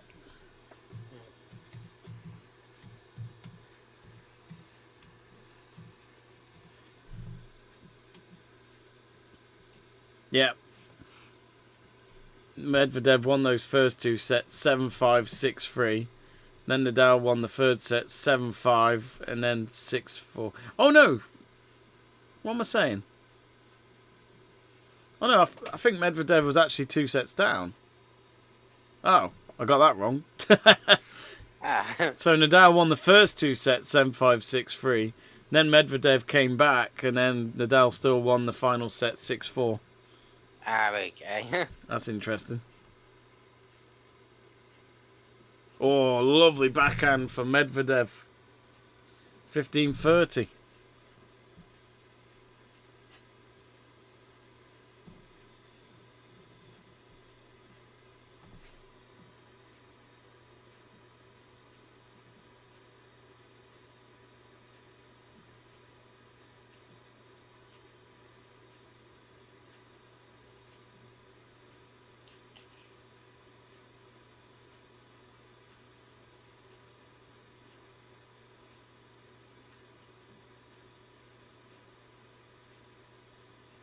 Oh, Medvedev.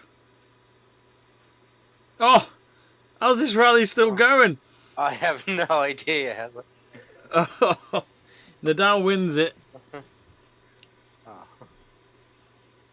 I mean, to be honest, I think Medvedev was lucky to start off with, but yeah, that was bizarre. That backhand return was fantastic. Then he lobbed it. Nadal then did a... Go on, Stu. That'll be a hard point to lose. Yeah. Yeah. 30 all. I think Medvedev just simply needs to prove that he can be clinical. Yeah.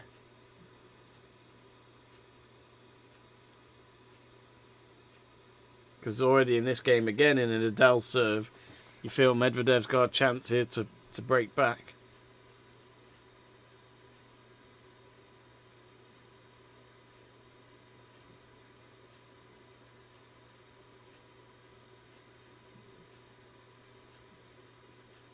And Nadal's hit the net, so Medvedev, yet again, in a breakpoint situation, but where the script has gone so far, he's not been able to take them. And he's had, look at this, 15 breakpoint opportunities, he's only won 4 of them. Ooh. And he won't want that stat read out to him right now. Hasn't Nadal won about 4 big points from about 7? I think so. Yeah, his is a lot shorter. First serve wide.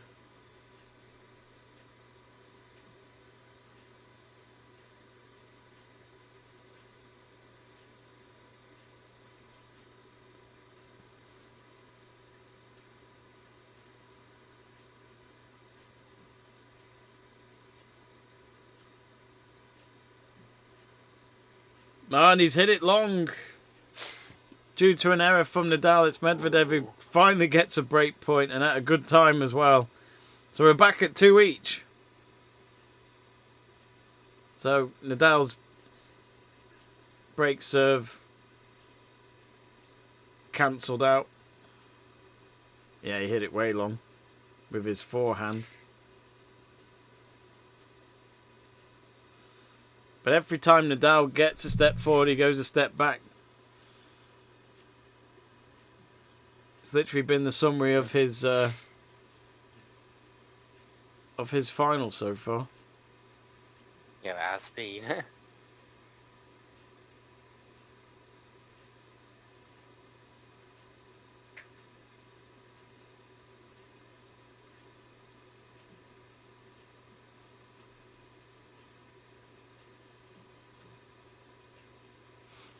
What are your plans today, Stuart?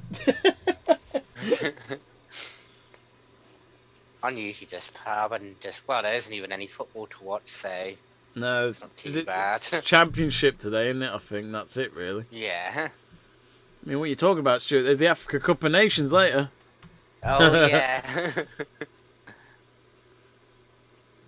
4 o'clock the first game on, is it? Or 1:30. Oh, sorry. In terms of the championship, it's 1:30 kickoff. Derby Birmingham. That'd be a good game. okay. Really Car- doing quite well. Cardiff Forest at 4:00. So Nadal, after losing his serve, is about to break Medvedev's serve again. It looks like love 30.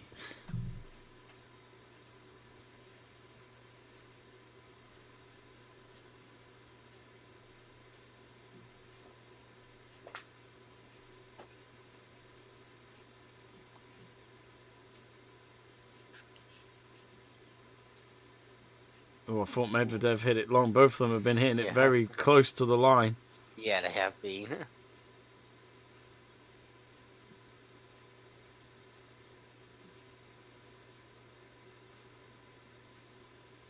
Oh, Nadal, great backhand.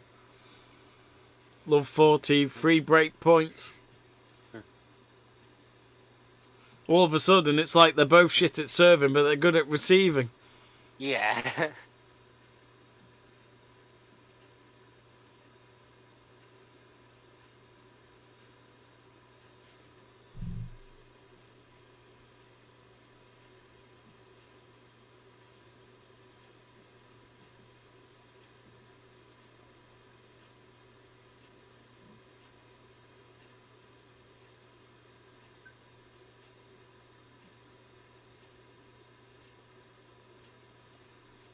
Well, there's a point back there for Medvedev.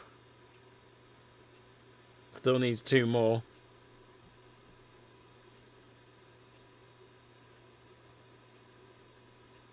There's a few women's FA Cup games going on today. Arsenal women playing London City Lionesses. So a London derby right there. Not a bad cup tie for London City. Medvedev's got another point back. Break point number 3 for Nadal. I was at the Chelsea women versus Aston Villa women game yesterday. Comfortable win for Chelsea at the end. But it was good to see, good to be there for Jill Scott's debut for Villa since joining from Manchester City. I saw her in the car park, park her car, about 2 hours before kickoff. And I straight away was like, oh shit, yeah. She's not at City anymore. I was wondering what she was doing there.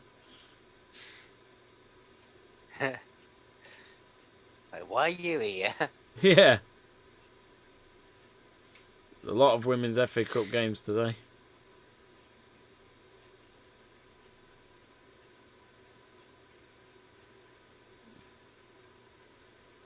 Nadal's hit it wide.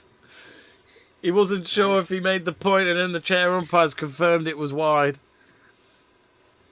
Juice. Medvedev's done what Nadal did in the last set. Love 40 down on his serve and has come back.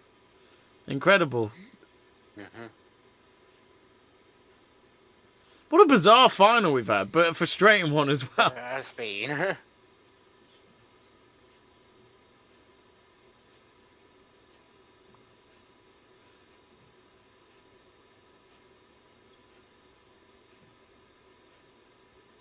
Oh, Nadal, good backhand, and he's hit the net. Nadal, oh, it's like he's had the same drink as Medvedev all of a sudden, Yeah. which in He's COVID swapped the terms drinks isn't good. over. Yeah, COVID terms that's not good. No.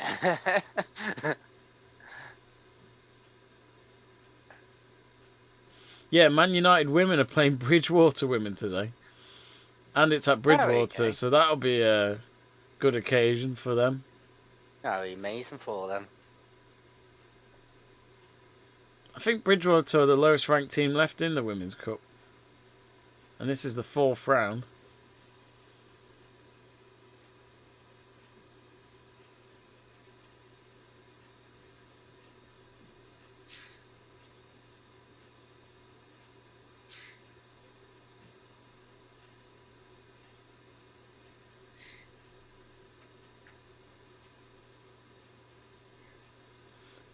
Greg says, if Derby avoid relegation, that'll be the greatest escape in world football. Minus 21 points deduction. They are only 11 points behind safety.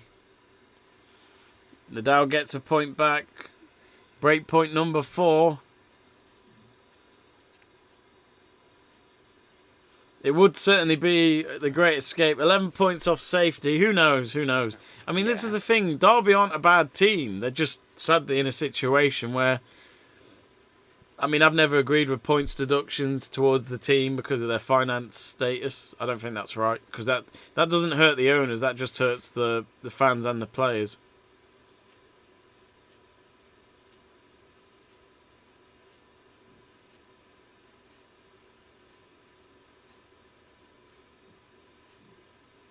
Yeah, I think you got to give Rooney credit for saying he's going to stick it out and like see if he can save him. Well, because he could have easily got that Everton job. Rooney, yeah. Yeah. I'm glad he didn't jump on it like Lampard did with Chelsea, to be honest. Yeah. Because I'd still like to see Rooney. I mean, let's see what he does with Derby still. But I mean, if he keeps them up, then my word, his CV's just going to boom all of a sudden. Yeah, definitely. And he can actually say in an interview, I've been in the most difficult situation where my club is about to fall apart. And yet they've still kept it going.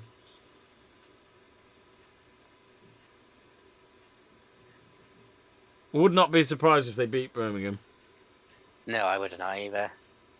Oh, Nadal won at the net there. Advantage to Nadal.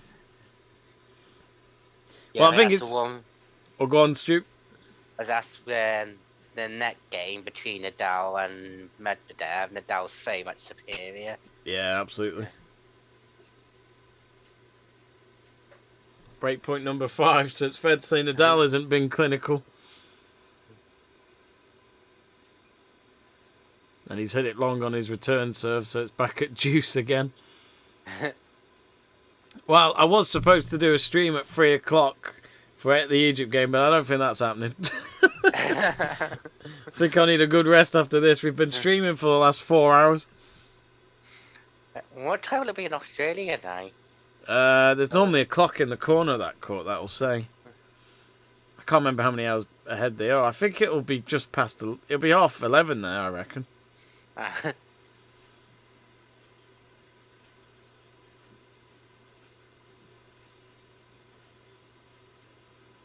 I feel like the fans who are applauding now on their feet are just doing it just so that they can get out of their seat for a bit. Yeah.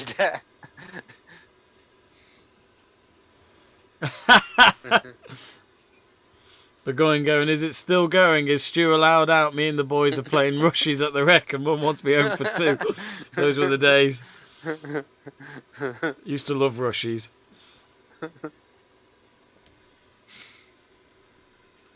I remember once bumping into these 2 kids at an Ellesmere Park, and they wanted to play. They wanted to give me a game of football, but I said to them, "Look, it's you 2 versus me, so you've got to have it that the rush keeper cannot score."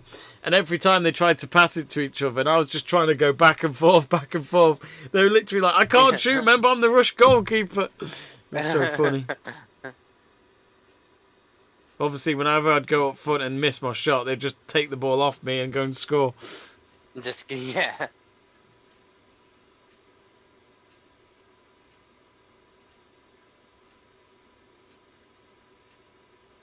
It was probably going to be 2 o'clock when this game finishes, let alone a set. I understand, Stu, if you ever have to leave. I'll be here till it's over. It's just a weird battle.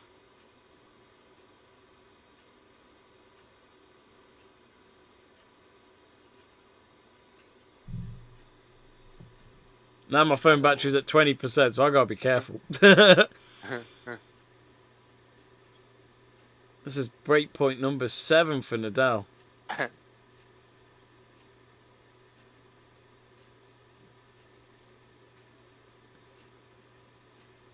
Oh, Nadal's got it. 3-2 up, but I wouldn't be surprised if Medvedev breaks his serve again.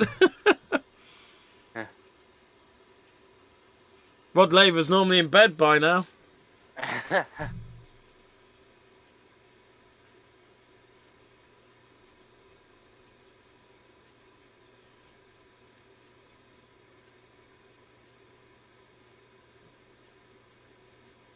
Looks like he's been given a new racket, Nadal. Medvedev still raising his concerns towards the chair umpire. I'm not sure what it's about.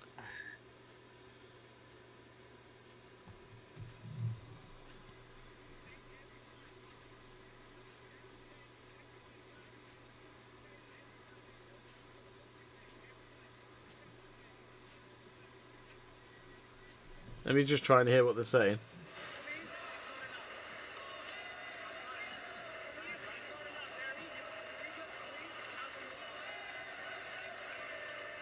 He just said they are idiots. Please give him a warning or something like that. I wonder if he's on about the fans.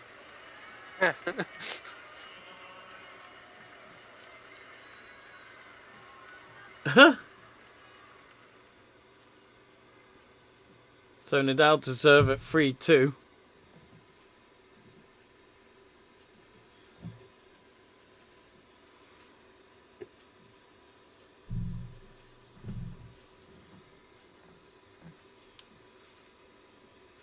But going, what are you up to for the rest of today?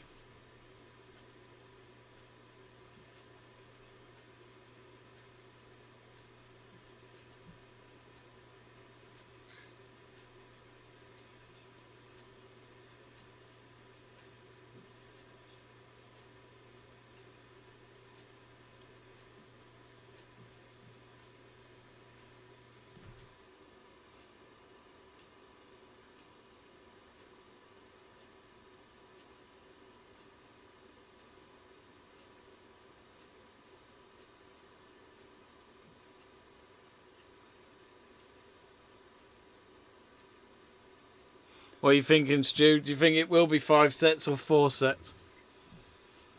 I think it'll be 5 sets here with Nadal having the fourth one. advantage. Yeah. Yeah. We've not actually seen them when any of them. I think the last 3 games they've all been broke serves. Yeah. And Medvedev has just got the first point of Nadal's serve game. Oh, God. No one wants to win the Aussie Open.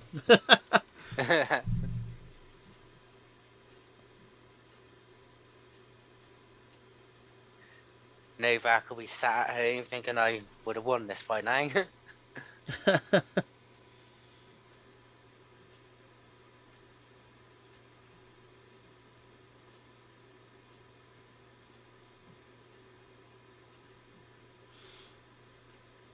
Greg talking about Derby, it looks like, saying... Oh, actually, we got a message from Lil Janet saying, Go Medvedev, Macedonia's with you. The greatest sportsman ever from Macedonia is Pandev. Greg talking about Derby, saying, the problem I have is the club has been offered a takeover, but the administrators want to look at the people who want to buy the club, and near enough they will run out of money, which they will do. So, I mean, if the takeover was going to happen, I understand if they have to do the checks on them, because you don't want to get owners that are going to be a mess. Not with the situation Derby are in.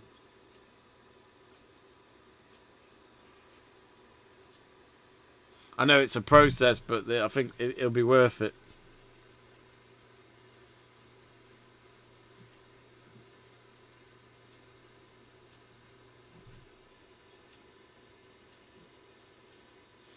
Burgoyne also says, I honestly can't stress how good of a defender Stu is at 5-a-side. When it's your turn in the sticks, your shots face goes down by over half. So Thank you. are we talking 2 shots down to 1? You know. Well, I like my clean sheets. Burgoyne says his plans are a bit of DIY. Do it yourself. You do it yourself. That sounds awful. That's literally the whole purpose of DIY SOS, isn't it? Yeah.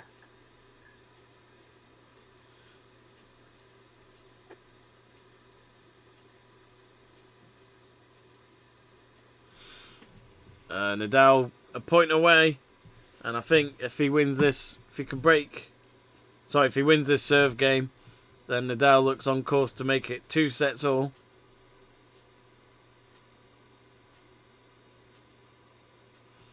And we'll be back to where we started, where they're level. Yeah. And Nadal 4-2 up. Medvedev to serve next, but Nadal 2 games away. And as you'd expect, the fans are certainly on their feet applauding Nadal's efforts for making this match go on even longer for him to have a chance at another Grand Slam.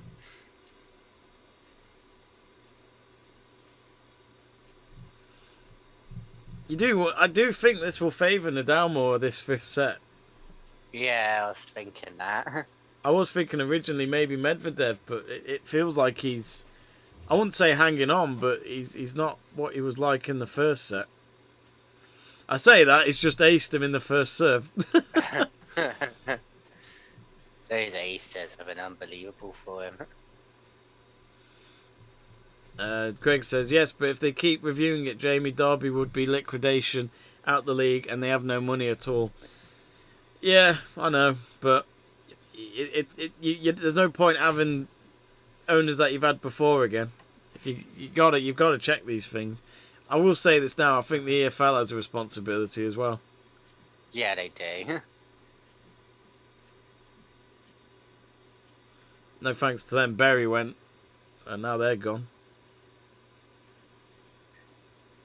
Yeah, and that's because they didn't do any checks in like the first place in those sort of situations. Yeah, exactly. I think checks should always happen before anyone buys a club.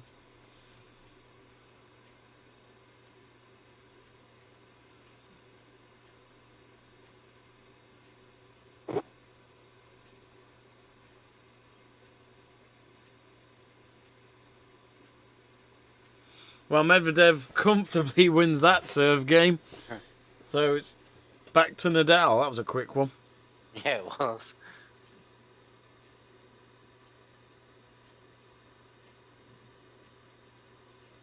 Louise asks, where can I watch it? It's on Eurosport. And is asking, where can I watch it for free? Don't take this the wrong way. I can't be doing with people who keep asking where to watch it for free. It's if you don't want to pay it, then don't expect to watch it.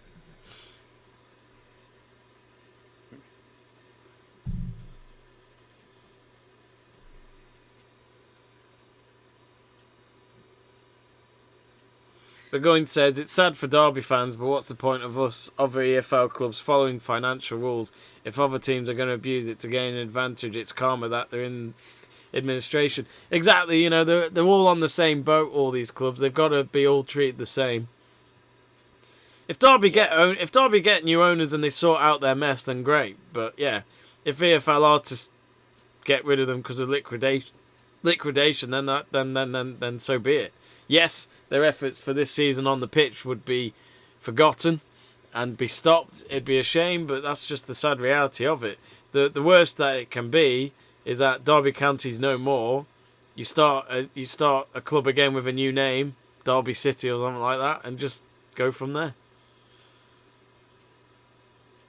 It's happened to Wrexham. It didn't happen to Wrexham. Sorry, they just got out of it. It happened to Chester. It's happened to Bury. It's happened to Hereford. It's happened to a lot of teams. So yeah, if Derby save themselves, then great. But the EFL has a responsibility, and so do the owners. sadly, at the end of the day, the only people that suffer are the fans. Most of the players will just go on somewhere else, I'm sure.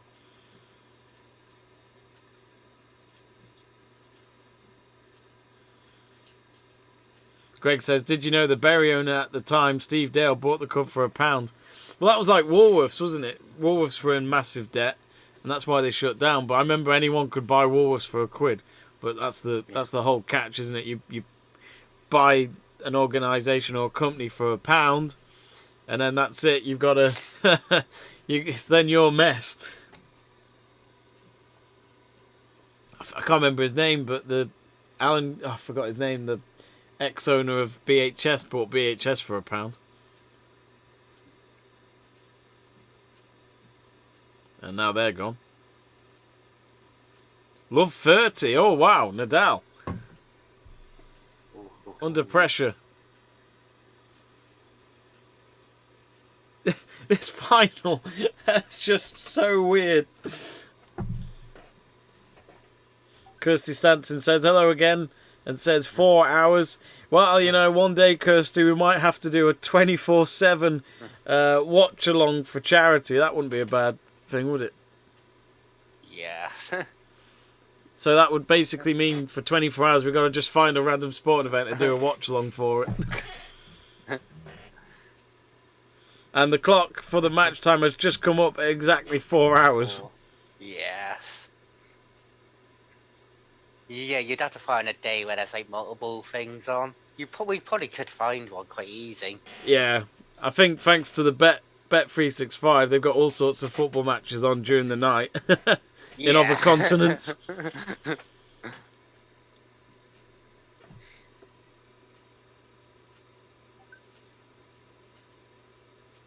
I feel like there'll definitely have to be a group effort. I'd not do that on my own.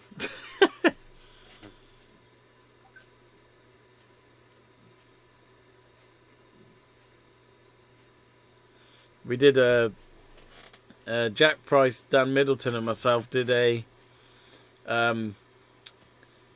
56-hour radio marathon once. That was difficult.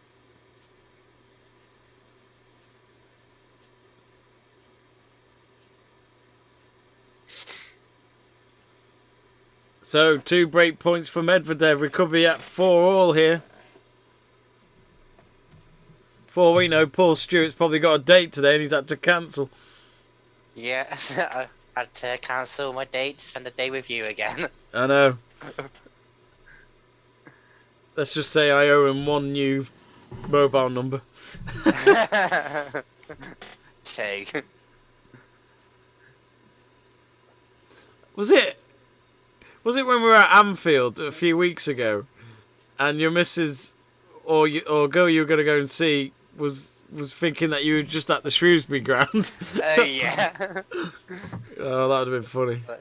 I can meet you after the game. I was like, well, no, because I'm in Liverpool. A bit of a debate maybe going here between Greg and Burgoyne. Greg says, Jamie, the Alf, he's put Alf instead of the EFL. The EFL have to take some blame, but it is a disgrace that the Middlesbrough owner and the Wickham owner are going to take some legal actions to Derby. Burgoyne says, if Derby don't get stung for this, it doesn't send a message out for other clubs to stop. My team is financially stable because the people running at the top are smart.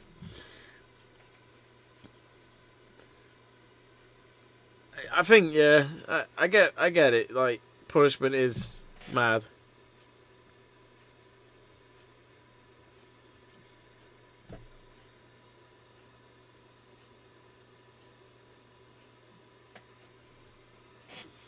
There are owners, there are people interested in Derby.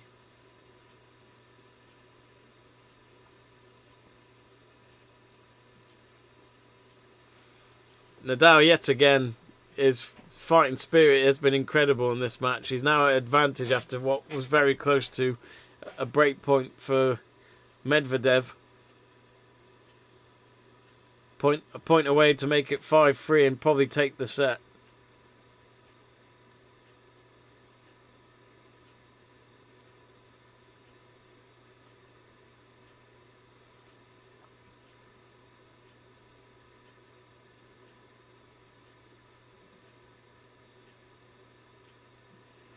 Straight down the middle from Nadal, and ace. That's a rare sight for him in this final. It is, yeah. I wonder if that's When his you need second it ace. most. I Yeah. think it is the second. So 5-3 Nadal, Medvedev to serve to stay in the fourth set.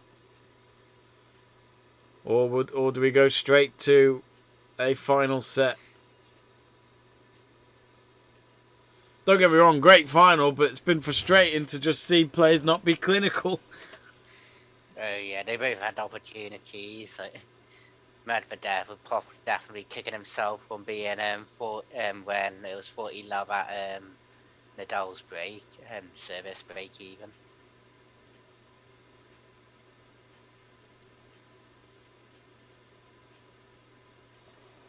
Greg says that Mike Ashley is interested with Derby. Yeah, I did see that, but do you really want him running the club after what happened at Newcastle?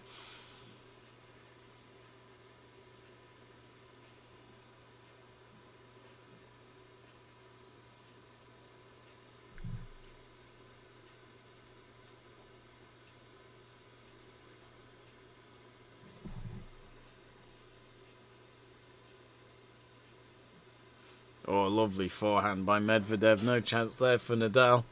Yeah. The power on that. Remember, folks, to subscribe to the channel. Click that button. It's free to do so. We do all sorts of sport watch-alongs. Mainly football, but also tennis, as you know, Formula 1, rugby, MotoGP, you name it. Might even try a bit of the Winter Olympics. Maybe we have to try the curling one time. Annoying thing is, the Summer Olympics last year and the Winter Olympics this year have both been in Asia, so that means the time zone differences means a lot more of it happens in the morning for us while it's night time over there. Yeah. I do love the Winter Olympics. It is. It's great. It's a great idea, isn't it? Yeah. It just seems like one of those that it's not a normal thing to just come up with. They've clearly just gone, how many sports are kind of in the snow and all that? Let's just make it into Olympics. Yeah. So, break point and a set point for Nadal at 30-40.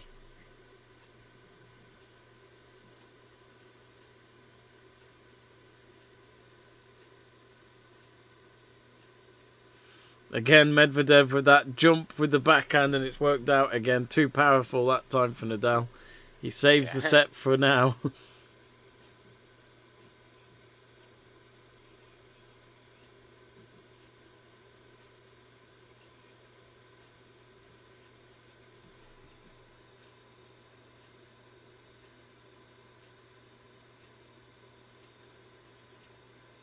Advantage Medvedev.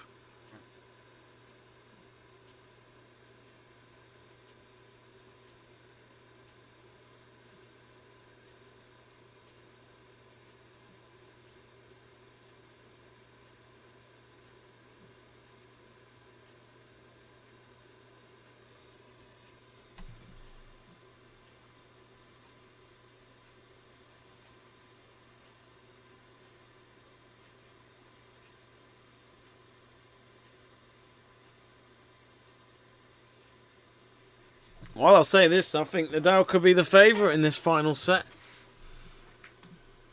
Yeah, with his experience and the way he's got the momentum as well now. Yeah. 2 sets in a row. I think Medvedev needs a good 5-minute break. Yeah, have some time with his coach. Oh, he's done it again. The way he jumps and hits it.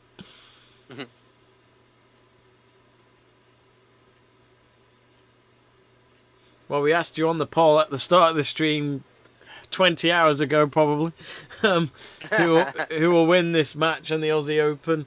Nadal now leading at 56% to Medvedev 44%. It's changed a lot, but it's been mainly Nadal leading on our poll. I'm sure there's a lot more fans that are Nadal's fans than Medvedev. Well, he's at least been able to get a game back on Nadal, but Nadal serving for the 4th set in just a moment. Can Medvedev keep it going, or will Nadal make sure that this goes to a decider?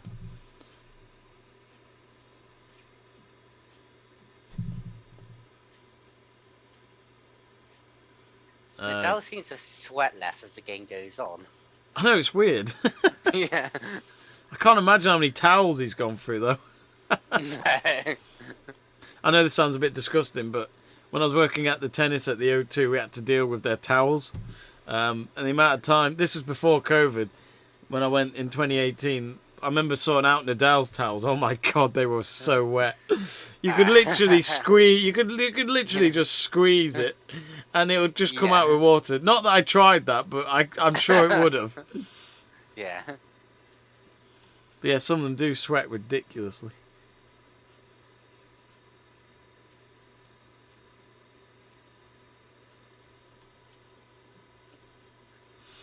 A lot of fans watching outside the arena on the big screen. They may as well camp for the night at this rate. Yeah. Greg asks, Jamie, would you do a stream of Rugby League World Cup when it is on? England this year. It was meant to be last year. I know it starts in October and finishing in November, but I don't know exact dates. I'm definitely open to it. I hope the organisers have made sure it finishes before the FIFA World Cup starts on, I believe it's November 21st. It's going to be so weird having a Winter World Cup.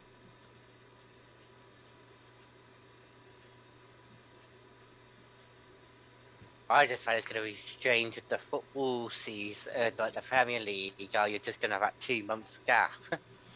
Yeah. And it's the fact that they're supposed to come back and play in the league on Boxing Day. So imagine for any of those players in the Prem that get to the final of the World Cup. That would annoy me, that. Win the World Cup and then realise you've got to get back to it on Boxing Day. Let's be honest, you want a few beers after that. Yeah, you definitely would do. So Nadal serving for the set. 15 love he leads. A fault on his first serve there.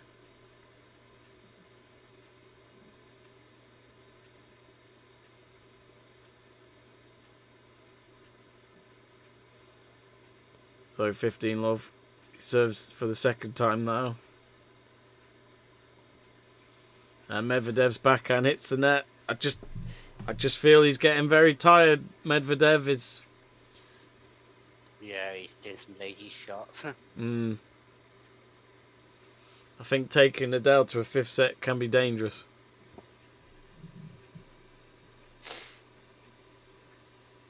And Donny van der Beek's gone to Everton on loan. On loan? Oh, okay. I'm intrigued to see how that goes. Yeah. I think it's good for him, though. He needs to get minutes on. Yeah, definitely. Well, 3 set points Nadal. 40 love.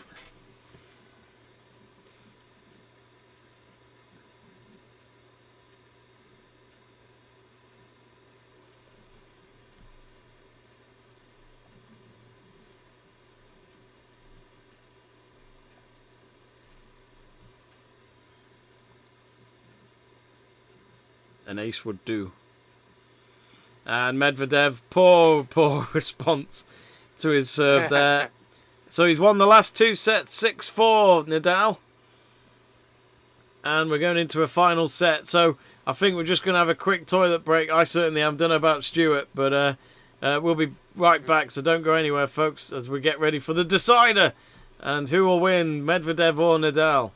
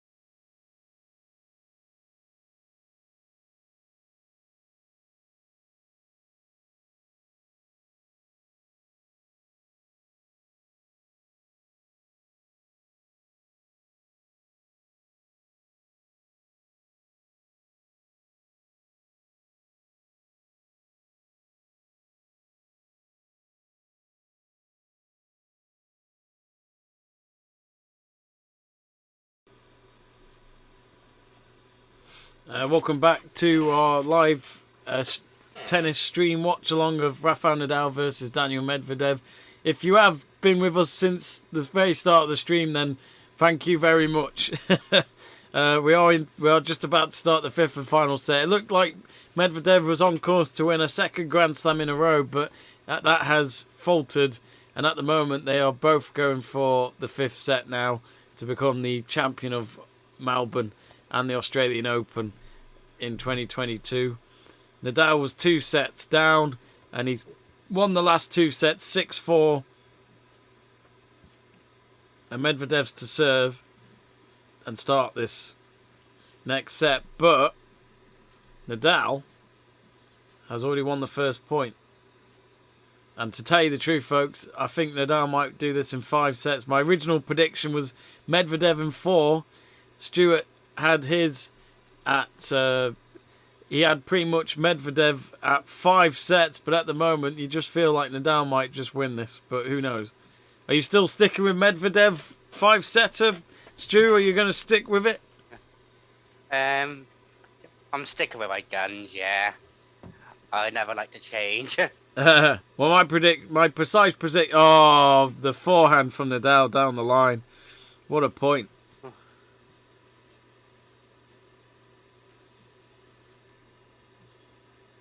That was a great shot. Medvedev, he did stretch out with his forehand, but he couldn't get there.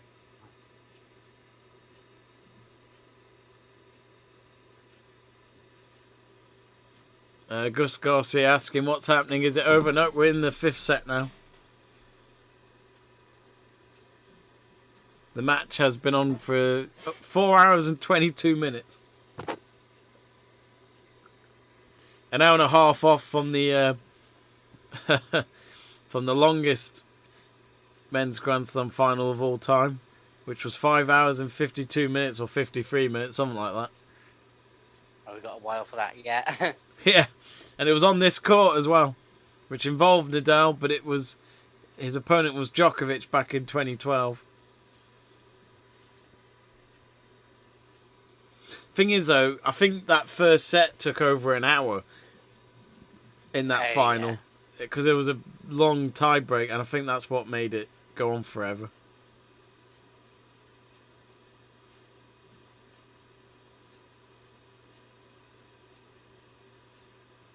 We're at juice. So Medvedev's serve game already under threat, which just shows who's got the momentum. Oh, Medvedev ace. We haven't seen that in a while. There's been a lot of them. Need to start finding those aces again. He does.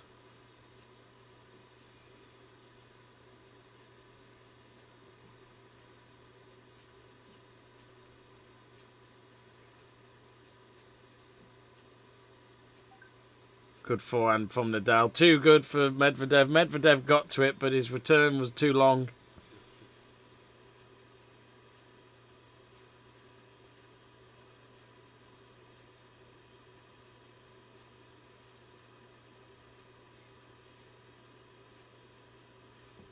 Funny enough, I remember, I think the last, it was the 2017 Australian Open final. Another ace there for Medvedev, advantage Medvedev. But it was the Australian Open final. This was when Federer won his first Grand Slam in 5 years. And Federer, I think, led the final 2 sets, and then Nadal got 2 sets back. But then Federer won the final set. Oh, yeah. So who knows? Who knows? Could it be Nadal does it again where he does come back, but then he still loses the match? Medvedev's just won his serve, so at the moment he leads. So this is a big serve game for Nadal.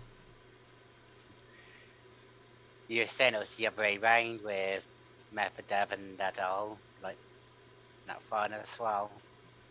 Oh, did they mention that? Yeah. Oh. They're clearly trying to take my notes away.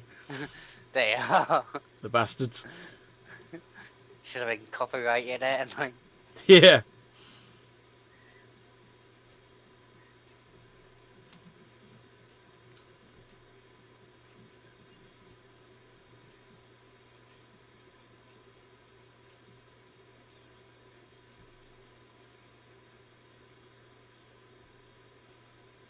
Yeah, that was it.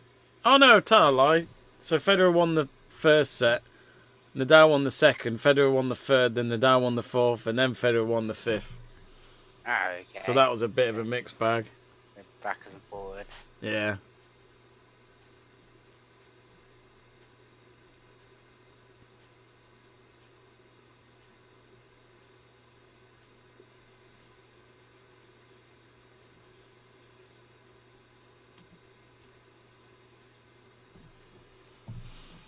Mad, Federer was 17th in the world at the time. Nadal was 9th in the world.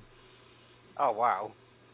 And Federer had to beat his fellow countryman of Stan Wawrinka, who at the time was 4th in the world, and he beat him in 5 sets in that semi. Wow. Ah.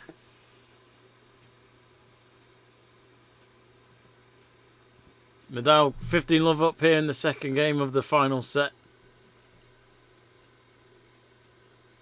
Do apologise if you folks are receiving any buffering from my end. It's just the Wi-Fi. It's been pretty decent so far, but maybe it's had enough of this tennis.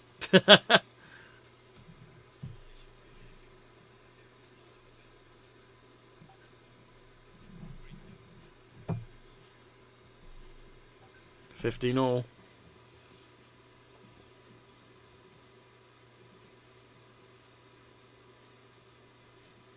But yes, thanks to all of you who've been tuning in to this stream from start to finish.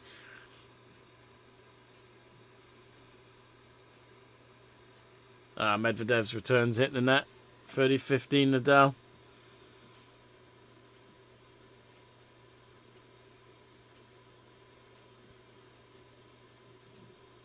Just about to reach 4.5 hours of tennis.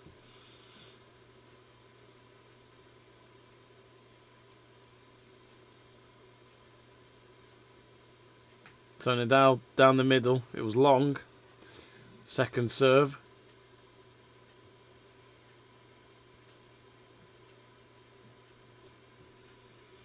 Mr. Beast has uploaded a new video on YouTube called Most Dangerous Escape Room. I do like his channel. Oh, Medvedev, I thought... I was wondering, what the hell was that? It was a complete miss hit.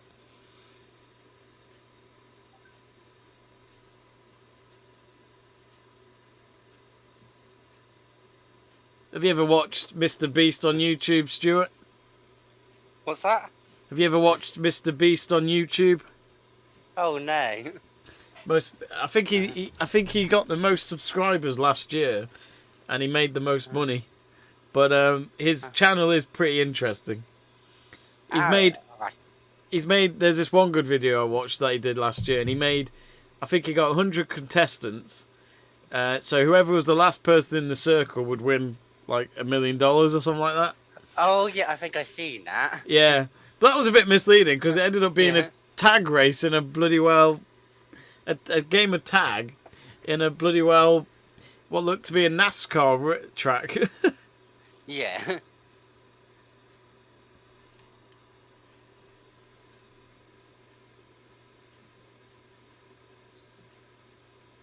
You'll have to give him a watch.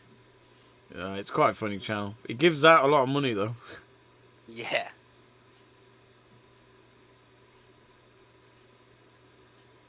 We had a thing in Birmingham at UK Athletics to see you could like stay in an ice bath the longest. Oh God, how long? Well, it was only like we only got like 50. Well, I only got 50 quid. Not bad though. 50 quid you didn't have. Yeah, that is true. Yeah, at the end of the day, what was the longest someone got, or do you not know? I mean, I was in it for like over an hour. Oof. But you're just like looking at each other just to see who was struggling and who wasn't. Like, try not to give anything away. Yeah. That's it. Because if your opponent is struggling, you're willing to stay longer, aren't you? Yeah. I'd be like there with a smile on my face, just thinking, "Oh fuck." I bet when you got out there, you didn't feel your legs. Oh yeah, couldn't move at all. Oh. So Nadal able to win his serve game, so at 1-1. No one's given way just yet. You kind of think when it's a 5-set, you want it to end on a tie break. Yeah. Oh, well done, Medvedev on the net. It's not been his strongest part of his game That's tonight, better. but he's doing it at the right time. If anything, this gets quite nerve-wracking for any Nadal or Medvedev fans. Yeah. Or Djokovic and Federer fans. Yeah. It's a bit more like it for Medvedev. He's 30 love up.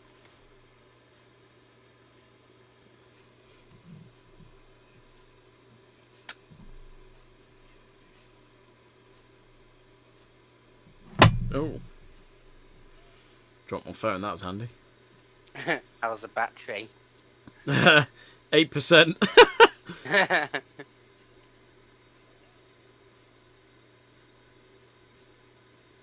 Oh. Nearly got the umpire then.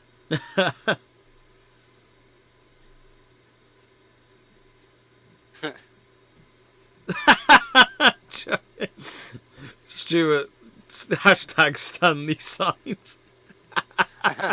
Oh, you seen him in the chat? Yeah, that's good. I think Luke got excited then. He did, he was going to fall for it. And I thought he was our transfer man. So 2-1 Medvedev. Yet again, he's having that massage on his legs. It's a bit close up and personal, if you ask me. Yeah. But it must be helping because he had it in the last set. So far, so good. He's leading 2-1, and yeah, they've got someone with the towel again, just quickly trying to dry down any sweat patches that Nadal's left on the court, which we saw be quite an occurrence in that opening set, but it seems to have died down with his sweating since then, which was probably, 24 hours ago? I can't remember now. Well, One day I'll see my family again. well, I'm getting wound up by the adverts. They're just advertising Mackies at the moment. On a sporting event. Isn't it funny when you see McDonald's advertised at the World Cup? You think, Yeah. really? Yeah. Do you really think any of these players eat McDonald's? Well, I mean, they can do if they want, but they'd probably get into trouble if they did. Well, have you seen Usain Bolt? Oh, and what, his printing advert? With his McDonald's chicken nuggets. No, what, is that new, is it? I know Sorry. you're saying... Oh, I'm sorry, Stu. I thought you meant it was an actual advert then. He was saying before he broke the world record about 9.58. Yeah. Apparently he was having like 20 McDonald's chicken nuggets a day, like the weeks before it. You're joking. Oh my god. He probably had loads of salad and stuff with it as well, but I just loved how you still have a McDonald's chicken nuggets. I was like, Is it on Sundays at least? Sundays, Dwayne The Rock Johnson, he has a cheat day, but his cheat day is ridiculous. It's like so much pizza, so much eggs, God knows. I mean, he's a tank, so he obviously has to eat a lot more than the normal human, but yeah. it's mad. The work ethic of that guy, it's amazing. Yeah, I was looking at his routine, I was like, even I couldn't do that. No. I always thought I could eat quite a lot, but it doesn't. It just takes me a normal meal at a restaurant to just go, right, I'm done. Yeah. I think it's somewhere in Doncaster. I saw it on YouTube. And this guy, I think it's a food channel, but this guy took on like the big breakfast challenge at this cafe, which was a massive plate of loads of hash browns, eggs, bacon, you name it. And I think it cost him 25, 30 quid. So, yeah, not a bad price, actually, for a one-off. But he ate quite a bit, but there was so much left, and he was like, I'm done. Yeah. And I thought, if he can't, I definitely can't. No. I would be up for doing it at one point, but I would seriously ask them to put it all in a bag. Yeah. I'll have it after. Such a waste of food otherwise. Oh, the backhand for Medvedev. Oh no, I say that, it was long. 30 love to Nadal. I was wondering for a moment, Medvedev's face looking the other way, I thought, he didn't look happy about it. Oh right, it was long. Yeah.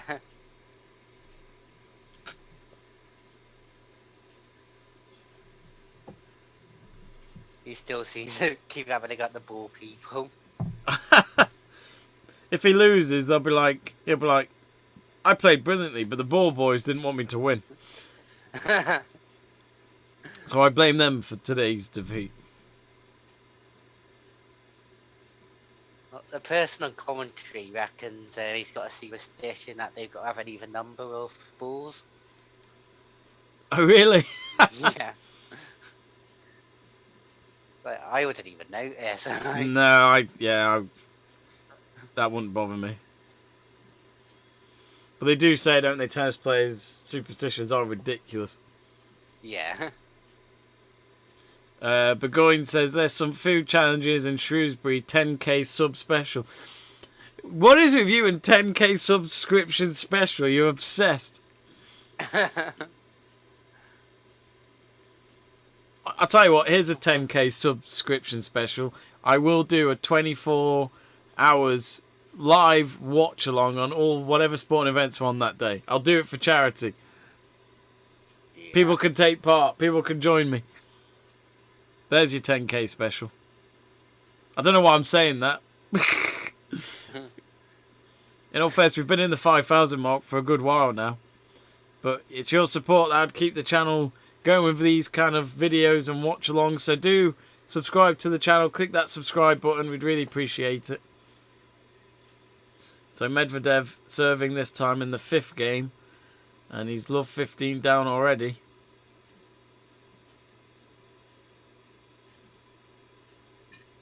It does feel like whoever slips up first could be the loser in this now.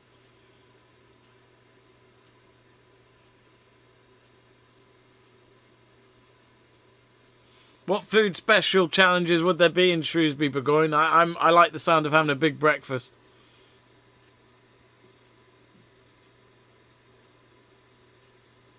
And why haven't I been told about these food challenges? I know, I thought Stuart invented them. 30-15 to Medvedev. Well, this match is just 20 minutes shy of reaching 5 hours. First serve's gone long there. Down the middle he's trying, Medvedev. I've lost count of how many aces he's got. Oh, lovely forehand from Nadal. Hitting down the right hand side of Medvedev's court.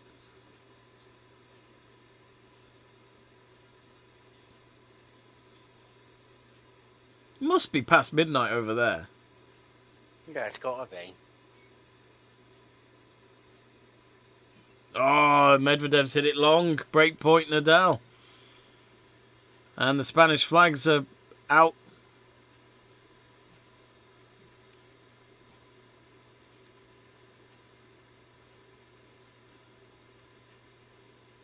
This is where you need your ace. Yeah. Oh, he didn't get an ace, but Nadal's return was no good. Now at deuce.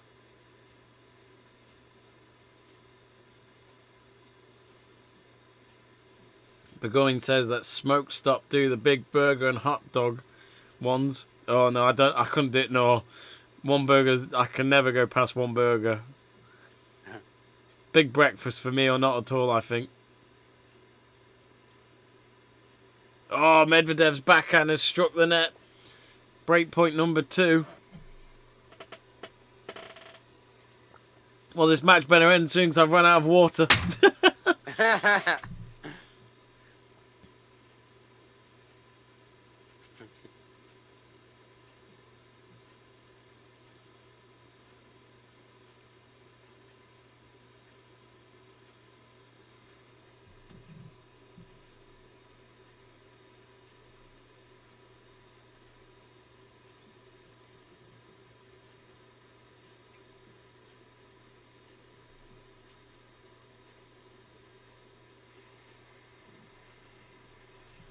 And he's broke his serve. That's a hell of a way to break him, though.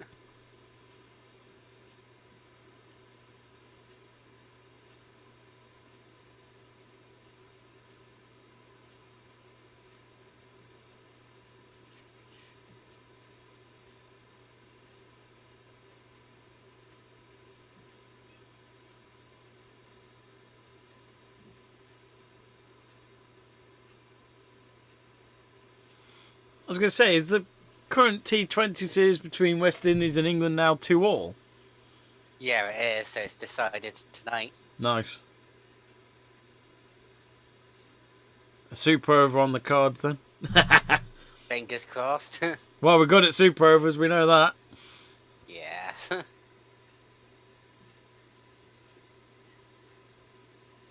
Yeah, it's just nice to be competitive after how one-sided the Ashes was. Yeah. That feels like ages ago now. Women's team are playing in the Ashes. Because Ned drew the test cricket match, didn't they? Yeah. Because of the rain, wasn't it? There was rain on one of the days, I think. Yeah. But yeah, England. Go on, Stu. I do quite like the format they do the Ashes women's cricket in. Yeah, because don't they do it where they start off with T20 and then they do the Ashes? Yeah. Yeah, I think they do 2 T20s, which are like, you get 2 points, then you get 4 points for the test. Yeah. And then I think they do 1 day games, which are 2 points as well. Surprised they don't try that out with the men's, to be honest. It makes it a bit different. And Well, it's no doubt that, I mean, it's no doubt the fans' favourite, so happy they're doing the Mexican wave. Yeah. So if Nadal can win this serve game, he's set to win a 21st Grand Slam, a record breaker. His first serve, though, is a fault.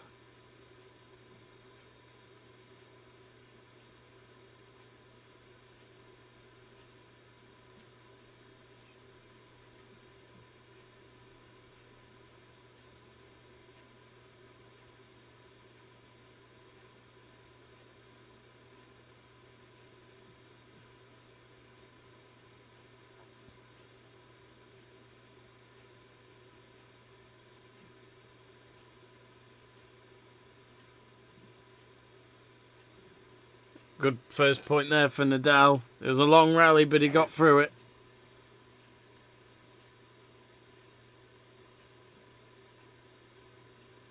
Well, Greg saying that England beat Scotland in that rugby sevens.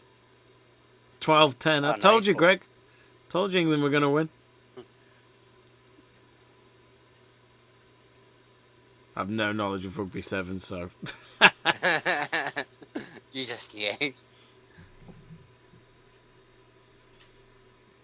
England always beat Scotland, Greg. You just got to get used to it.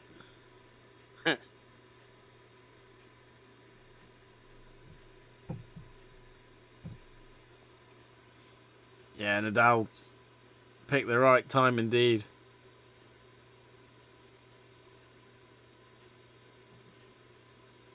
Well, we've officially been streaming for the last 5 hours. If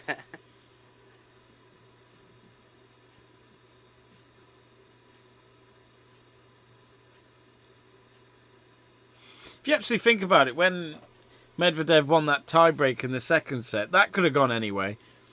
And you do feel that when Medvedev won that, I thought mentally for Nadal, can he really do it? You know, a 5-setter, which of course he has done, as he's proven.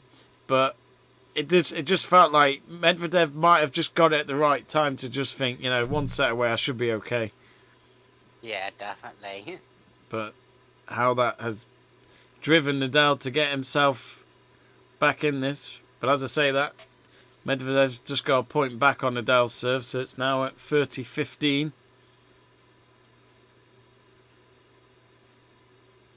Yeah, This would...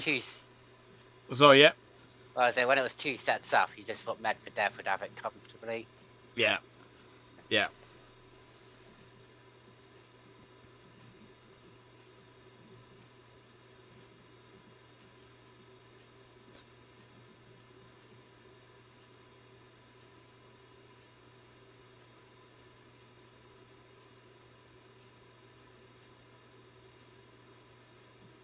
Oh, Medvedev's hit the net.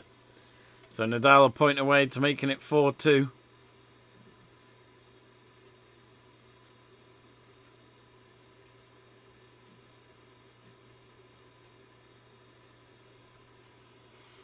And our poll, of course, is towards Nadal at the moment. 61% to Medvedev's 39%. Oh, wow.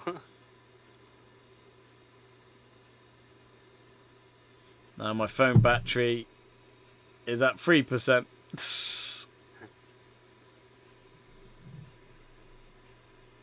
Oh, what a point for Medvedev. That's brilliant. Keeps him in it.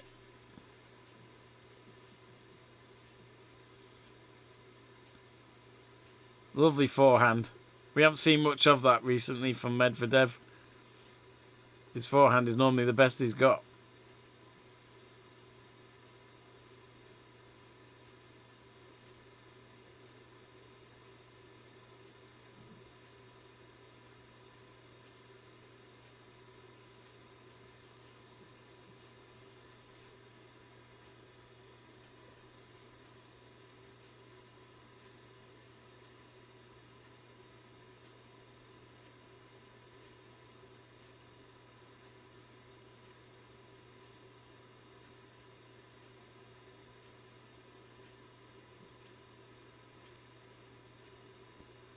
Now, I might be wrong, but I think Nadal would actually be the second player ever in men's tennis to actually win every Grand Slam twice.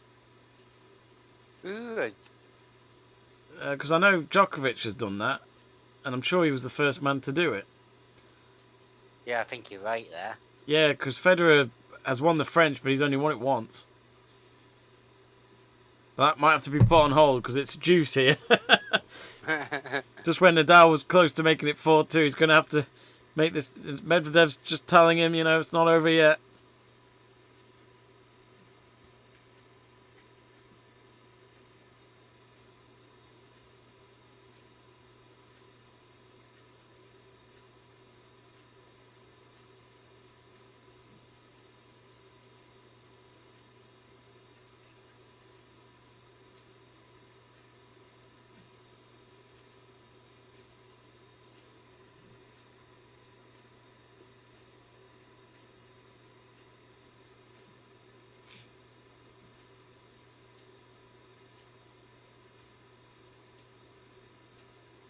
Medvedev return long, advantage Nadal. But yeah, I'm sure that's the case because Federer won the French Open because Nadal wasn't in the final back in 2009.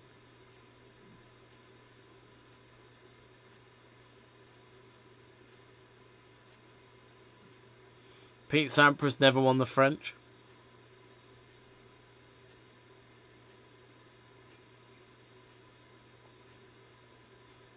Oh, Medvedev's got a point back. His forehand's back in the game.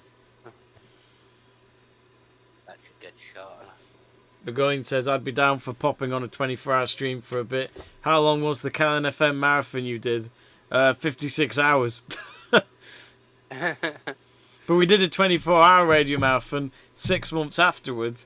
And mentally, the 24-hour one was harder. I think it's because you look at that and think, 24 hours is nothing compared to 56. But, oh, how we were wrong.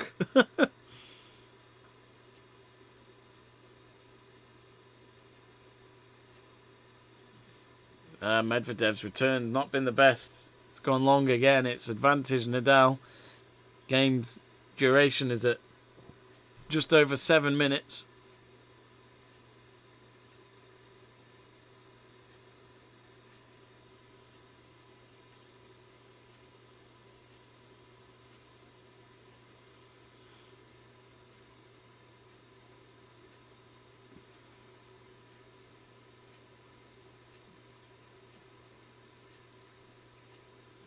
Oh, lovely backhand for Medvedev. Nadal got lucky with the net, and he's hit the net, Nadal. What a moment that was.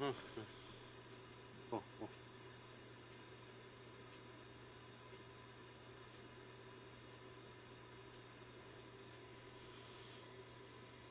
think we should have a rule that every single Let's Talk Sport contributor, if they are going to come on the 24-hour stream, whenever we do that, they have to do at least 3 hours. Yes.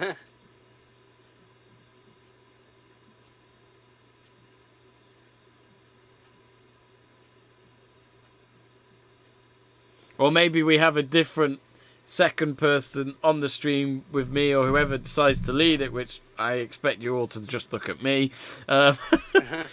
Maybe it should be a different person for each sporting event we do a watch along for during that 24 hours.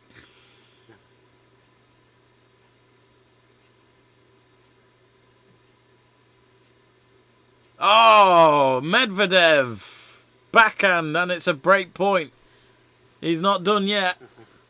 One or two fans jumping from their seats just to not feel like they're the only fans. Yeah. Feels like if you say Medvedev in that stadium right now, you'd get booed. Yeah, you would think.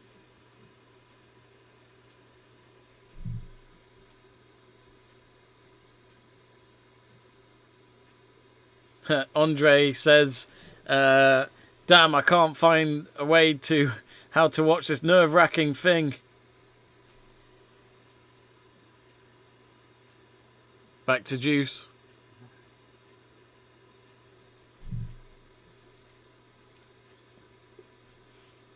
Burgoyne says, if this game keeps on, I can avoid the Egypt game. That's the thing. Originally, I was supposed to do that as a watch-along after this, but that ain't happening. You'd be doing a 24-hour stream. Yeah, it may as well have been that. We may as well have just started on it.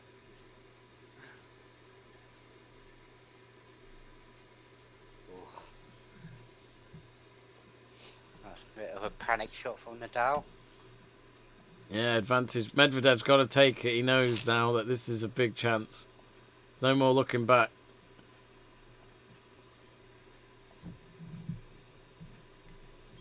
And on the outside.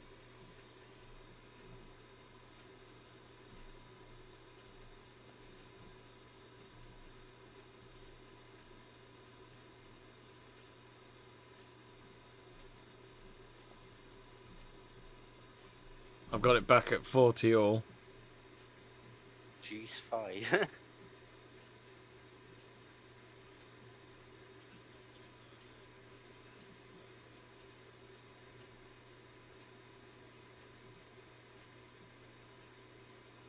We're pretty even on winning the break points. I'd imagine Medvedev's had a lot more opportunities, though.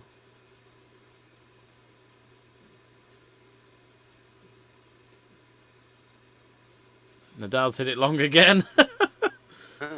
Breakpoint number 3, I'd say. Yeah.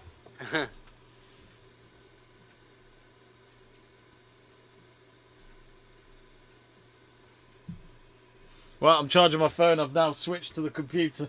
The phone didn't last. Well, it's on 2%. Well, no, it's on 1%, so I better just save it. Oh, well.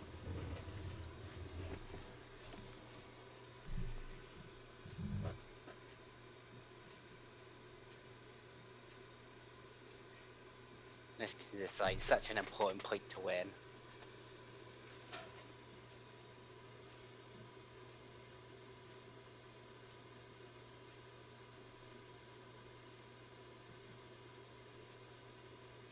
Juice again. I'll say this now for Medvedev. He's missed so many chances today. Yeah, he has. But I guess at the same time, maybe credit's due towards Nadal to help him miss those chances.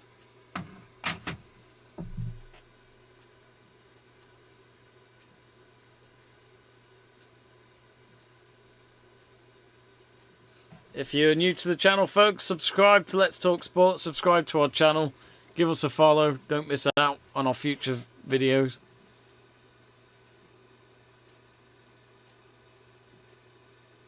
Advantage Nadal.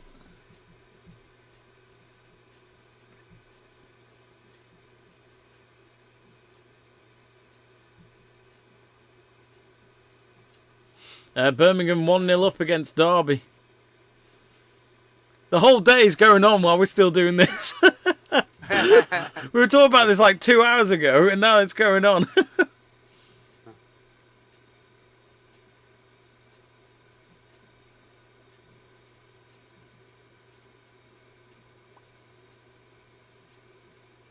Oh, Nadal should get that point. Yep, he does. And he's now 4-2 up. Medvedev to serve, but again, I'm sorry, Medvedev, but you got to take those chances. Yeah, you have. That game duration went on for nearly 14 minutes.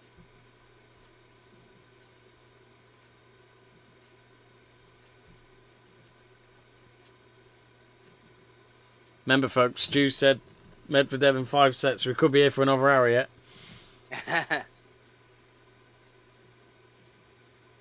Was that game like 15 minutes or so?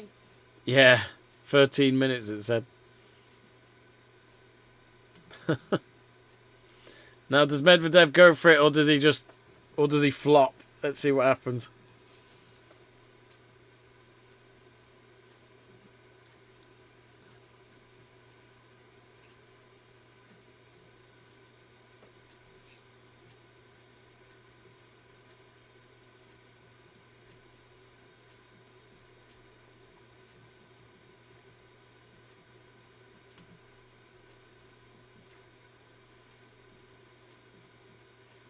There are international friendlies going on. Indonesia 3-0 up against Timor-Leste. But for any of you football fans, we are doing a couple of live stream watch-alongs tonight at 7 o'clock. Senegal versus Equatorial Guinea with Seb True and Luke Tanner. And you can join myself at 8:05 for Canada versus USA in their World Cup qualifiers. 40 love Medvedev, so it looks like he could just win a love game here just to keep him in this. He's got to break his serve, though, to get back.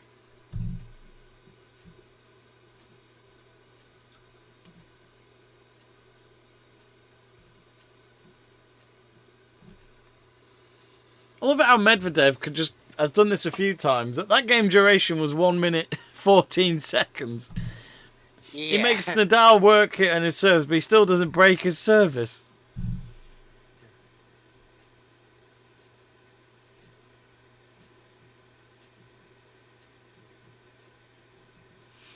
Well, interesting question from Burgoyne asking, is the Luis Diaz signing at Liverpool a Salah fallout plan? What do you reckon, Stu? Well, he's more for the left-hand side, so I don't know it's more for Mane. But I don't know if you saw his weight, but apparently he's agreed to like 56,000 a week.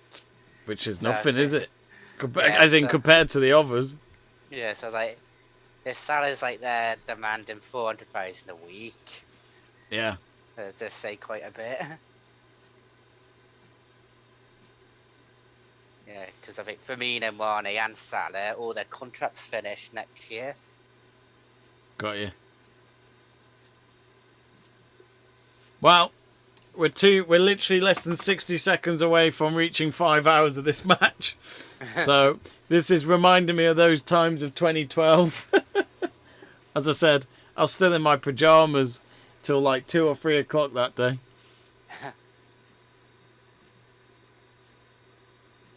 Just glad they put this on in the morning, and we weren't like, it wasn't in the afternoon and we were about to go to work the next day. You're going to have to spend the rest of the day recovering now. I love how we moan like that, and yet these two are the ones that are doing the work. We're just spectators. We're just lazy. In all fairness, Stuart has had his morning run, so he has actually got out today. Yes. So, can Nadal hold serve, or can Medvedev fight back? Here we go.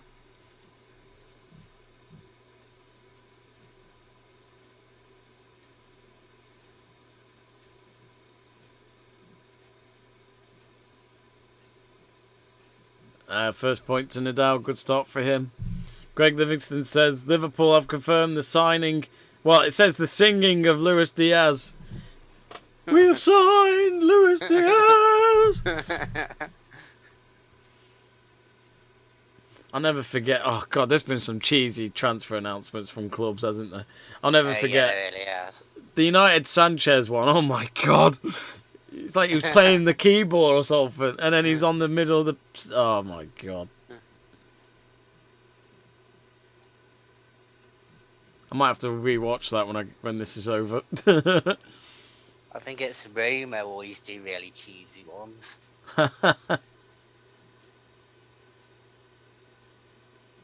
I love it with United's announcement of Ronaldo coming back. They had to just do a quick text announcement just because everyone already knew. Yeah. It's like we can't do an announcement, proper cheesy one, because sadly you already pretty much know.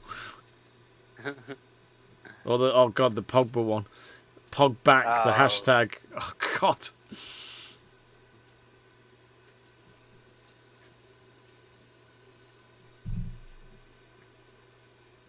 $15 all. I've noticed on the back of his trainers that he's wearing tonight, Nadal, he's got 09 on the back, so that must mark when he last won the Aussie Open. Yeah, must be. Yeah.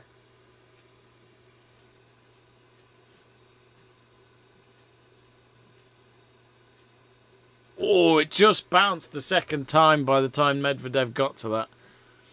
It's a shame. 30-15 Nadal.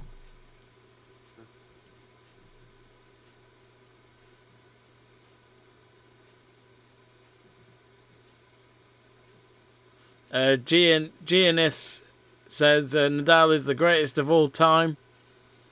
Technically he will be if he wins this Grand Slam. He'll have 21. Medvedev gets a point back though, 30 all. You just wonder, don't you? You just wonder how many more Grand Slams can Nadal and Djokovic win? Oh yeah, definitely. Because I still feel like Djokovic has still got a few in him. They let him at any. Yeah, if they let him in. So it'll be Wimbledon or he'll be allowed. Yeah. US Open you can quarantine. Yeah. At the moment, so I reckon he'll be able to at least do them two. Don't know about the French. I think, sadly, for Djokovic, his schedule will be so much different this year. Because if he is going to do the quarantining to get into these majors, then he might have to give up 1 or 2 tournaments here and there just so he can basically turn up. But I guess the quarantining could be quite a disadvantage for him, actually. I suppose it depends how nice the other country is, if they give him somewhere he's got like a tennis court or anything. Yeah.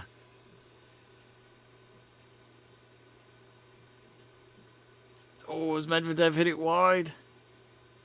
Yeah, he has. Nadal 40-30. Again, Medvedev's net play just not up to it today.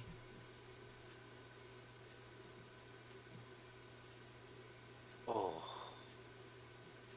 He's got to win that. GNS saying, at this age he is playing at this level and comes back at the final from 2-love down. Huge athlete. Djokovic will take more Grand Slams in my opinion, but imagine what Nadal could achieve if he wasn't injured so many times.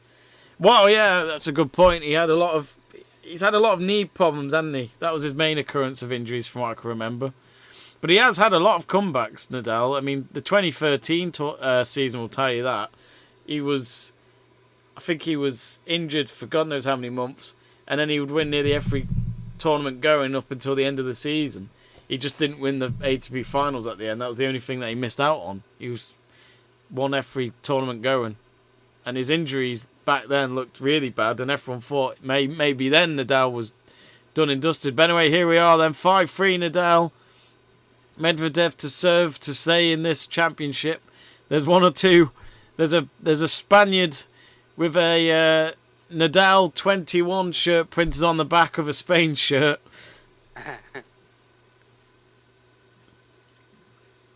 Vara OK has also said Nadal the greatest of all time.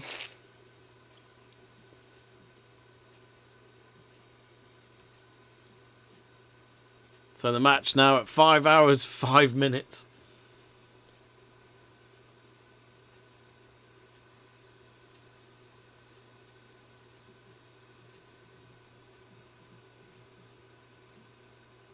I will say this now. I'll definitely say Nadal's greatest player on clay court. There's no doubt about that. All those French Open.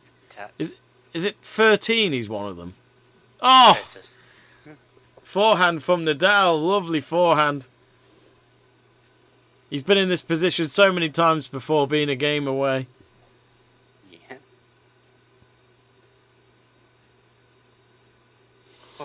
We'll always wonder, what if Djokovic was in this tournament? Would we have seen a Nadal-Djokovic classic as well?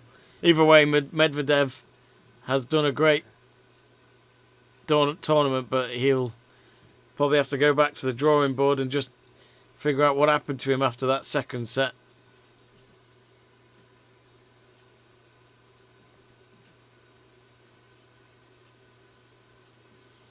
Gina says, one more Nadal, let's go. Remember, folks, to subscribe to the channel. The link is in the live chat page on the pinned message. It's free to do so.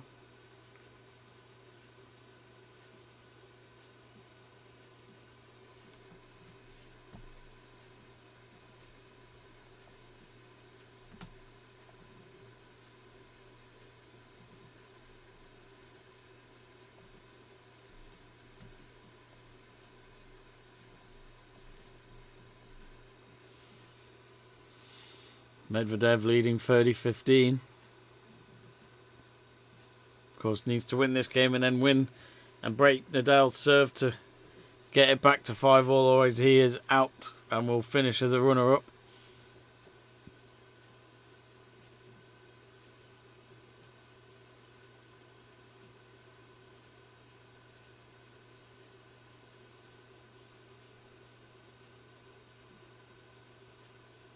I don't even know why I mentioned this, but the viewers might just scroll all the way back to the start of this chat and take the mick out of me and Stu's predictions if Nadal wins now.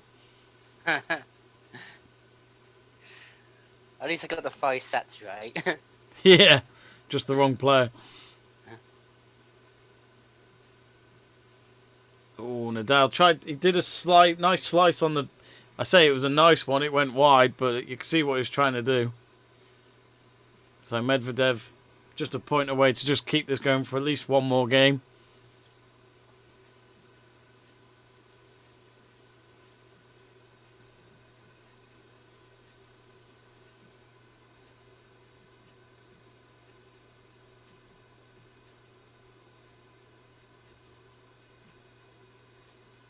Oh, the slice there for Medvedev.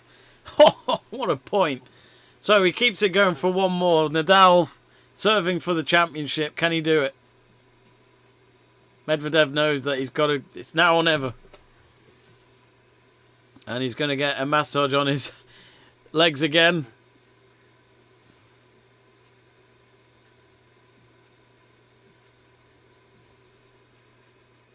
But either way, Stuart, it's been a cracking match.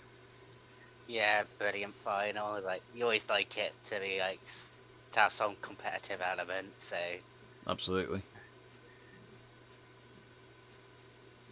it's funny, isn't it? I know they're professional tennis players, but they both just don't look that tired, do they? You know what I mean? Despite all the hours of tennis they've played in the last 2 weeks. Oh yeah. It's like the Tour de France when you watch them in the final stage in Paris. Like, it's so much more relaxed in the final stage because it's more of just a victory lap, basically, around the city centre. But even so, that some of them are, when they all go for that sprint finish in Paris, it's just like, God, they've been literally cycling around France for 3 weeks. Yeah. How do you have that energy? God knows. There's nothing of them, that's for sure.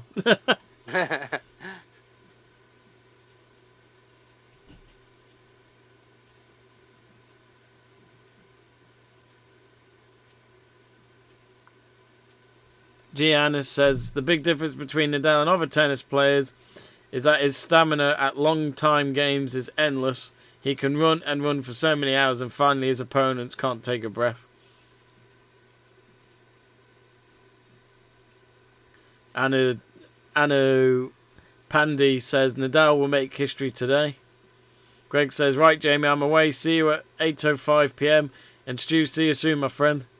I'll see you, Greg. Take care, mate.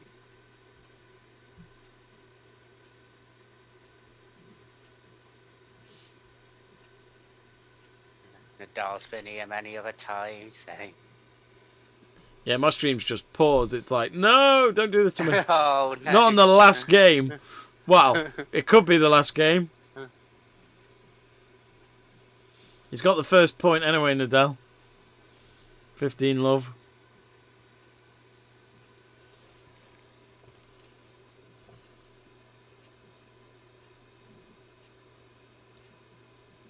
It's easy to say he's just 3 points away, but in Nadal's mind, he's thinking it's still a marathon yet.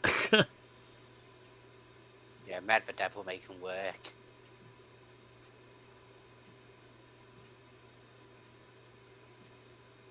And it's 30 love Nadal. 2 away.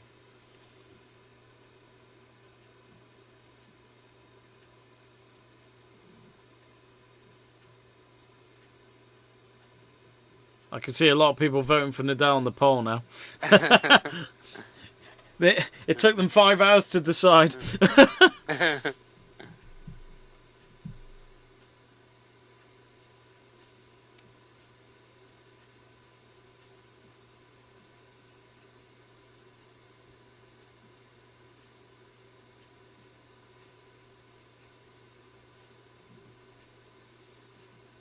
So Nadal with his forehand, it's long. Medvedev with a point back here, 30-15. But that was an error from Nadal.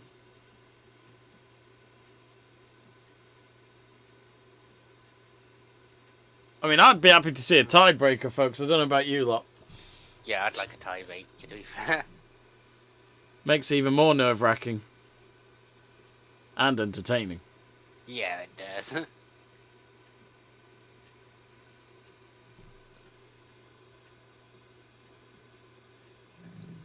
First serve of Nadal's too long.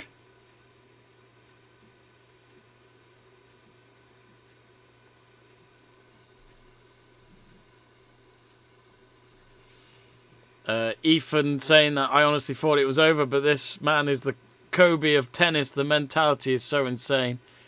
30 all.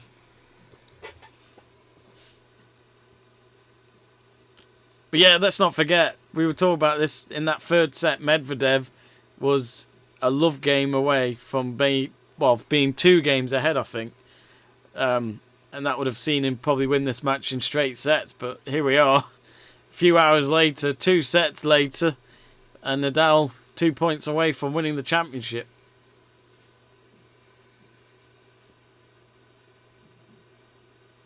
First serve is a fault, though. He would hate to just double fault and then give a break point to Medvedev here. Oh, yeah.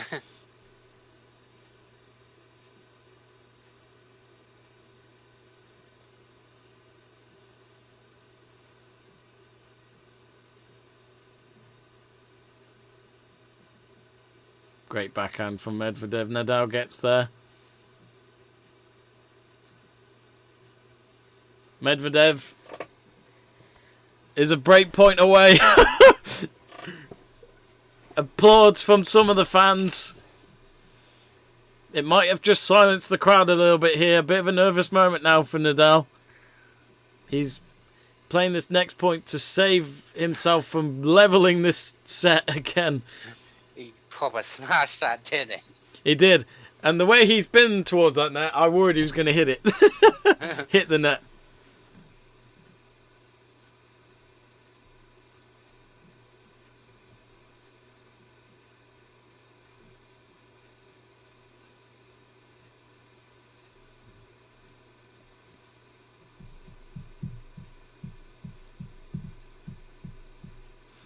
Medvedev's had so many break points opportunities in this final.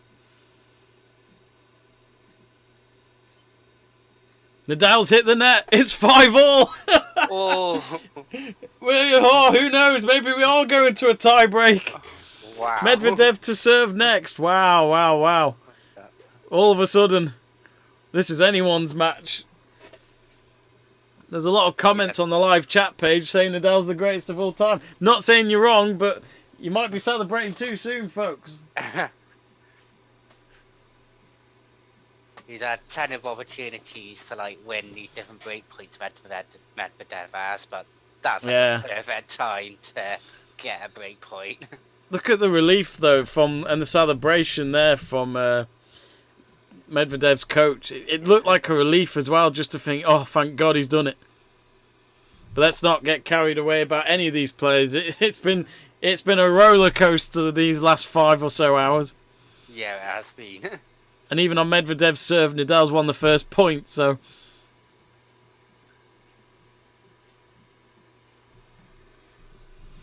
But going asking how long have we been streaming? Nearly 5 hours and 40 minutes.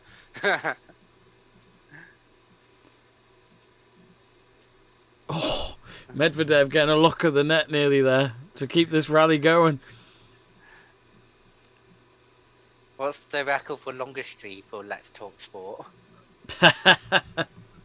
Nadal's hit the net 15-all. That's a good question. It's got to be one of the golf ones.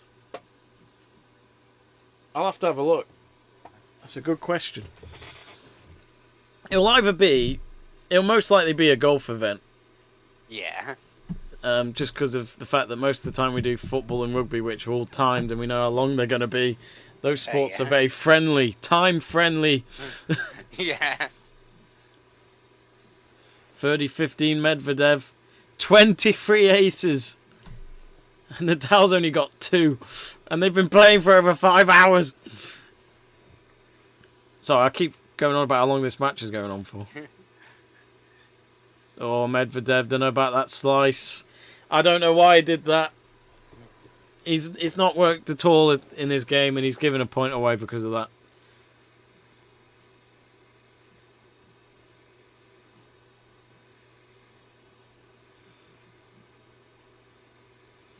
Well, it's no doubt this final will be a classic. Anyway, 30-all. I think it's fair to say neither of them can hold their serve game anymore. No. And he's hit it wide, Medvedev. Nadal's got a break point.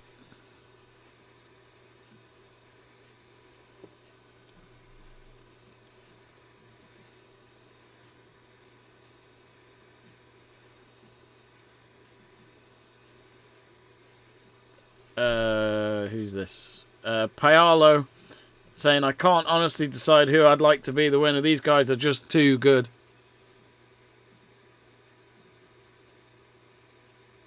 Oh, Nadal's hit it wide, so it's a deuce.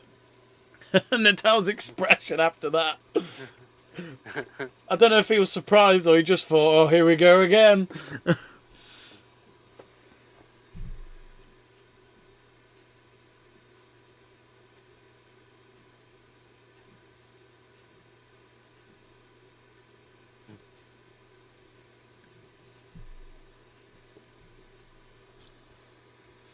Medvedev with a backhand. Now Nadal's forehand. And Medvedev's hit it long.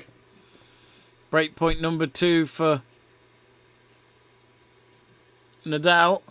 My stream has paused again. Damn you.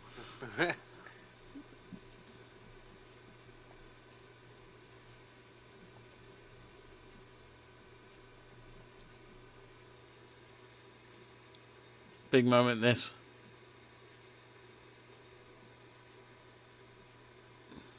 Great serve, Medvedev. I'll say this now, even after 5 hours or so, Medvedev can still rely on his serves now and again. Yeah. He can still get an ace or two.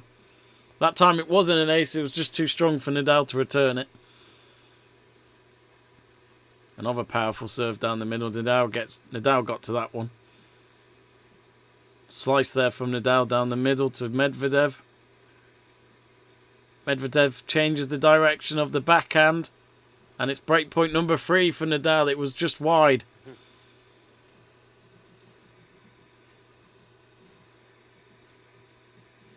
Greg asking, are there still people in the court? Of course there is. It's the Grand Slam final. I'd love to know if any of them have had to leave because of work or Salford or trying to get back home. And Nadal's broken his serve. Oh, typical Medvedev, though. What? Yeah. Why did he break that serve and then let him break the serve? It's just like, really? Yeah. So Nadal, yet again, serving for the championship here.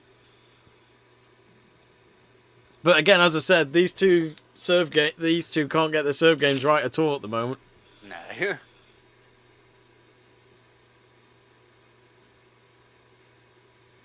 Lazaros asks, in the Australian Open, is there a limit on games per set? They changed this rule because of Anderson and Isner's semi-final, as I mentioned earlier. I think what happens... Oh, no, I think it's just a normal tie-break. So they don't do it, win by 2 clear games anymore. I'm sure they got rid of that. Or I think they do it up to a certain amount, if that makes sense. As in, they go up to 10 games each, and then it's just... I don't know. Either way, they've changed it so that it's not like that all the time now, because otherwise you would be here for ages. But don't forget to subscribe, folks. Click that like button, give us a subscribe, and you can keep an eye on our future watch-alongs. Tennis, other sports, you name it, F1, football, snooker, golf. A lot of sport to look forward to in this new year. Can't believe it's January 30th already. Hey. 1st of Feb on Tuesday. But thanks to all of you who've been tuning in throughout the last 5 hours, whether that's from the start, from the very first point, or just coming down again to check out how we are. I feel for the chair umpire. I don't think he's left his seat, because they've all had a drinks break or gone to the toilet. He's just stayed there. Yeah. I hope he hasn't, because it's quite dangerous sitting down for that long. Anyway, serving for the championship yet again, Nadal.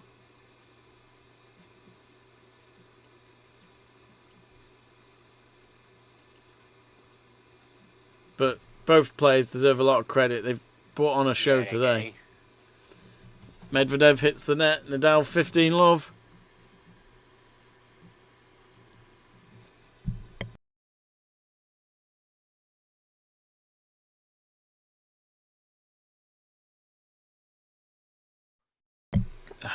Had to mute my mic there. Had to sneeze. Sorry about that, folks.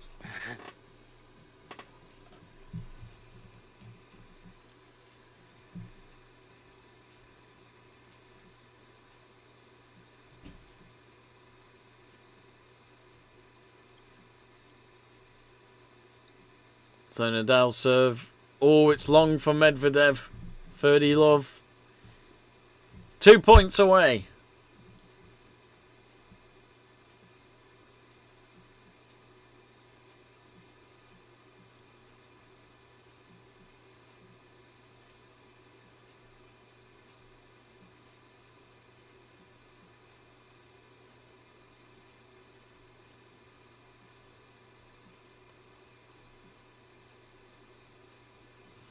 I guess we'll talk more about it. Oh, is that an ace? It is! Nadal with a rare ace. 3 championship points. Is this it? Is this finally it? Are we going to see the finish line? Well, I guess it had to be in some style, him winning a 21st Grand Slam. It was never going to be easy. No, it wasn't. 2 words I've been relieved to see on the scoreboard. Championship points.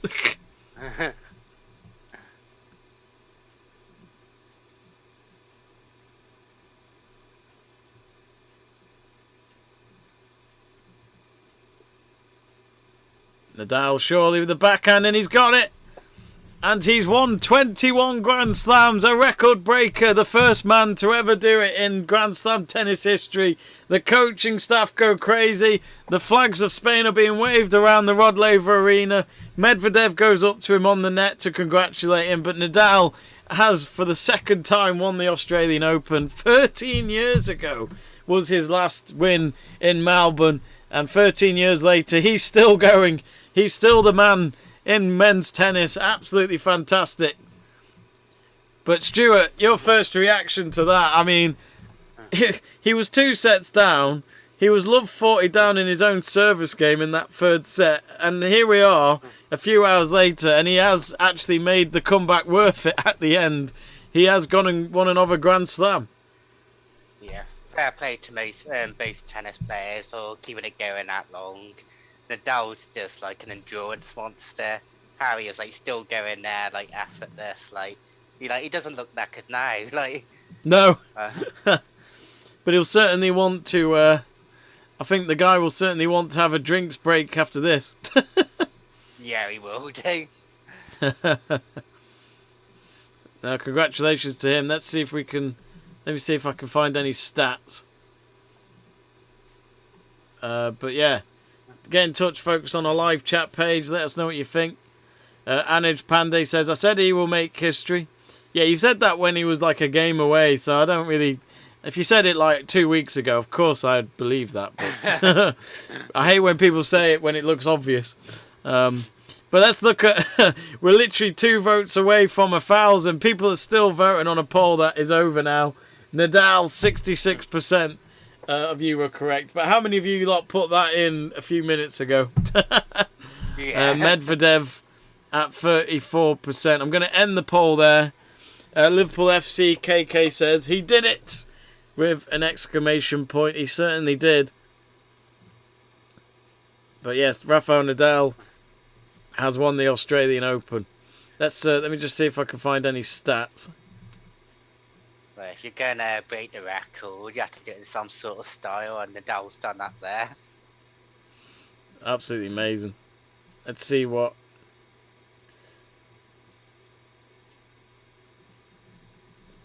I mean, it's mad to think as well, though, Stu, because he was injured at the end of last season. So, he hasn't had much tennis going on. And then he got thrashed by Murray in an exhibition in Abu Dhabi just before Christmas. So yeah. that made me think, if he's getting thrashed by a player that's not even in the top 100, does that look like he had a long time to recover and to get himself back at his best? But here we are at the end of January, just a few weeks after that match, and he's won the Grand Slam. Yeah, it's remarkable. Like, I don't know how you can have like the fitness levels, like being out of the game so long, to just like keep going on that long. I love what some of these tweets are saying. Someone's put, "Come on, Rafa, I need a wee." But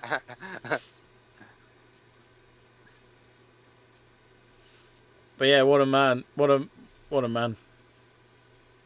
But yeah, someone's put, this is pressure that Daniil Medvedev will not have faced before. Nadal will serve for it again. This was before the match had finished, but it's true. I mean, that's the thing for Medvedev today.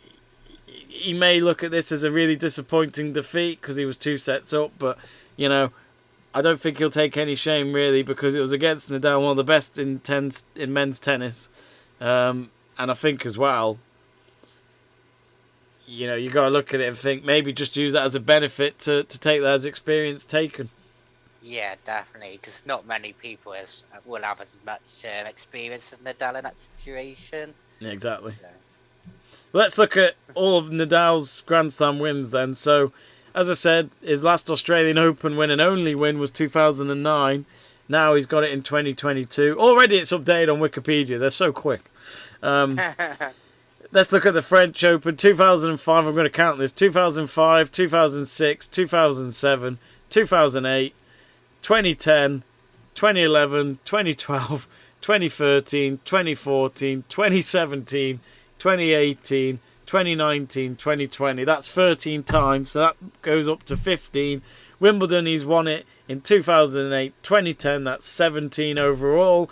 And then the 4 Grand Slams at the US Open, 2010, 2013, 2017, and 2019 when he beat Medvedev at Flushing Meadows. So yet again, Medvedev being a runner-up to Nadal in a men's Grand Slam final, but on a different court this time. Yeah.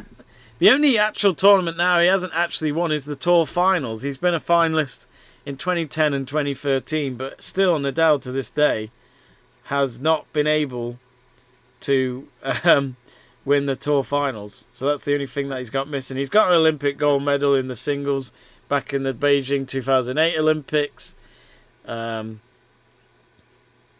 he's also got a doubles back in 2016, which I think that was with Roberto Bautista Agut. I might be wrong. I didn't realise how many Davis Cups he's won. He's actually won 5 of them. 2004, 2008, 2009, 2011 and 2019. Quite incredible. Yeah. Yeah, he's won a lot, and he's won another one again today.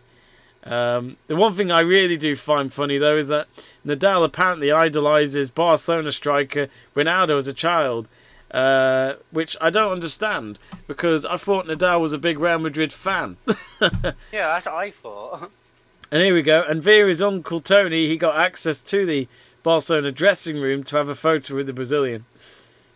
So, oh dear, Nadal. You've disappointed a few Madrid fans there. Teddy Bear says Rafa is the GOAT in capital letters.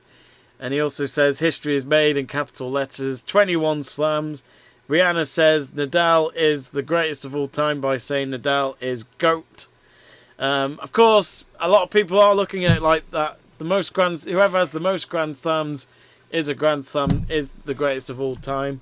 Let's make this clear. Greatest of all time in terms of men's tennis, because in women's tennis, Serena has won more Grand Slams than Nadal, and so has I forgot her name. Oh, that's good. Steffi Graf, I think it was, or was it Margaret Court? I can't remember. It's one of them.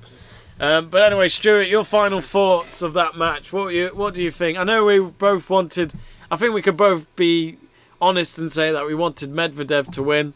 But Yeah. do you think? What are your thoughts overall? Well, I think Medvedev, I can't even speak anymore. Medvedev had like the perfect start. Like he dominated that first set, and then he got that important win in the second set, and then he seemed to take his foot off the throttle a little bit, which you can't do against Nadal. And then I think Nadal ended up taking his game to another level, which he just couldn't match. Yeah. I just think he should have took it back when we had that one game when it was love 40 and he didn't break him, and I think that would have been a massive turning point to the match. I'm just gonna add some messages to the live chat page saying thanks for watching. And remember to subscribe. 22?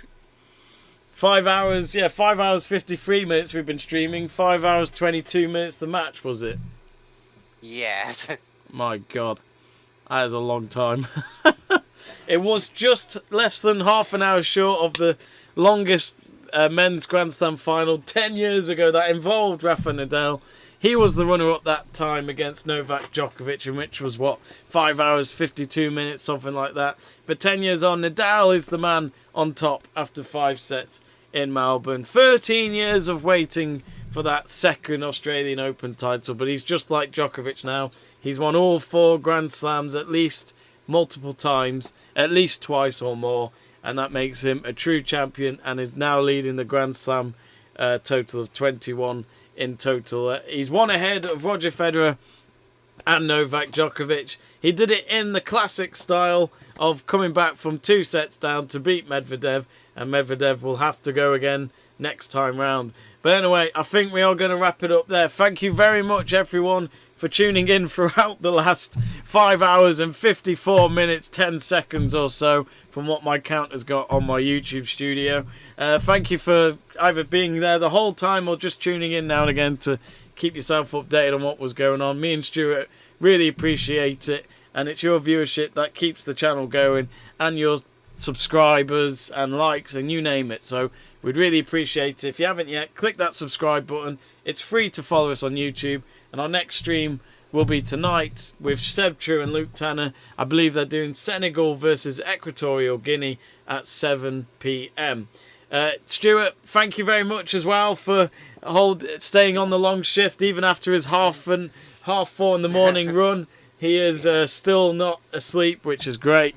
But anyway, Nadal, the greatest of all time. I'll leave that for you to decide. Thank you, and see you later, folks.